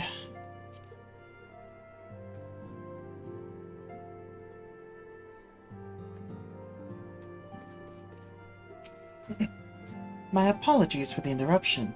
I was deeply saddened to learn of Mumbrita's passing. Her loss will be sorely felt. Alas, recent developments in Ishgard leave us with little time to mourn. The envoy from Kurthus will soon arrive. We must hasten to hear her report.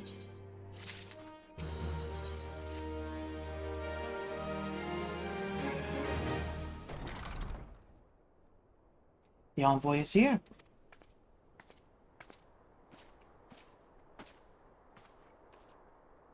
I thank you for receiving me at such short notice.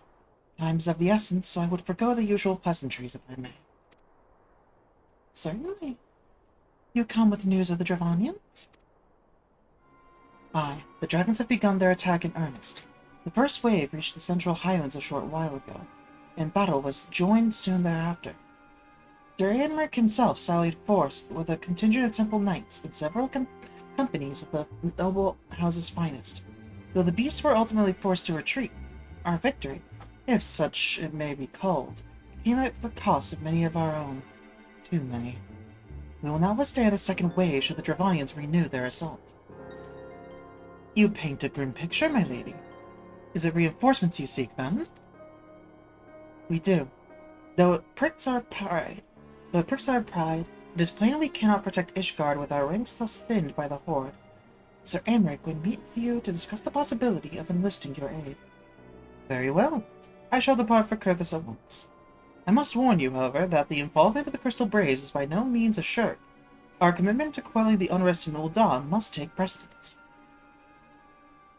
It is with such contingencies in mind that I must make another request. The Scions of the Seventh Dawn are known for sharing close ties with all three of the grain companies of Eorzean. Would you consent to plead our case to their leaders? Though I gladly appeal to the grain companies on your behalf, I dare not promise a favorable reply. You need say no more. Considering our past dealings with the Eorzean Alliance, I can well imagine how our plea will be received. But the fate of Ishgard hangs in the balance. We must explore every avenue still open to us, no matter how unpromising. I see. Very well. I shall send envoys to each of the allied nations, and have them present your request directly to the heads of the grain companies. In the event that your plea does not receive a favorable answer, know that any support is certain to be conditional. Demands will be made of Ishgard. That is only to be expected. Rest assured that I speak with Sir Aemeric's authority on this matter, that our actions are fully sanctioned by the Holy See. Which brings me to my final request. A personal appeal to you, Warrior of Light. The Lord Commander much desires to speak with you, regardless of your fellow's involvement. You faced Midgardsormr and survived. Anything you can share of your experience may yield us an advantage over our foe. Thank you. You wear the mantle of hero well. So it seemed the road leads us both to Camp Dragonhead. Seek me out when you arrive, no?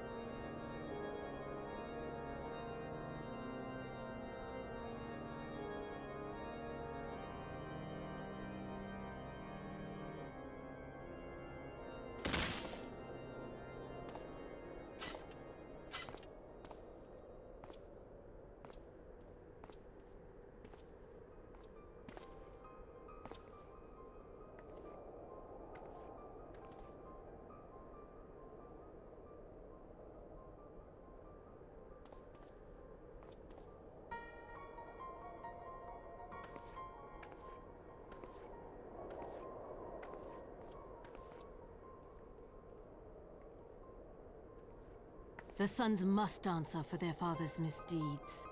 Only then will the cycle be broken.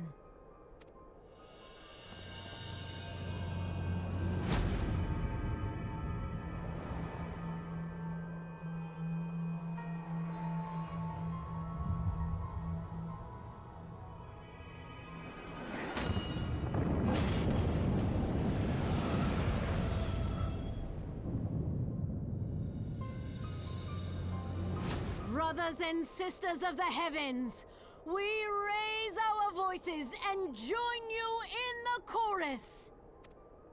The sinner's feeble magics are undone. Come, claim your retribution.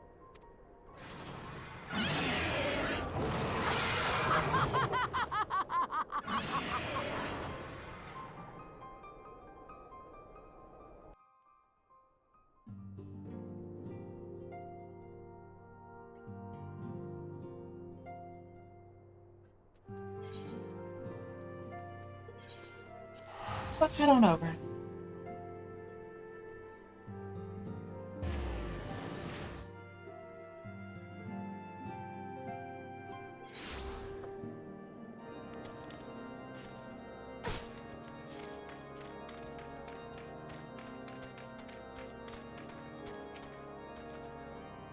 It seems I was the swifter, Mamma.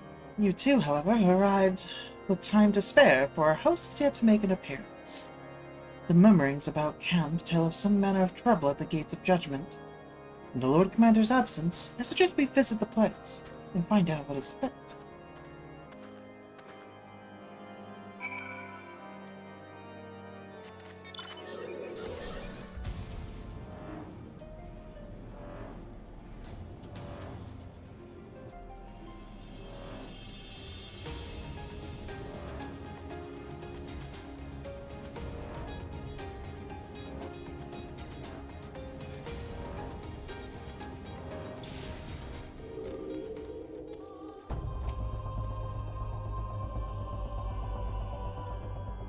Gates of Judgment are much more than mere doors. They are the outermost layer of Ishgard's magical wards. If our first line of defense can be so easily shattered...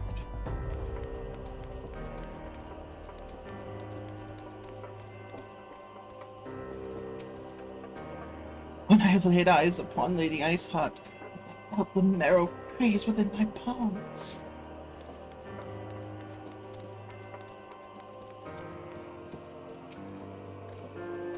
Heretic scum!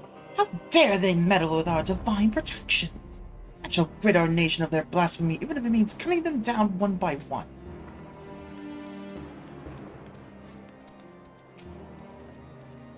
We need not fret over much. There are yet several layers of arcane protection that shield the city from invasion, but I will be fine.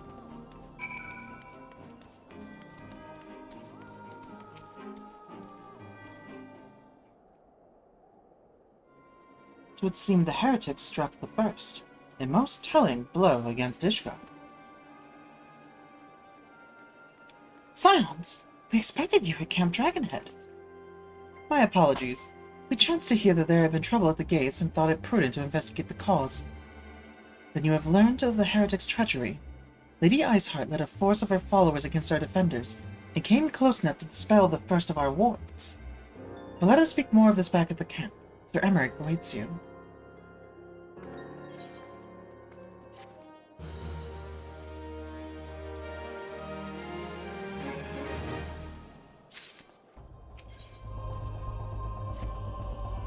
Lady Iceheart has grown bold indeed if she would risk direct action against the city. Come, let's do as we are bid and return to Camp Dragonhead. Lord Holshafon will know where Sir Aymeric means to receive us.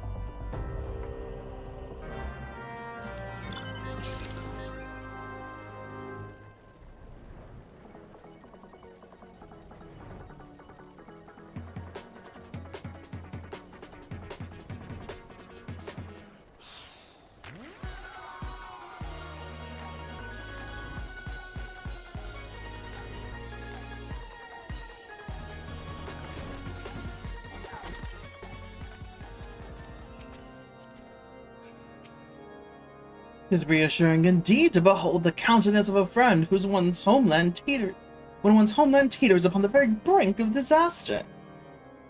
Though a single misstep could send us plunging into the abyss, your heroic presence stokes the flames of courage within my heart. Ah, but you do not come to Dragonhead to listen to my prattling. The Lord Commander has arrived and would treat with you in the intercessory.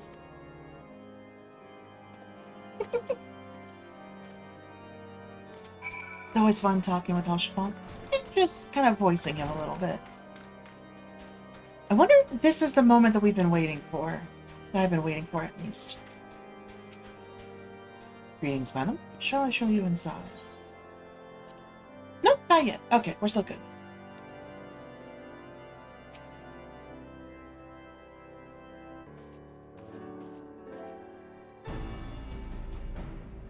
I say thank you for coming with such haste, and apologize for my absence. Suffice it to say, Lady Iceheart and her heretics have much to answer for. Yes, we are but recently returned from the Gates of Judgment ourselves. Given the circumstances, we quite understand if you would prefer to postpone our appointed audience.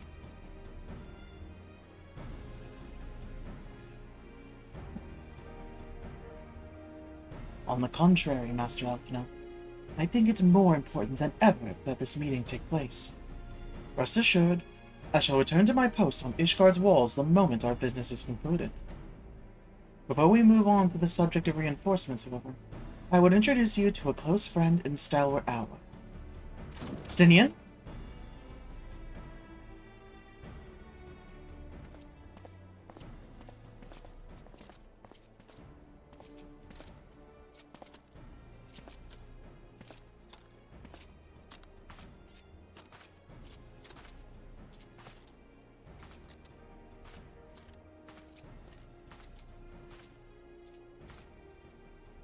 May I present to you Ishgard's Azure Dragoon? An impressive title, though I confess I know precious little of the Order of Dragoons. They are formidable warriors all, yet even among such masters of the lance, Estinian is without equal. He, out of all the warriors of Ishgard, was chosen to wield the power of dragons, and may thus contend with any Dravanian. You flatter me overmuch, Lord Commander. So, you are the adventurer of whom they spoke. I see now why my blood fair sang in anticipation of our meeting. Well, now that we've all been introduced, let us proceed to the matter at hand. I would share with you what we have learned of Iceheart's design, as confessed by the heretics taken captive after the assault on the gates. It would seem that Lady Iceheart and the Dravanians share the common goal, the reclamation of Nidhogg's stolen eye. Nidhogg, one of the 7 great worms. His name features prominently in your nation's history. Though once defeated by a hero Haldrath, the beast is said to have been to terrorize Kurthus since Ishgard's founding. Aye, there are many scars our walls bear from Nidhogg's relentless efforts to raise the city. The trophy Haldrath plucked from the bested worm's skull, known simply as the Eye, is a treasured relic of Ishgard, and one possessed of untold power. Though should it ever be returned to Nidhogg, the dread creature would be restored to the height of its strength, and then no wall or ward would ever and then no wall or ward we could erect would be strong enough to defeat him. My vengeful son hath waged war against Ishgard for 1,000 years. No mortal mind could comprehend the depths of his rancor. The eye itself is secreted deep within the vault. It is kept under heavy guard, surrounded at all times by men and women who have proven their loyalty to the Holy See. But though stout walls and sharp blades may suffice to discourage the heretics, the dragons are another matter. There are individuals within the Dravanian horde whom an entire company of knights would labor to repel, to say nothing of Nidhogg himself. Nor does age rob them of their strength. Through the endless march of years, the dragons endure, patient, calculating, inexorable. You must understand, these creatures do not share our perception of time. That is especially true of the great worms. They who spend centuries in slumber only to wake and resume their campaigns if mere hours had passed. It has been 20 years since Nidhogg last darkened our skies. 20 years for him to gather his strength, and for us to bolster our defenses. And now, just as he seems primed to return, the heretics strike at the gates. You believe Lady Iceheart is in league with the creature, then? Of that, we cannot be certain. Though we know the heretics covered the eye, we have been unable to determine their plans for it. Such questions aside, we must needs address the ragged hole that their mistress has seen fit to rend in Ishgard's protections. It is a weakness the Dravanians are not like to leave untested. So it would seem, you have described your plight in admirable detail, Lord Commander, yet I cannot help but wonder at your candor. Why share such sensitive information with us? I shall speak plain. Ishgard has need of allies, and I would have you bolster our front lines in readiness for the coming battle against the dragons. This much I expected. Unlike our arrangement concerning the cure of the lake, however, only you would stand to benefit from our assistance in this matter. I fail to see why we should intervene in a conflict which concerns only Ishgard and Dravania. When the Eorzean Alliance requested Ishgard's assistance during Operation Archon, you refused us. Does it not seem grossly unjust to demand that we now risk our lives in your private war? I make no attempt to defend my country's conduct. I only ask that you consider what would follow were Ishgard to fall. Having razed our city to the ground, the Horde would have little cause to linger, and most would return to their lairs in Dravania. Soon thereafter, the ruins of Kurthus would be buried in snow, and the land would become the sole province of beasts and beastmen. Until the Garleans' arrival, that is. For you may be certain that the Empire would not hesitate to claim Kurthus. They would not even have to draw steel.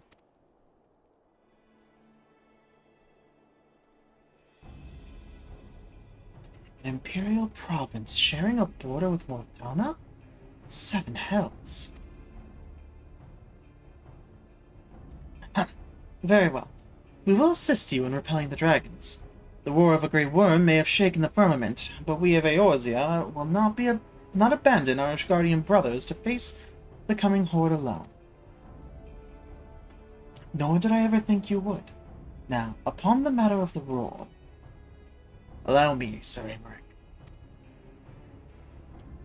Through the power of the Eye, I have become the vessel of Nidhogg's strength. His essence has stolen into my very blood. Fear not, I am in full control of my faculties, I assure you. And the Eye itself is of no relevance to this tale. It is not essential that I bear it with me wheresoever I go. Its lingering influence does, however, allow me to hear Nidhogg's voice. Then the worm who roared was Nidhogg, aye. He means to hurl his horde against Danafan's collar and shatter the remaining wards that protect the city. There can be no doubt. The worm has summoned his minions to war.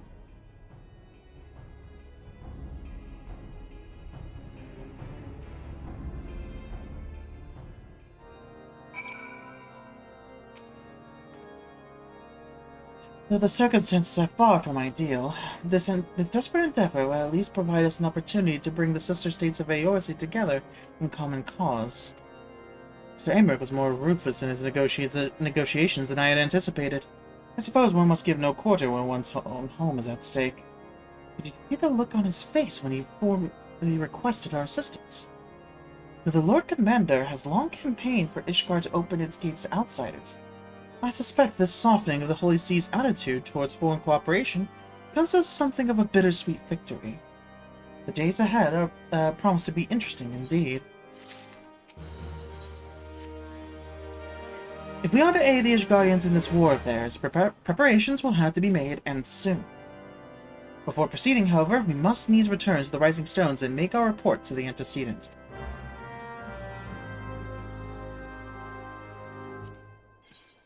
Alright, back to the Rising Stones.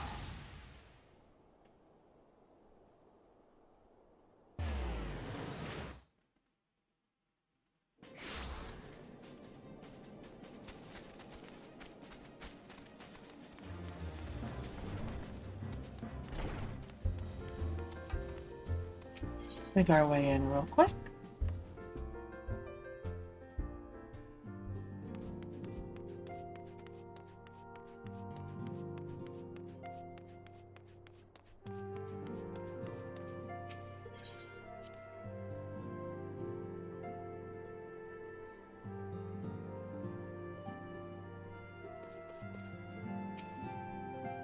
Alright, Minfilia, we've got an update.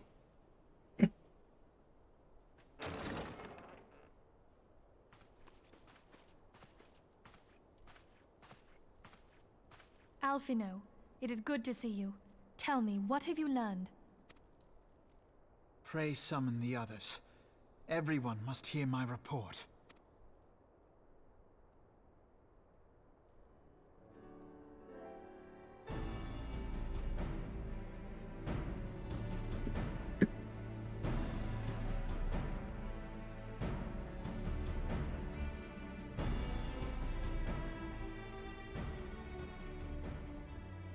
So this was all but a taste of what's to come. Indeed. The main host advances upon Ishgard as we speak. Whose vaunted defenses have been nullified. Shorn of its wards, the city will bear the full force of Nidhogg's fury. All those people. Alphino is right. The Dravanians cannot be allowed to prevail. If Ishgard falls, all of Eorzea will suffer the consequences. Then you agree that we have no choice but to intervene. For the good of the realm, the Scions of the Seventh Dawn and the Crystal Braves must join the defense of Ishgard. Let there be no ambiguity about what has been proposed. We would be directly intervening in the war. But if all here believe the cause to be just, then to war we shall go.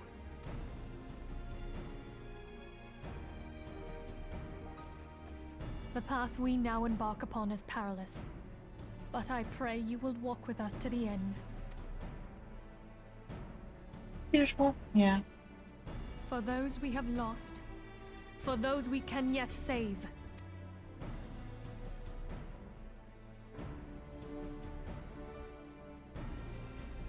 Then it is settled. I shall inform the Council of our intentions and request that they contribute their own forces to the defense of Ishgard.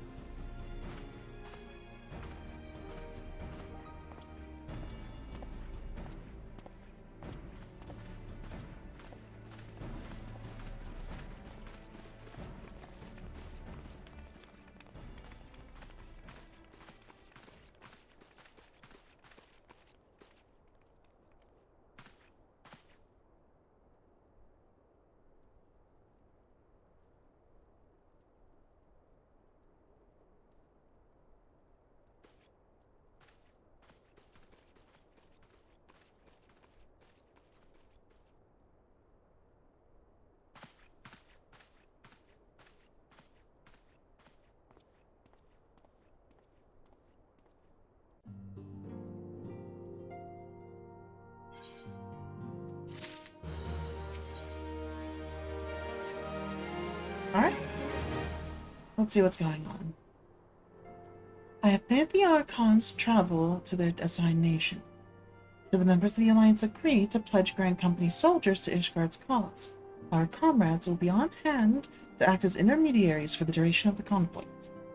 The small matter of persuading the Alliance leaders to grant such support I leave to Alphino. For you, my friend, a different task awaits. I would have you reach out to your fellow adventurers and gather what allies you may for the coming siege. I would also have you consider the matter of our own security. Revenant's Toll is but a short flight from the snowfields of Kurthis. It is not unimaginable that the fighting may spill across the border. Hi, Kelsey. Hello. Ow. Pray, brief Slavko on the brewing conflict, and discuss potential contingencies.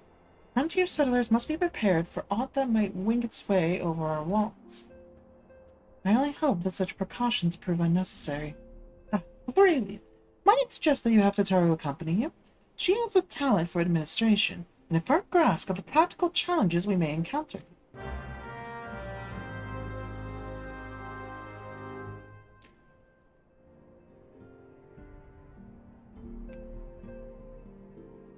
Just give it a moment here. Oh, wrong way. There we go. Let's keep moving a bit more. Yeah, how's work, Kelsey? How's work, Kelsey? Hopefully work is giving you enough time to take a rest and such as needed. It's dark. You're coming with me. We are rather close to Perthus, aren't we? We best see to our own defenses and take stock of our supplies. Oh, and we'll also need to have beds and bandages laid out just in case. A good receptionist is ready for any eventuality. Let's go, Mamo. I have 101 things to discuss with Slafford.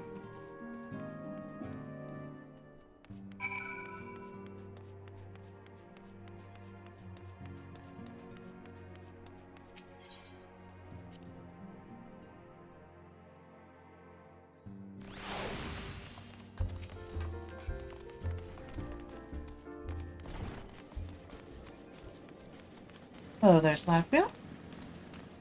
I appreciate the warning. If war is coming to Karthus, then the toll must be made ready. I'll increase the number of patrols and lookouts immediately. I'll also see about finding room for an infirmary, as well as temporary housing for victims of the conflict. Ishgard has done well by us in the past, and I would return the favor. But as for rounding up volunteers for the fighting itself, I'm afraid I must disappoint you. I'll not send my fellow guild members to die on Ishgardian soil, and I'm certain headquarters will say the same. There will be no official Adventurers Guild presence at this siege. That said, each adventurer is of course free to do as he or she will. I shall have a word with some of my more capable colleagues on your behalf, and you might try your luck here in Revenant's Toll. I dare say there are a few stout souls about town who will answer your call to arms. Let's get started, shall we? We have a town to rouse.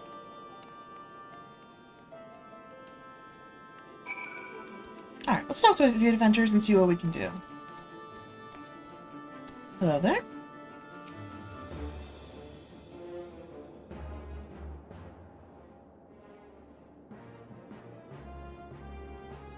Spare me your talk of Florian fame.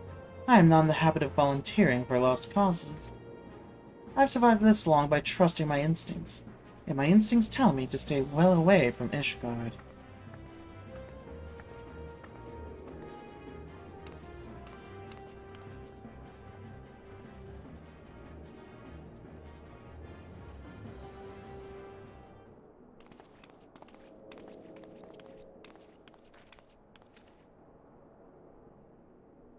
Ishgard sounds like she's a right mess, but that ain't what I wanted to talk to you about.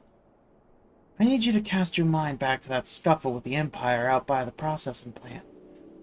A lad from Little Alamigo by the name of Wilred was there with the Fourth that day, and I want to know if you've seen him since. Have you? No, I don't think I have. God damn it, I feared as much. No one's bloody seen him. It's like the ground opened up and swallowed him whole. That ain't all. Around the time Wilred stopped turning up for duty, then black market weapons went missing from our vault in Ul'dah. So now, of course, half the Braves suspect the lad of making off with the goods. Folk like to believe our company's a disciplined fighting force, but as you and me both know, it's no more than a motley collection of mercenaries, adventurers, and Grand Company veterans. The only thing that binds us together is some vague oath about fighting for the freedom of all. That and the steady pay. Now, compared to most others in this crew, Wilred's a fresh-faced novice, a blatant whelp amongst wolves. But the boy's got passion. When he talked about being a guardian of Eorzea, he bloody well meant it. A lad like him wouldn't rob us blind and bugger off like that. He ain't the type.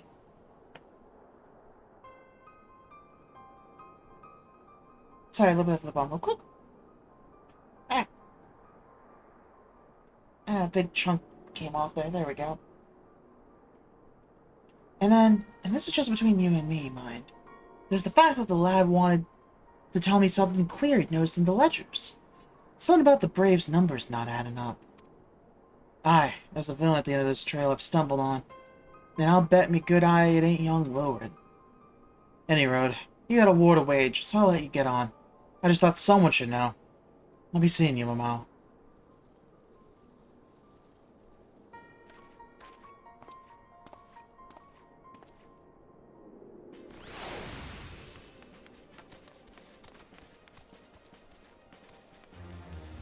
It's a shame, too. We met him in Little Alamigo and everything.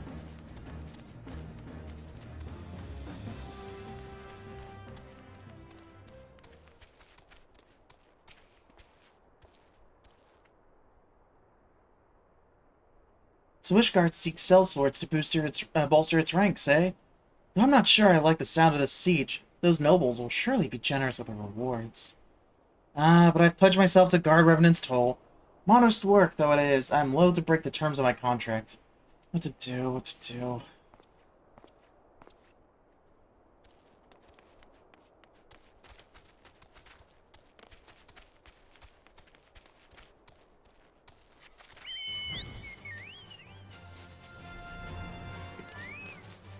What about you? Sell me blade to the Ishgardians? Well, them dragons are a fearsome lot. But I'd slay me fair share if the coin was good. I worked for one of the knights before, you know. Watched me like a bloody hawk you did. Still, I'd put up with worse than that for a heavy purse.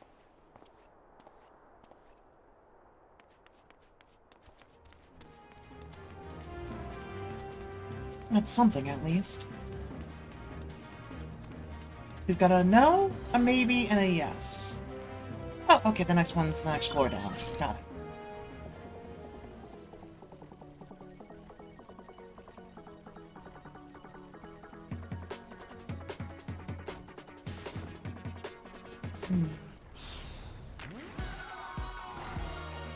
Oh, here we go. Volunteer my services in the defense of Ishgard? I think not. Dragons claim the lives of every one of my brothers. I do not mean to offer them mine. It was to escape such a fate that I took up the mantle of adventure in the first place. I'd sooner die in the pursuits of fortune than huddle behind an icy wall.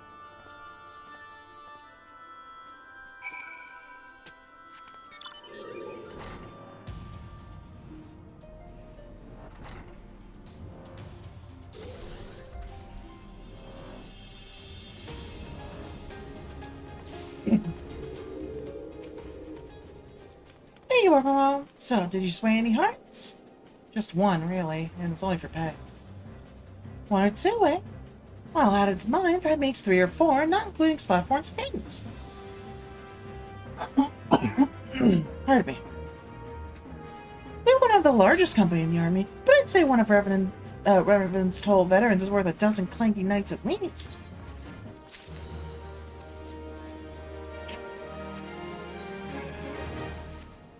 Oh, I've been so caught up with recruiting, I almost forgot. There's been word from Alpha now. Apparently, the Alliance leaders are convening in Ul'dah to discuss Ishgard's plight, and they've requested your presence, as usual. Anyway, you best make your way for Ul'dah, you'll be late. Alphino said that he would meet you on the Royal Promenade.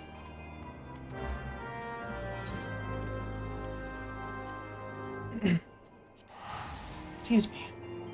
I think we might finally be coming up to what I was thinking of, but we'll see.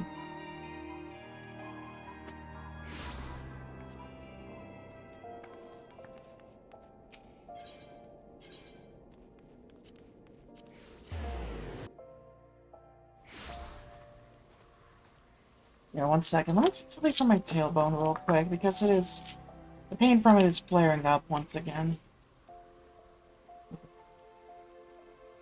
Just a moment here. Hopefully this helps. Cheers.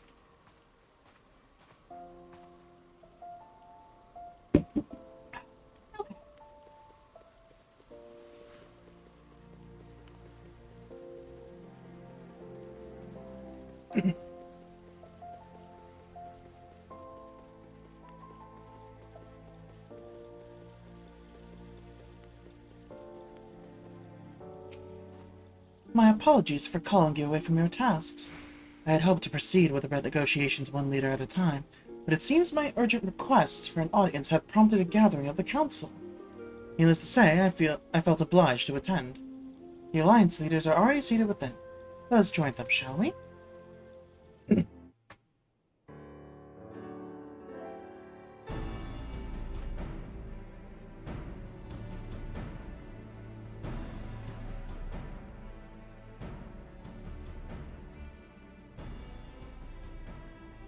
We are well aware of Ishgard's dilemma, and we agree with your assessment. Then I trust there are no objections to the Crystal Brave's intervention. Uldar has none. Gridania does not object.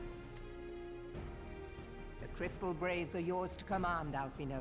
Do what you will. We shall pray for your success. It was my hope that you would offer more substantial aid than prayer.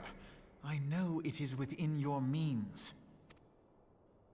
Do not presume that you have knowledge of our every concern. The Garleans and the Beast Tribes are but two of many. We are not in a position to contribute greatly to the defense of Ishgard, not when our own homes are still under siege.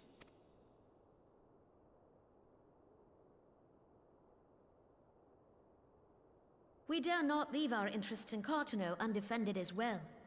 Telegi Adalegi and his ilk would seize control of the territories in our absence. The enemy is at their gates, and you would cower behind yours? No one is cowering, boy. We will offer what support we can. Aye, support. A handful of men and no more. Would that we could commit more than a token force to this cause. Yet there are others to whom you might turn. The free companies ever want for work. Ah, yes. The free companies. They're not like to turn you down. I beg your pardon? You would entrust the survival of Ishgard to sell swords? Crises like these are the very reason why this alliance was formed. It is our duty to aid our fellow man. My duty is to my country and my people. If you expect us to place the welfare of a foreign power above our own, you're going to be sorely disappointed. Lest you doubt, Limsa comes first, then the Alliance, and finally, circumstances permitting, Ishgard and the rest. If you cannot understand so simple a concept, then you have no place at this table.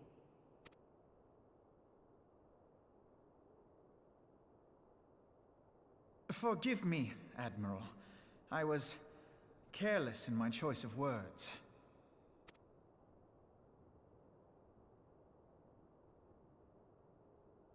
I suggest you assemble a party of elite adventurers, assuming you haven't already. Your fellows served us well during Operation Archon. I dare say they will do so again.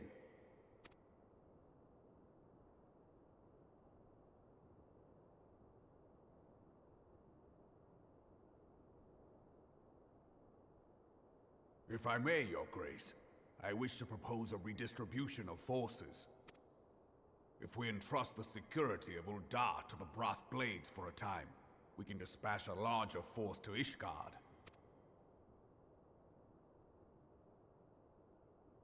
Your Grace?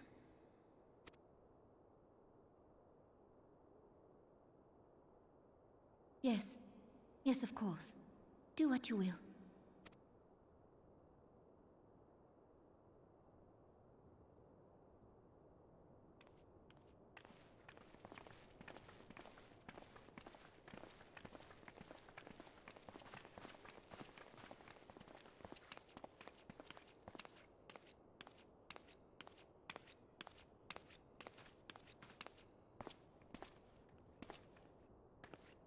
Is Her Grace not feeling well?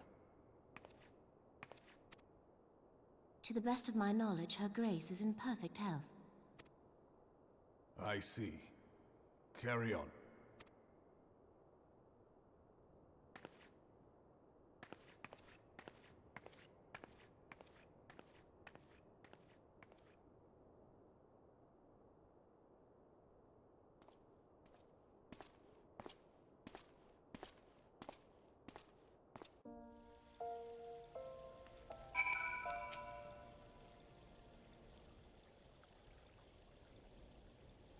Once again, I owe you an apology. It seems you have been conscripted into leading a contingent of adventurers on yet another mission of inestimable danger. But I fear we have been left with little alternative. We cannot well abandon Lord Honchefort and Sir Aymeric to their fate.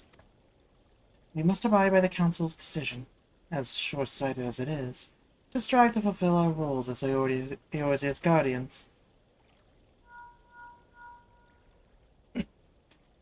Captain Ilbert, what news? Then the assault has begun? We have but this moment concluded our audience with the Alliance leaders. Move our forces into position. Your units will join House Dundare at Steel Vigil. Man the cannons alongside the knights and thin the Dronian horde ere they descend upon Ishgard. I will join you as soon as I am able. Mamau, I would have you and your adventure allies bolster the defenses of the Steps of Faith. Report first to Sir Marceline at the Gates of Judgment, and he will direct you to where you are needed most. May the gods grant us victory.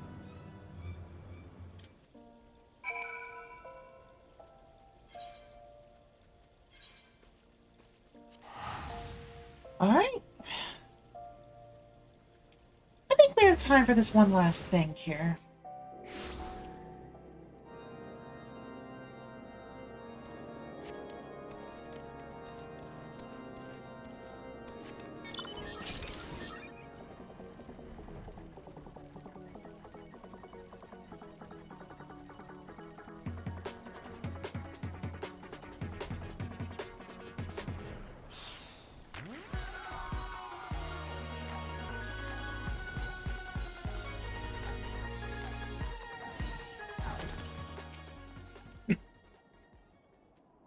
You are the appointed captain of the sellsword contingent? Then welcome. There's no shortage of blade work to be done. As we speak, Dravanian skirmishing parties are harrying positions all across the Central Highlands. I've assigned the Crystal Braves and your fellow adventurers to contain these scattered attacks, and for the present, I would have you join them. This is, of course, merely a precursor to the assault on Ishgard proper. The wily serpents seek to divide and confuse our forces, but we will not be so easily drawn out of position. The Temple Knights will remain on the Steps of Faith and continue our preparations. When the Horde arrives in force, they shall face a wall of Ishgardian steel. Report back to me once their advanced skirmishers are slain.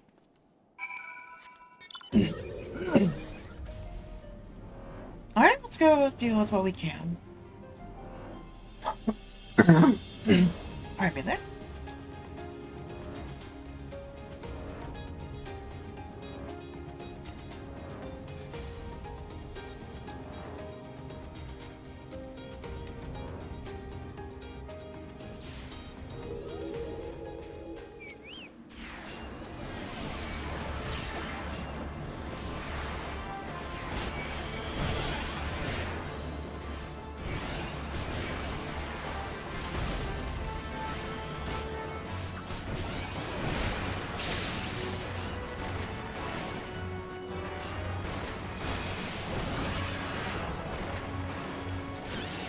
Try and thin out as best we can.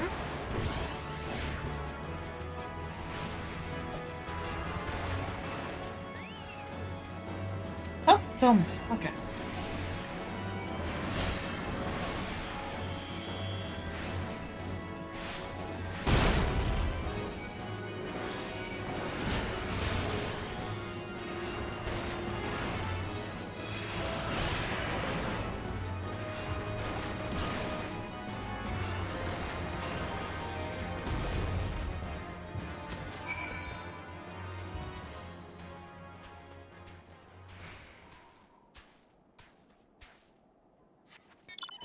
Well, and hopefully still recoverable. We'll see. Anyway, onward to Providence Point.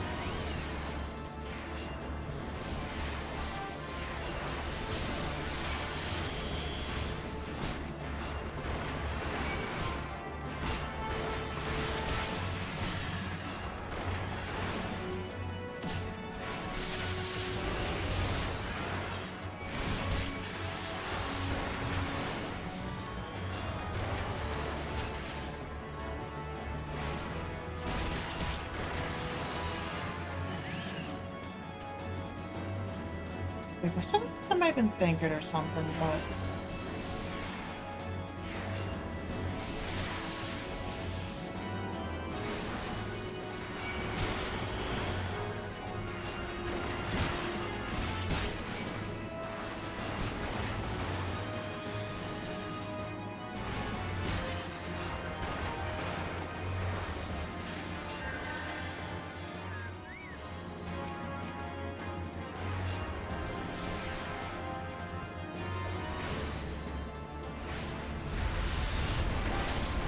Sorry, but I've already fought one of your kind. I know more or less what to expect from you.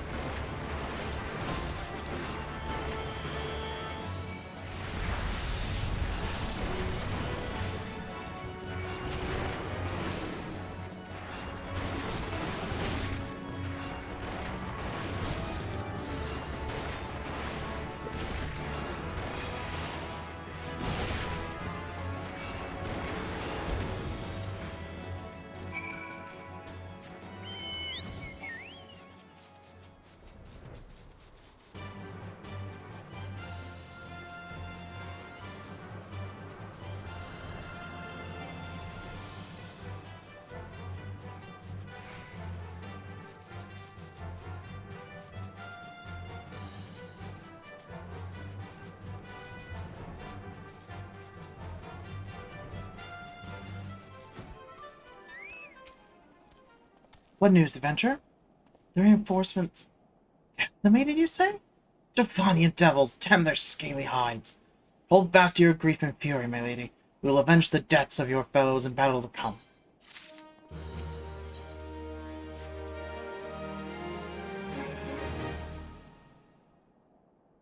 Ere you commit yourself to the siege, you should know what it is you are tasked with defending. Beyond the gates of judgment lie the steps of fate. Great bridge of stone that leads directly to the city of Ishkar. More than simply a means to cross the Sea of Clouds, the bridge serves as a foundation for the arcane wards that form the barrier we call Danavan's Column. Alas, in dispelling the barrier's outermost layer, that thrice-damned witch Iceheart stripped the bridge of its protection, and thus are the dragons now able to land unhindered upon the steps of fate. Should the Dravanians succeed in destroying the remainder of the wards, the winged devils will be free to swarm the city, within the city itself. Needless to say, we cannot suffer that to happen. It shall be our task as defenders to prevent any harm coming to those parts of the bridge wherein the wards are sealed. 3 yet remain. We have dispatched our forces accordingly. I would ask you and your comrades to accompany our defenders at the outermost ward. I should hope that includes us as well, yes? Oh, that was Thancred. Never mind. Wrong voice. The silence of the Seventh Dawn? We could not well stand idly by while the horde friends the good people of Ishkar. Indeed. To do otherwise would go against all that Master Louis Swall has taught us. As for where we may be of most assistance, I think it prudent we divide into 2 groups. Ida and I will join the rear guard. Right. If the dragons should reach us, we'll be sure to give them what for. Thank you, all of you. Pray, speak with me again when your preparations are complete, and together we shall stand against the horde.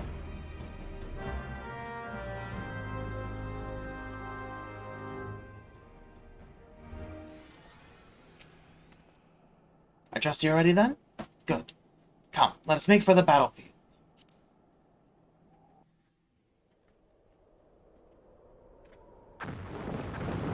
One second here. Oh, that's a big boy. That's a big boy right there. Ooh-wee.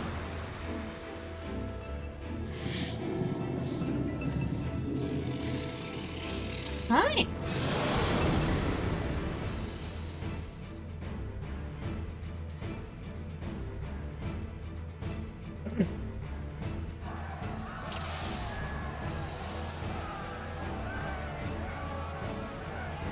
We claim victory this day, or Ishgard falls. Accept the fury into your heart, and defend this bridge with your life's blood.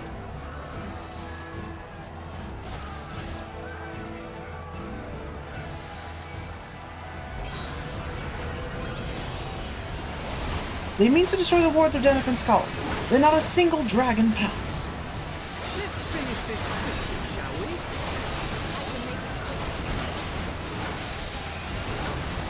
Have the rear guard ready the cannons.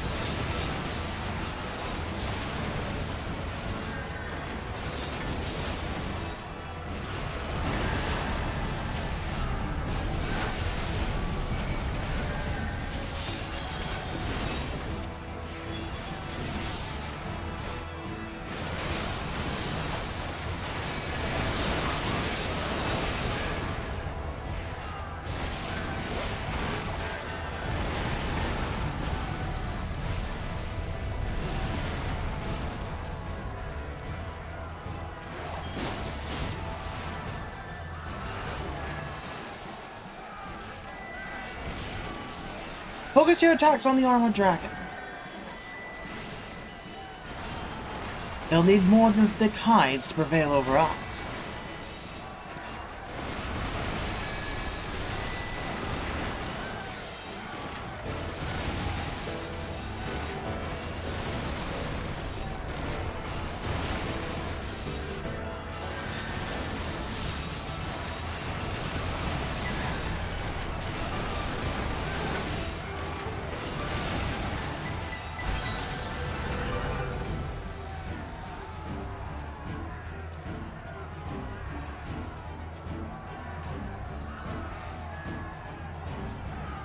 Everyone fall back! Fall back now! Yeah, there's not much I can really do at the moment, okay?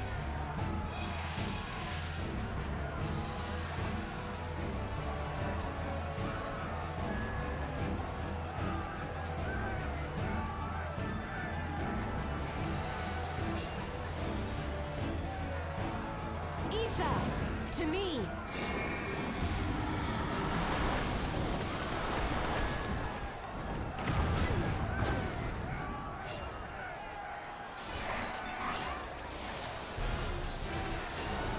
Do not let it reach the barrier. Hold your ground. Yeah, I don't think we have much of a hope there. Remember what it is we fight for. Oh, well, that's not great.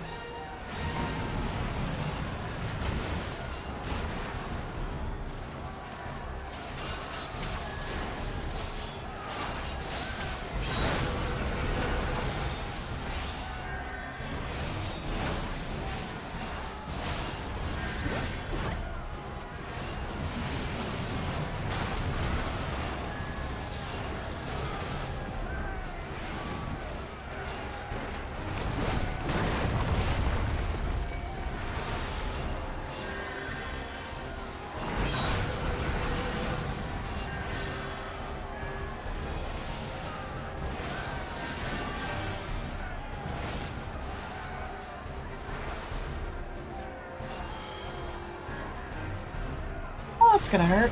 Ow.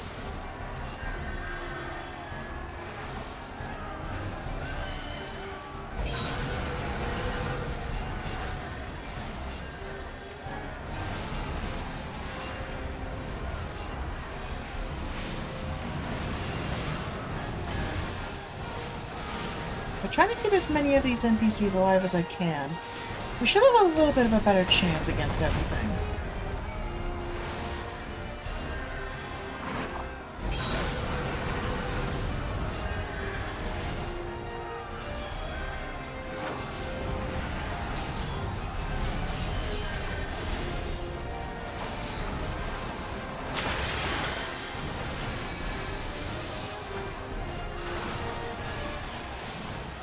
The first ward has been breached. Fall back and regroup. The battle is not yet lost.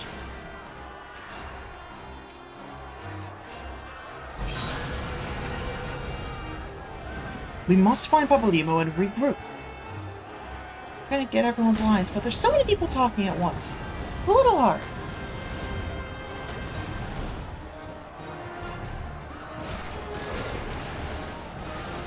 We will see things here, and I'll fall back and help the others guard the ward.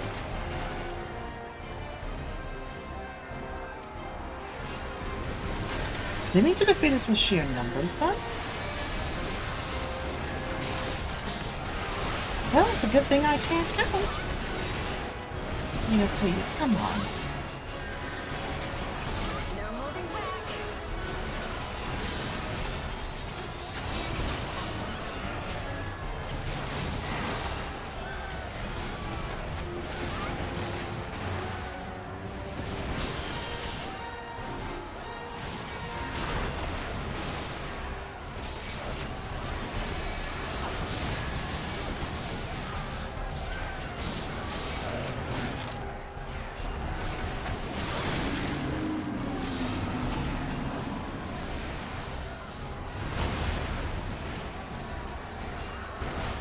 Shoot, I missed an adventure there.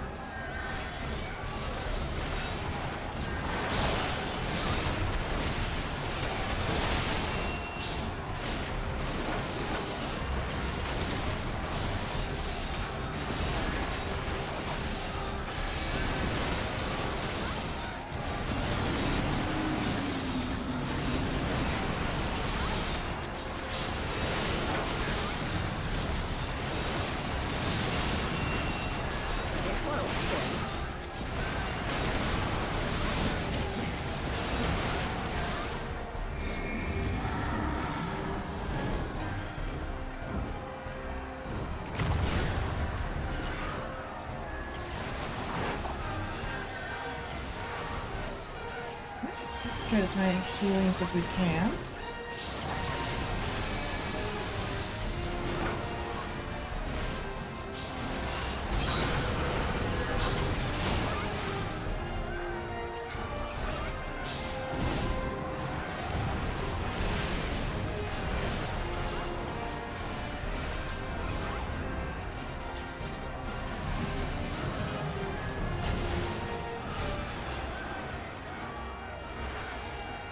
Well, there goes some of them. There's nothing I can do there.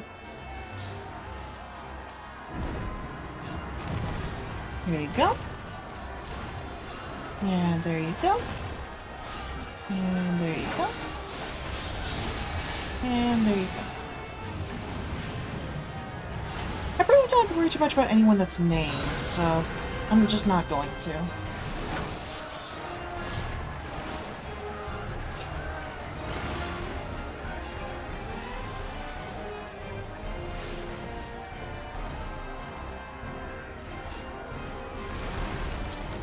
There you go, buddy.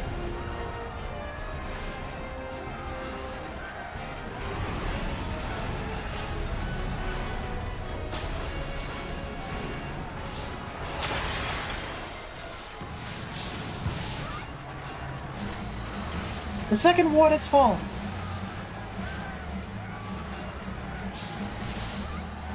Fall back. There's nothing left to be done here.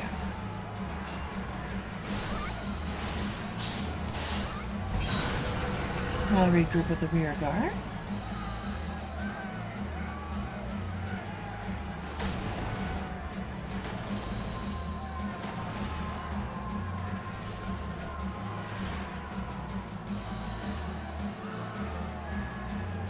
You do not have matters to handle here as well. Now you must go and see to the final war.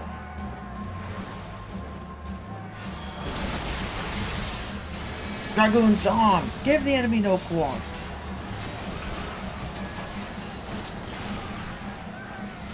They will know the wrath of the Azure Dragoon.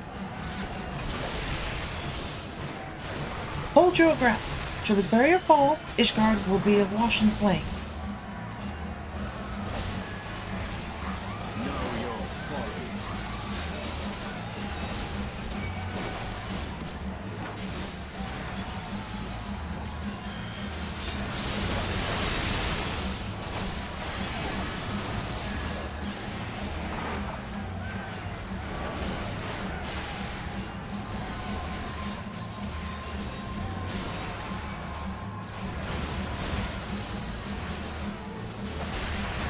I missed those two going down. They're still in the middle of that. I couldn't really help them there.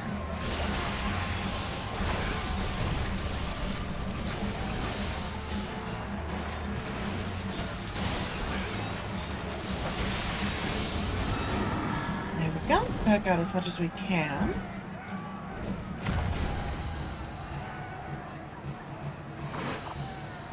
Hold nothing back.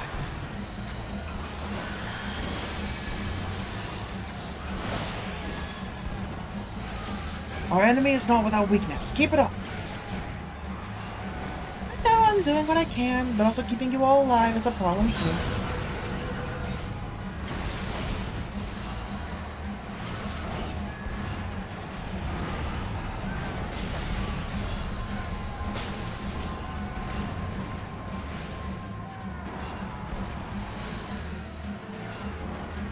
The final ward is weakened. Hurry, we must end this now.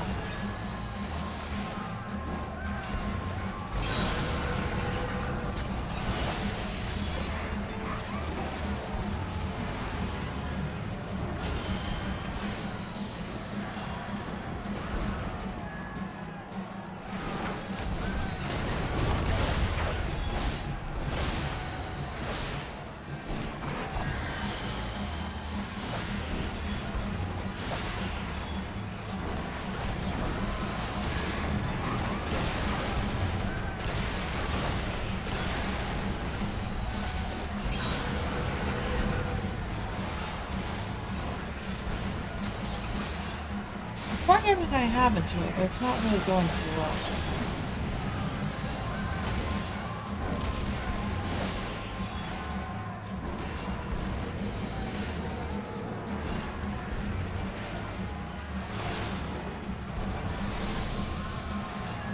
We are the shields that keep the Holy See. Even if it should cost us everything, they cannot be suffered to pass.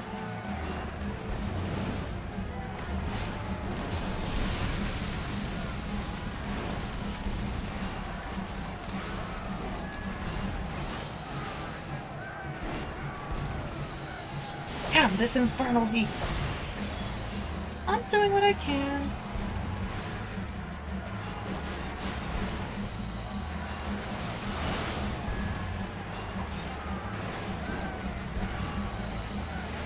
I'm pretty sure they changed a bit, so you used to have to like use the cannons and stuff, and now it's just directly beat them up.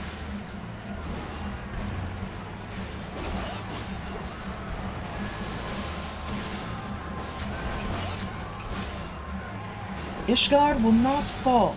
Not today! Okay, we got it. Good.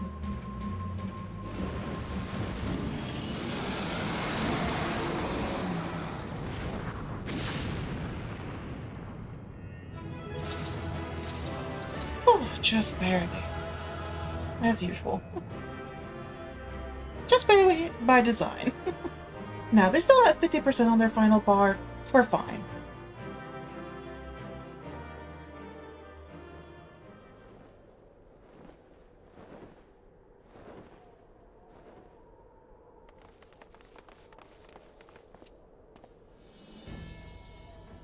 The dragons! They're withdrawing! Victory is ours! Alright. Looks like we managed to pull it off.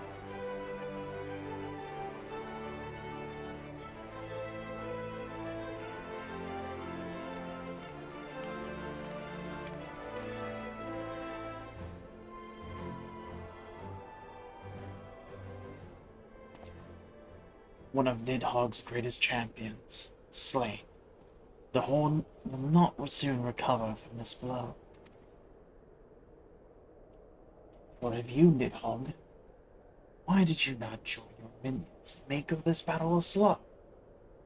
Have you grown so fond of the stench of your lair?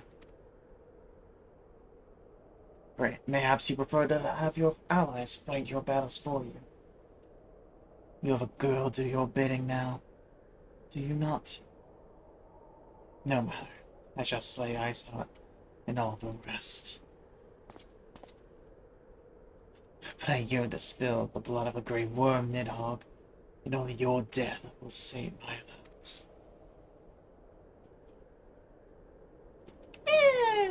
No.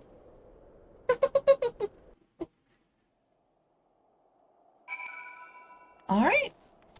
Looks like we managed to pull it off.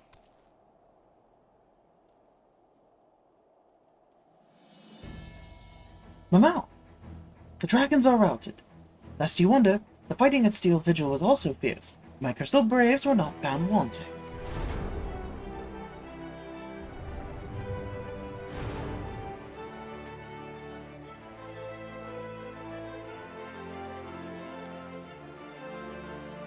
Commander Levior, Mamao, true to your word, you arrived to aid us in our hour of need. On behalf of the Holy See and the people of Ishgard, I offer you my humble thanks. Though I would stay and lavish you with well-deserved praise, I fear I must away to oversee the aftermath of the siege. Not all of the dragons have fled, and there are yet wounded to be carried from the field. Pray, let us meet anon that I might express my thanks with the proper courtesy.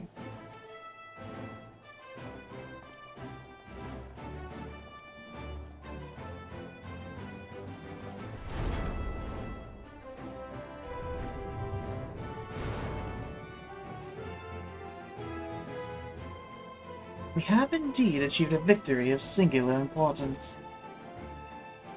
With the Dravanian horde thus weakened and scattered, threat to Ishgard has been greatly diminished. And, mayhap equally significant, the Holy See must now recognize the necessity of cooperation with foreign powers.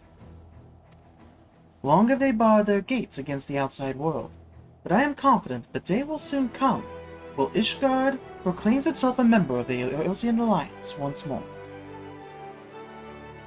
Much have we sacrificed in our struggles against dragons and primates, the Asians and the Empire. But, step by unfaltering step, we march ever nearer to our goal. And, as ever, the journey is made with you in the van. The victory you have won this day gives us greater hope for the morrow. 'Tis a hope that shall sustain us the days to come, and bear us past the many evils that yet seek to hinder our progress.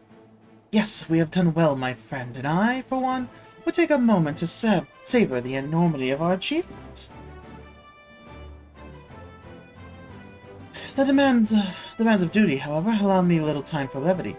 I must accompany Captain Ilbert back to Ul'dah and reassign those braves whose squad suffered heavy losses. You, my friend, have earned a rest at the Rising Stones. Pray, return to Reverend's Toll and share your tale of Minfilia in person.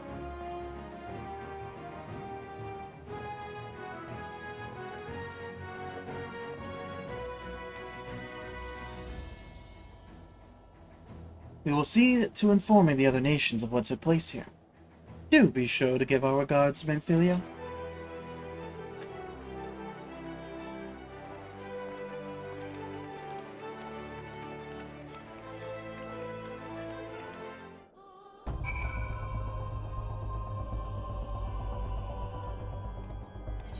Alright, I do think once I go back to talk to Minfilia, that'll probably be where I leave things off for today. A lot of stuff has gone down, and I think we've gotten a good bit of progress here. And it's very likely that next time will be when we kind of conclude the patches leading up to Heaven's Word. But we'll see.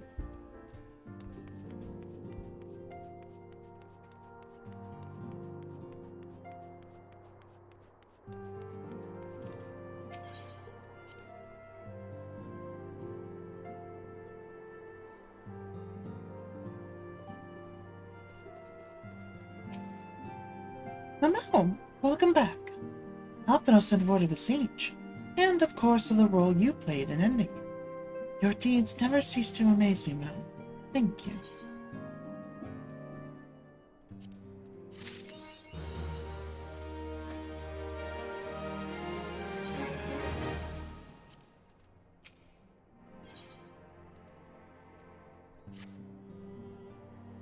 Okay, so with that, let me get things moved over a little bit here. Yep, and perfect. Everything went through just fine. Let me go ahead and pull things up here. Though I'm pretty sure we can skip over to the next song here. A bit on the quiet side. Let's pull it up a bit. A little too ominous. There we go.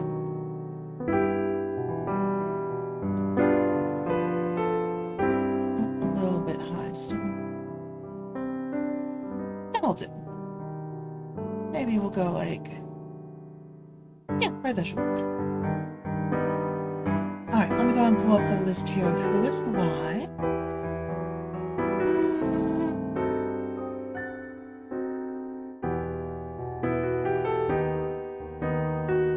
Let's take a look at this one. Not very long, but we haven't been there in a long time.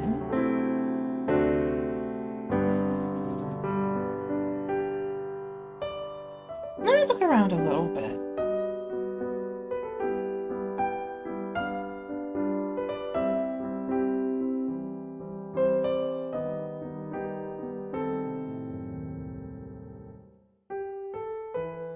Oh, no, that undid what I just did.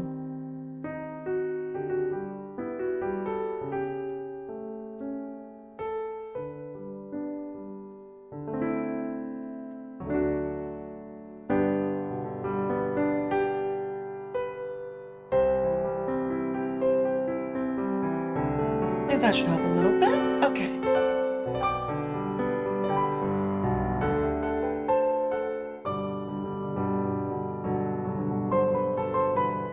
Trying to find someone who's playing Endwalker who's not a little too far ahead of where we're at. Ideally someone who's behind us, but unfortunately I don't think that's going to be very possible.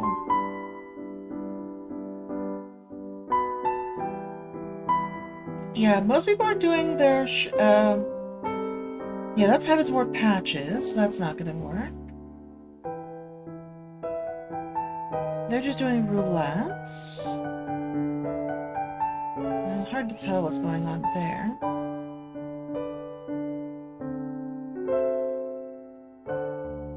Oh, and there's me.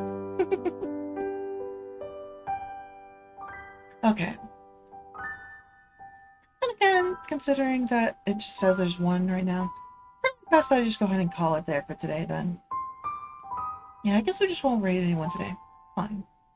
Anyway, as usual, thank you everyone who was here before, anyone who's still here now, and anybody watching later.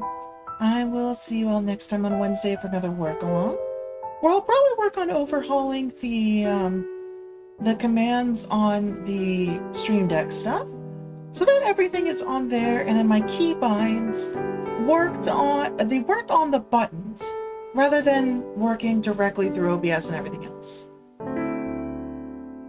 But yeah, again, thank you everyone, and I will see you next time. Bye. Just give it a little bit of time here.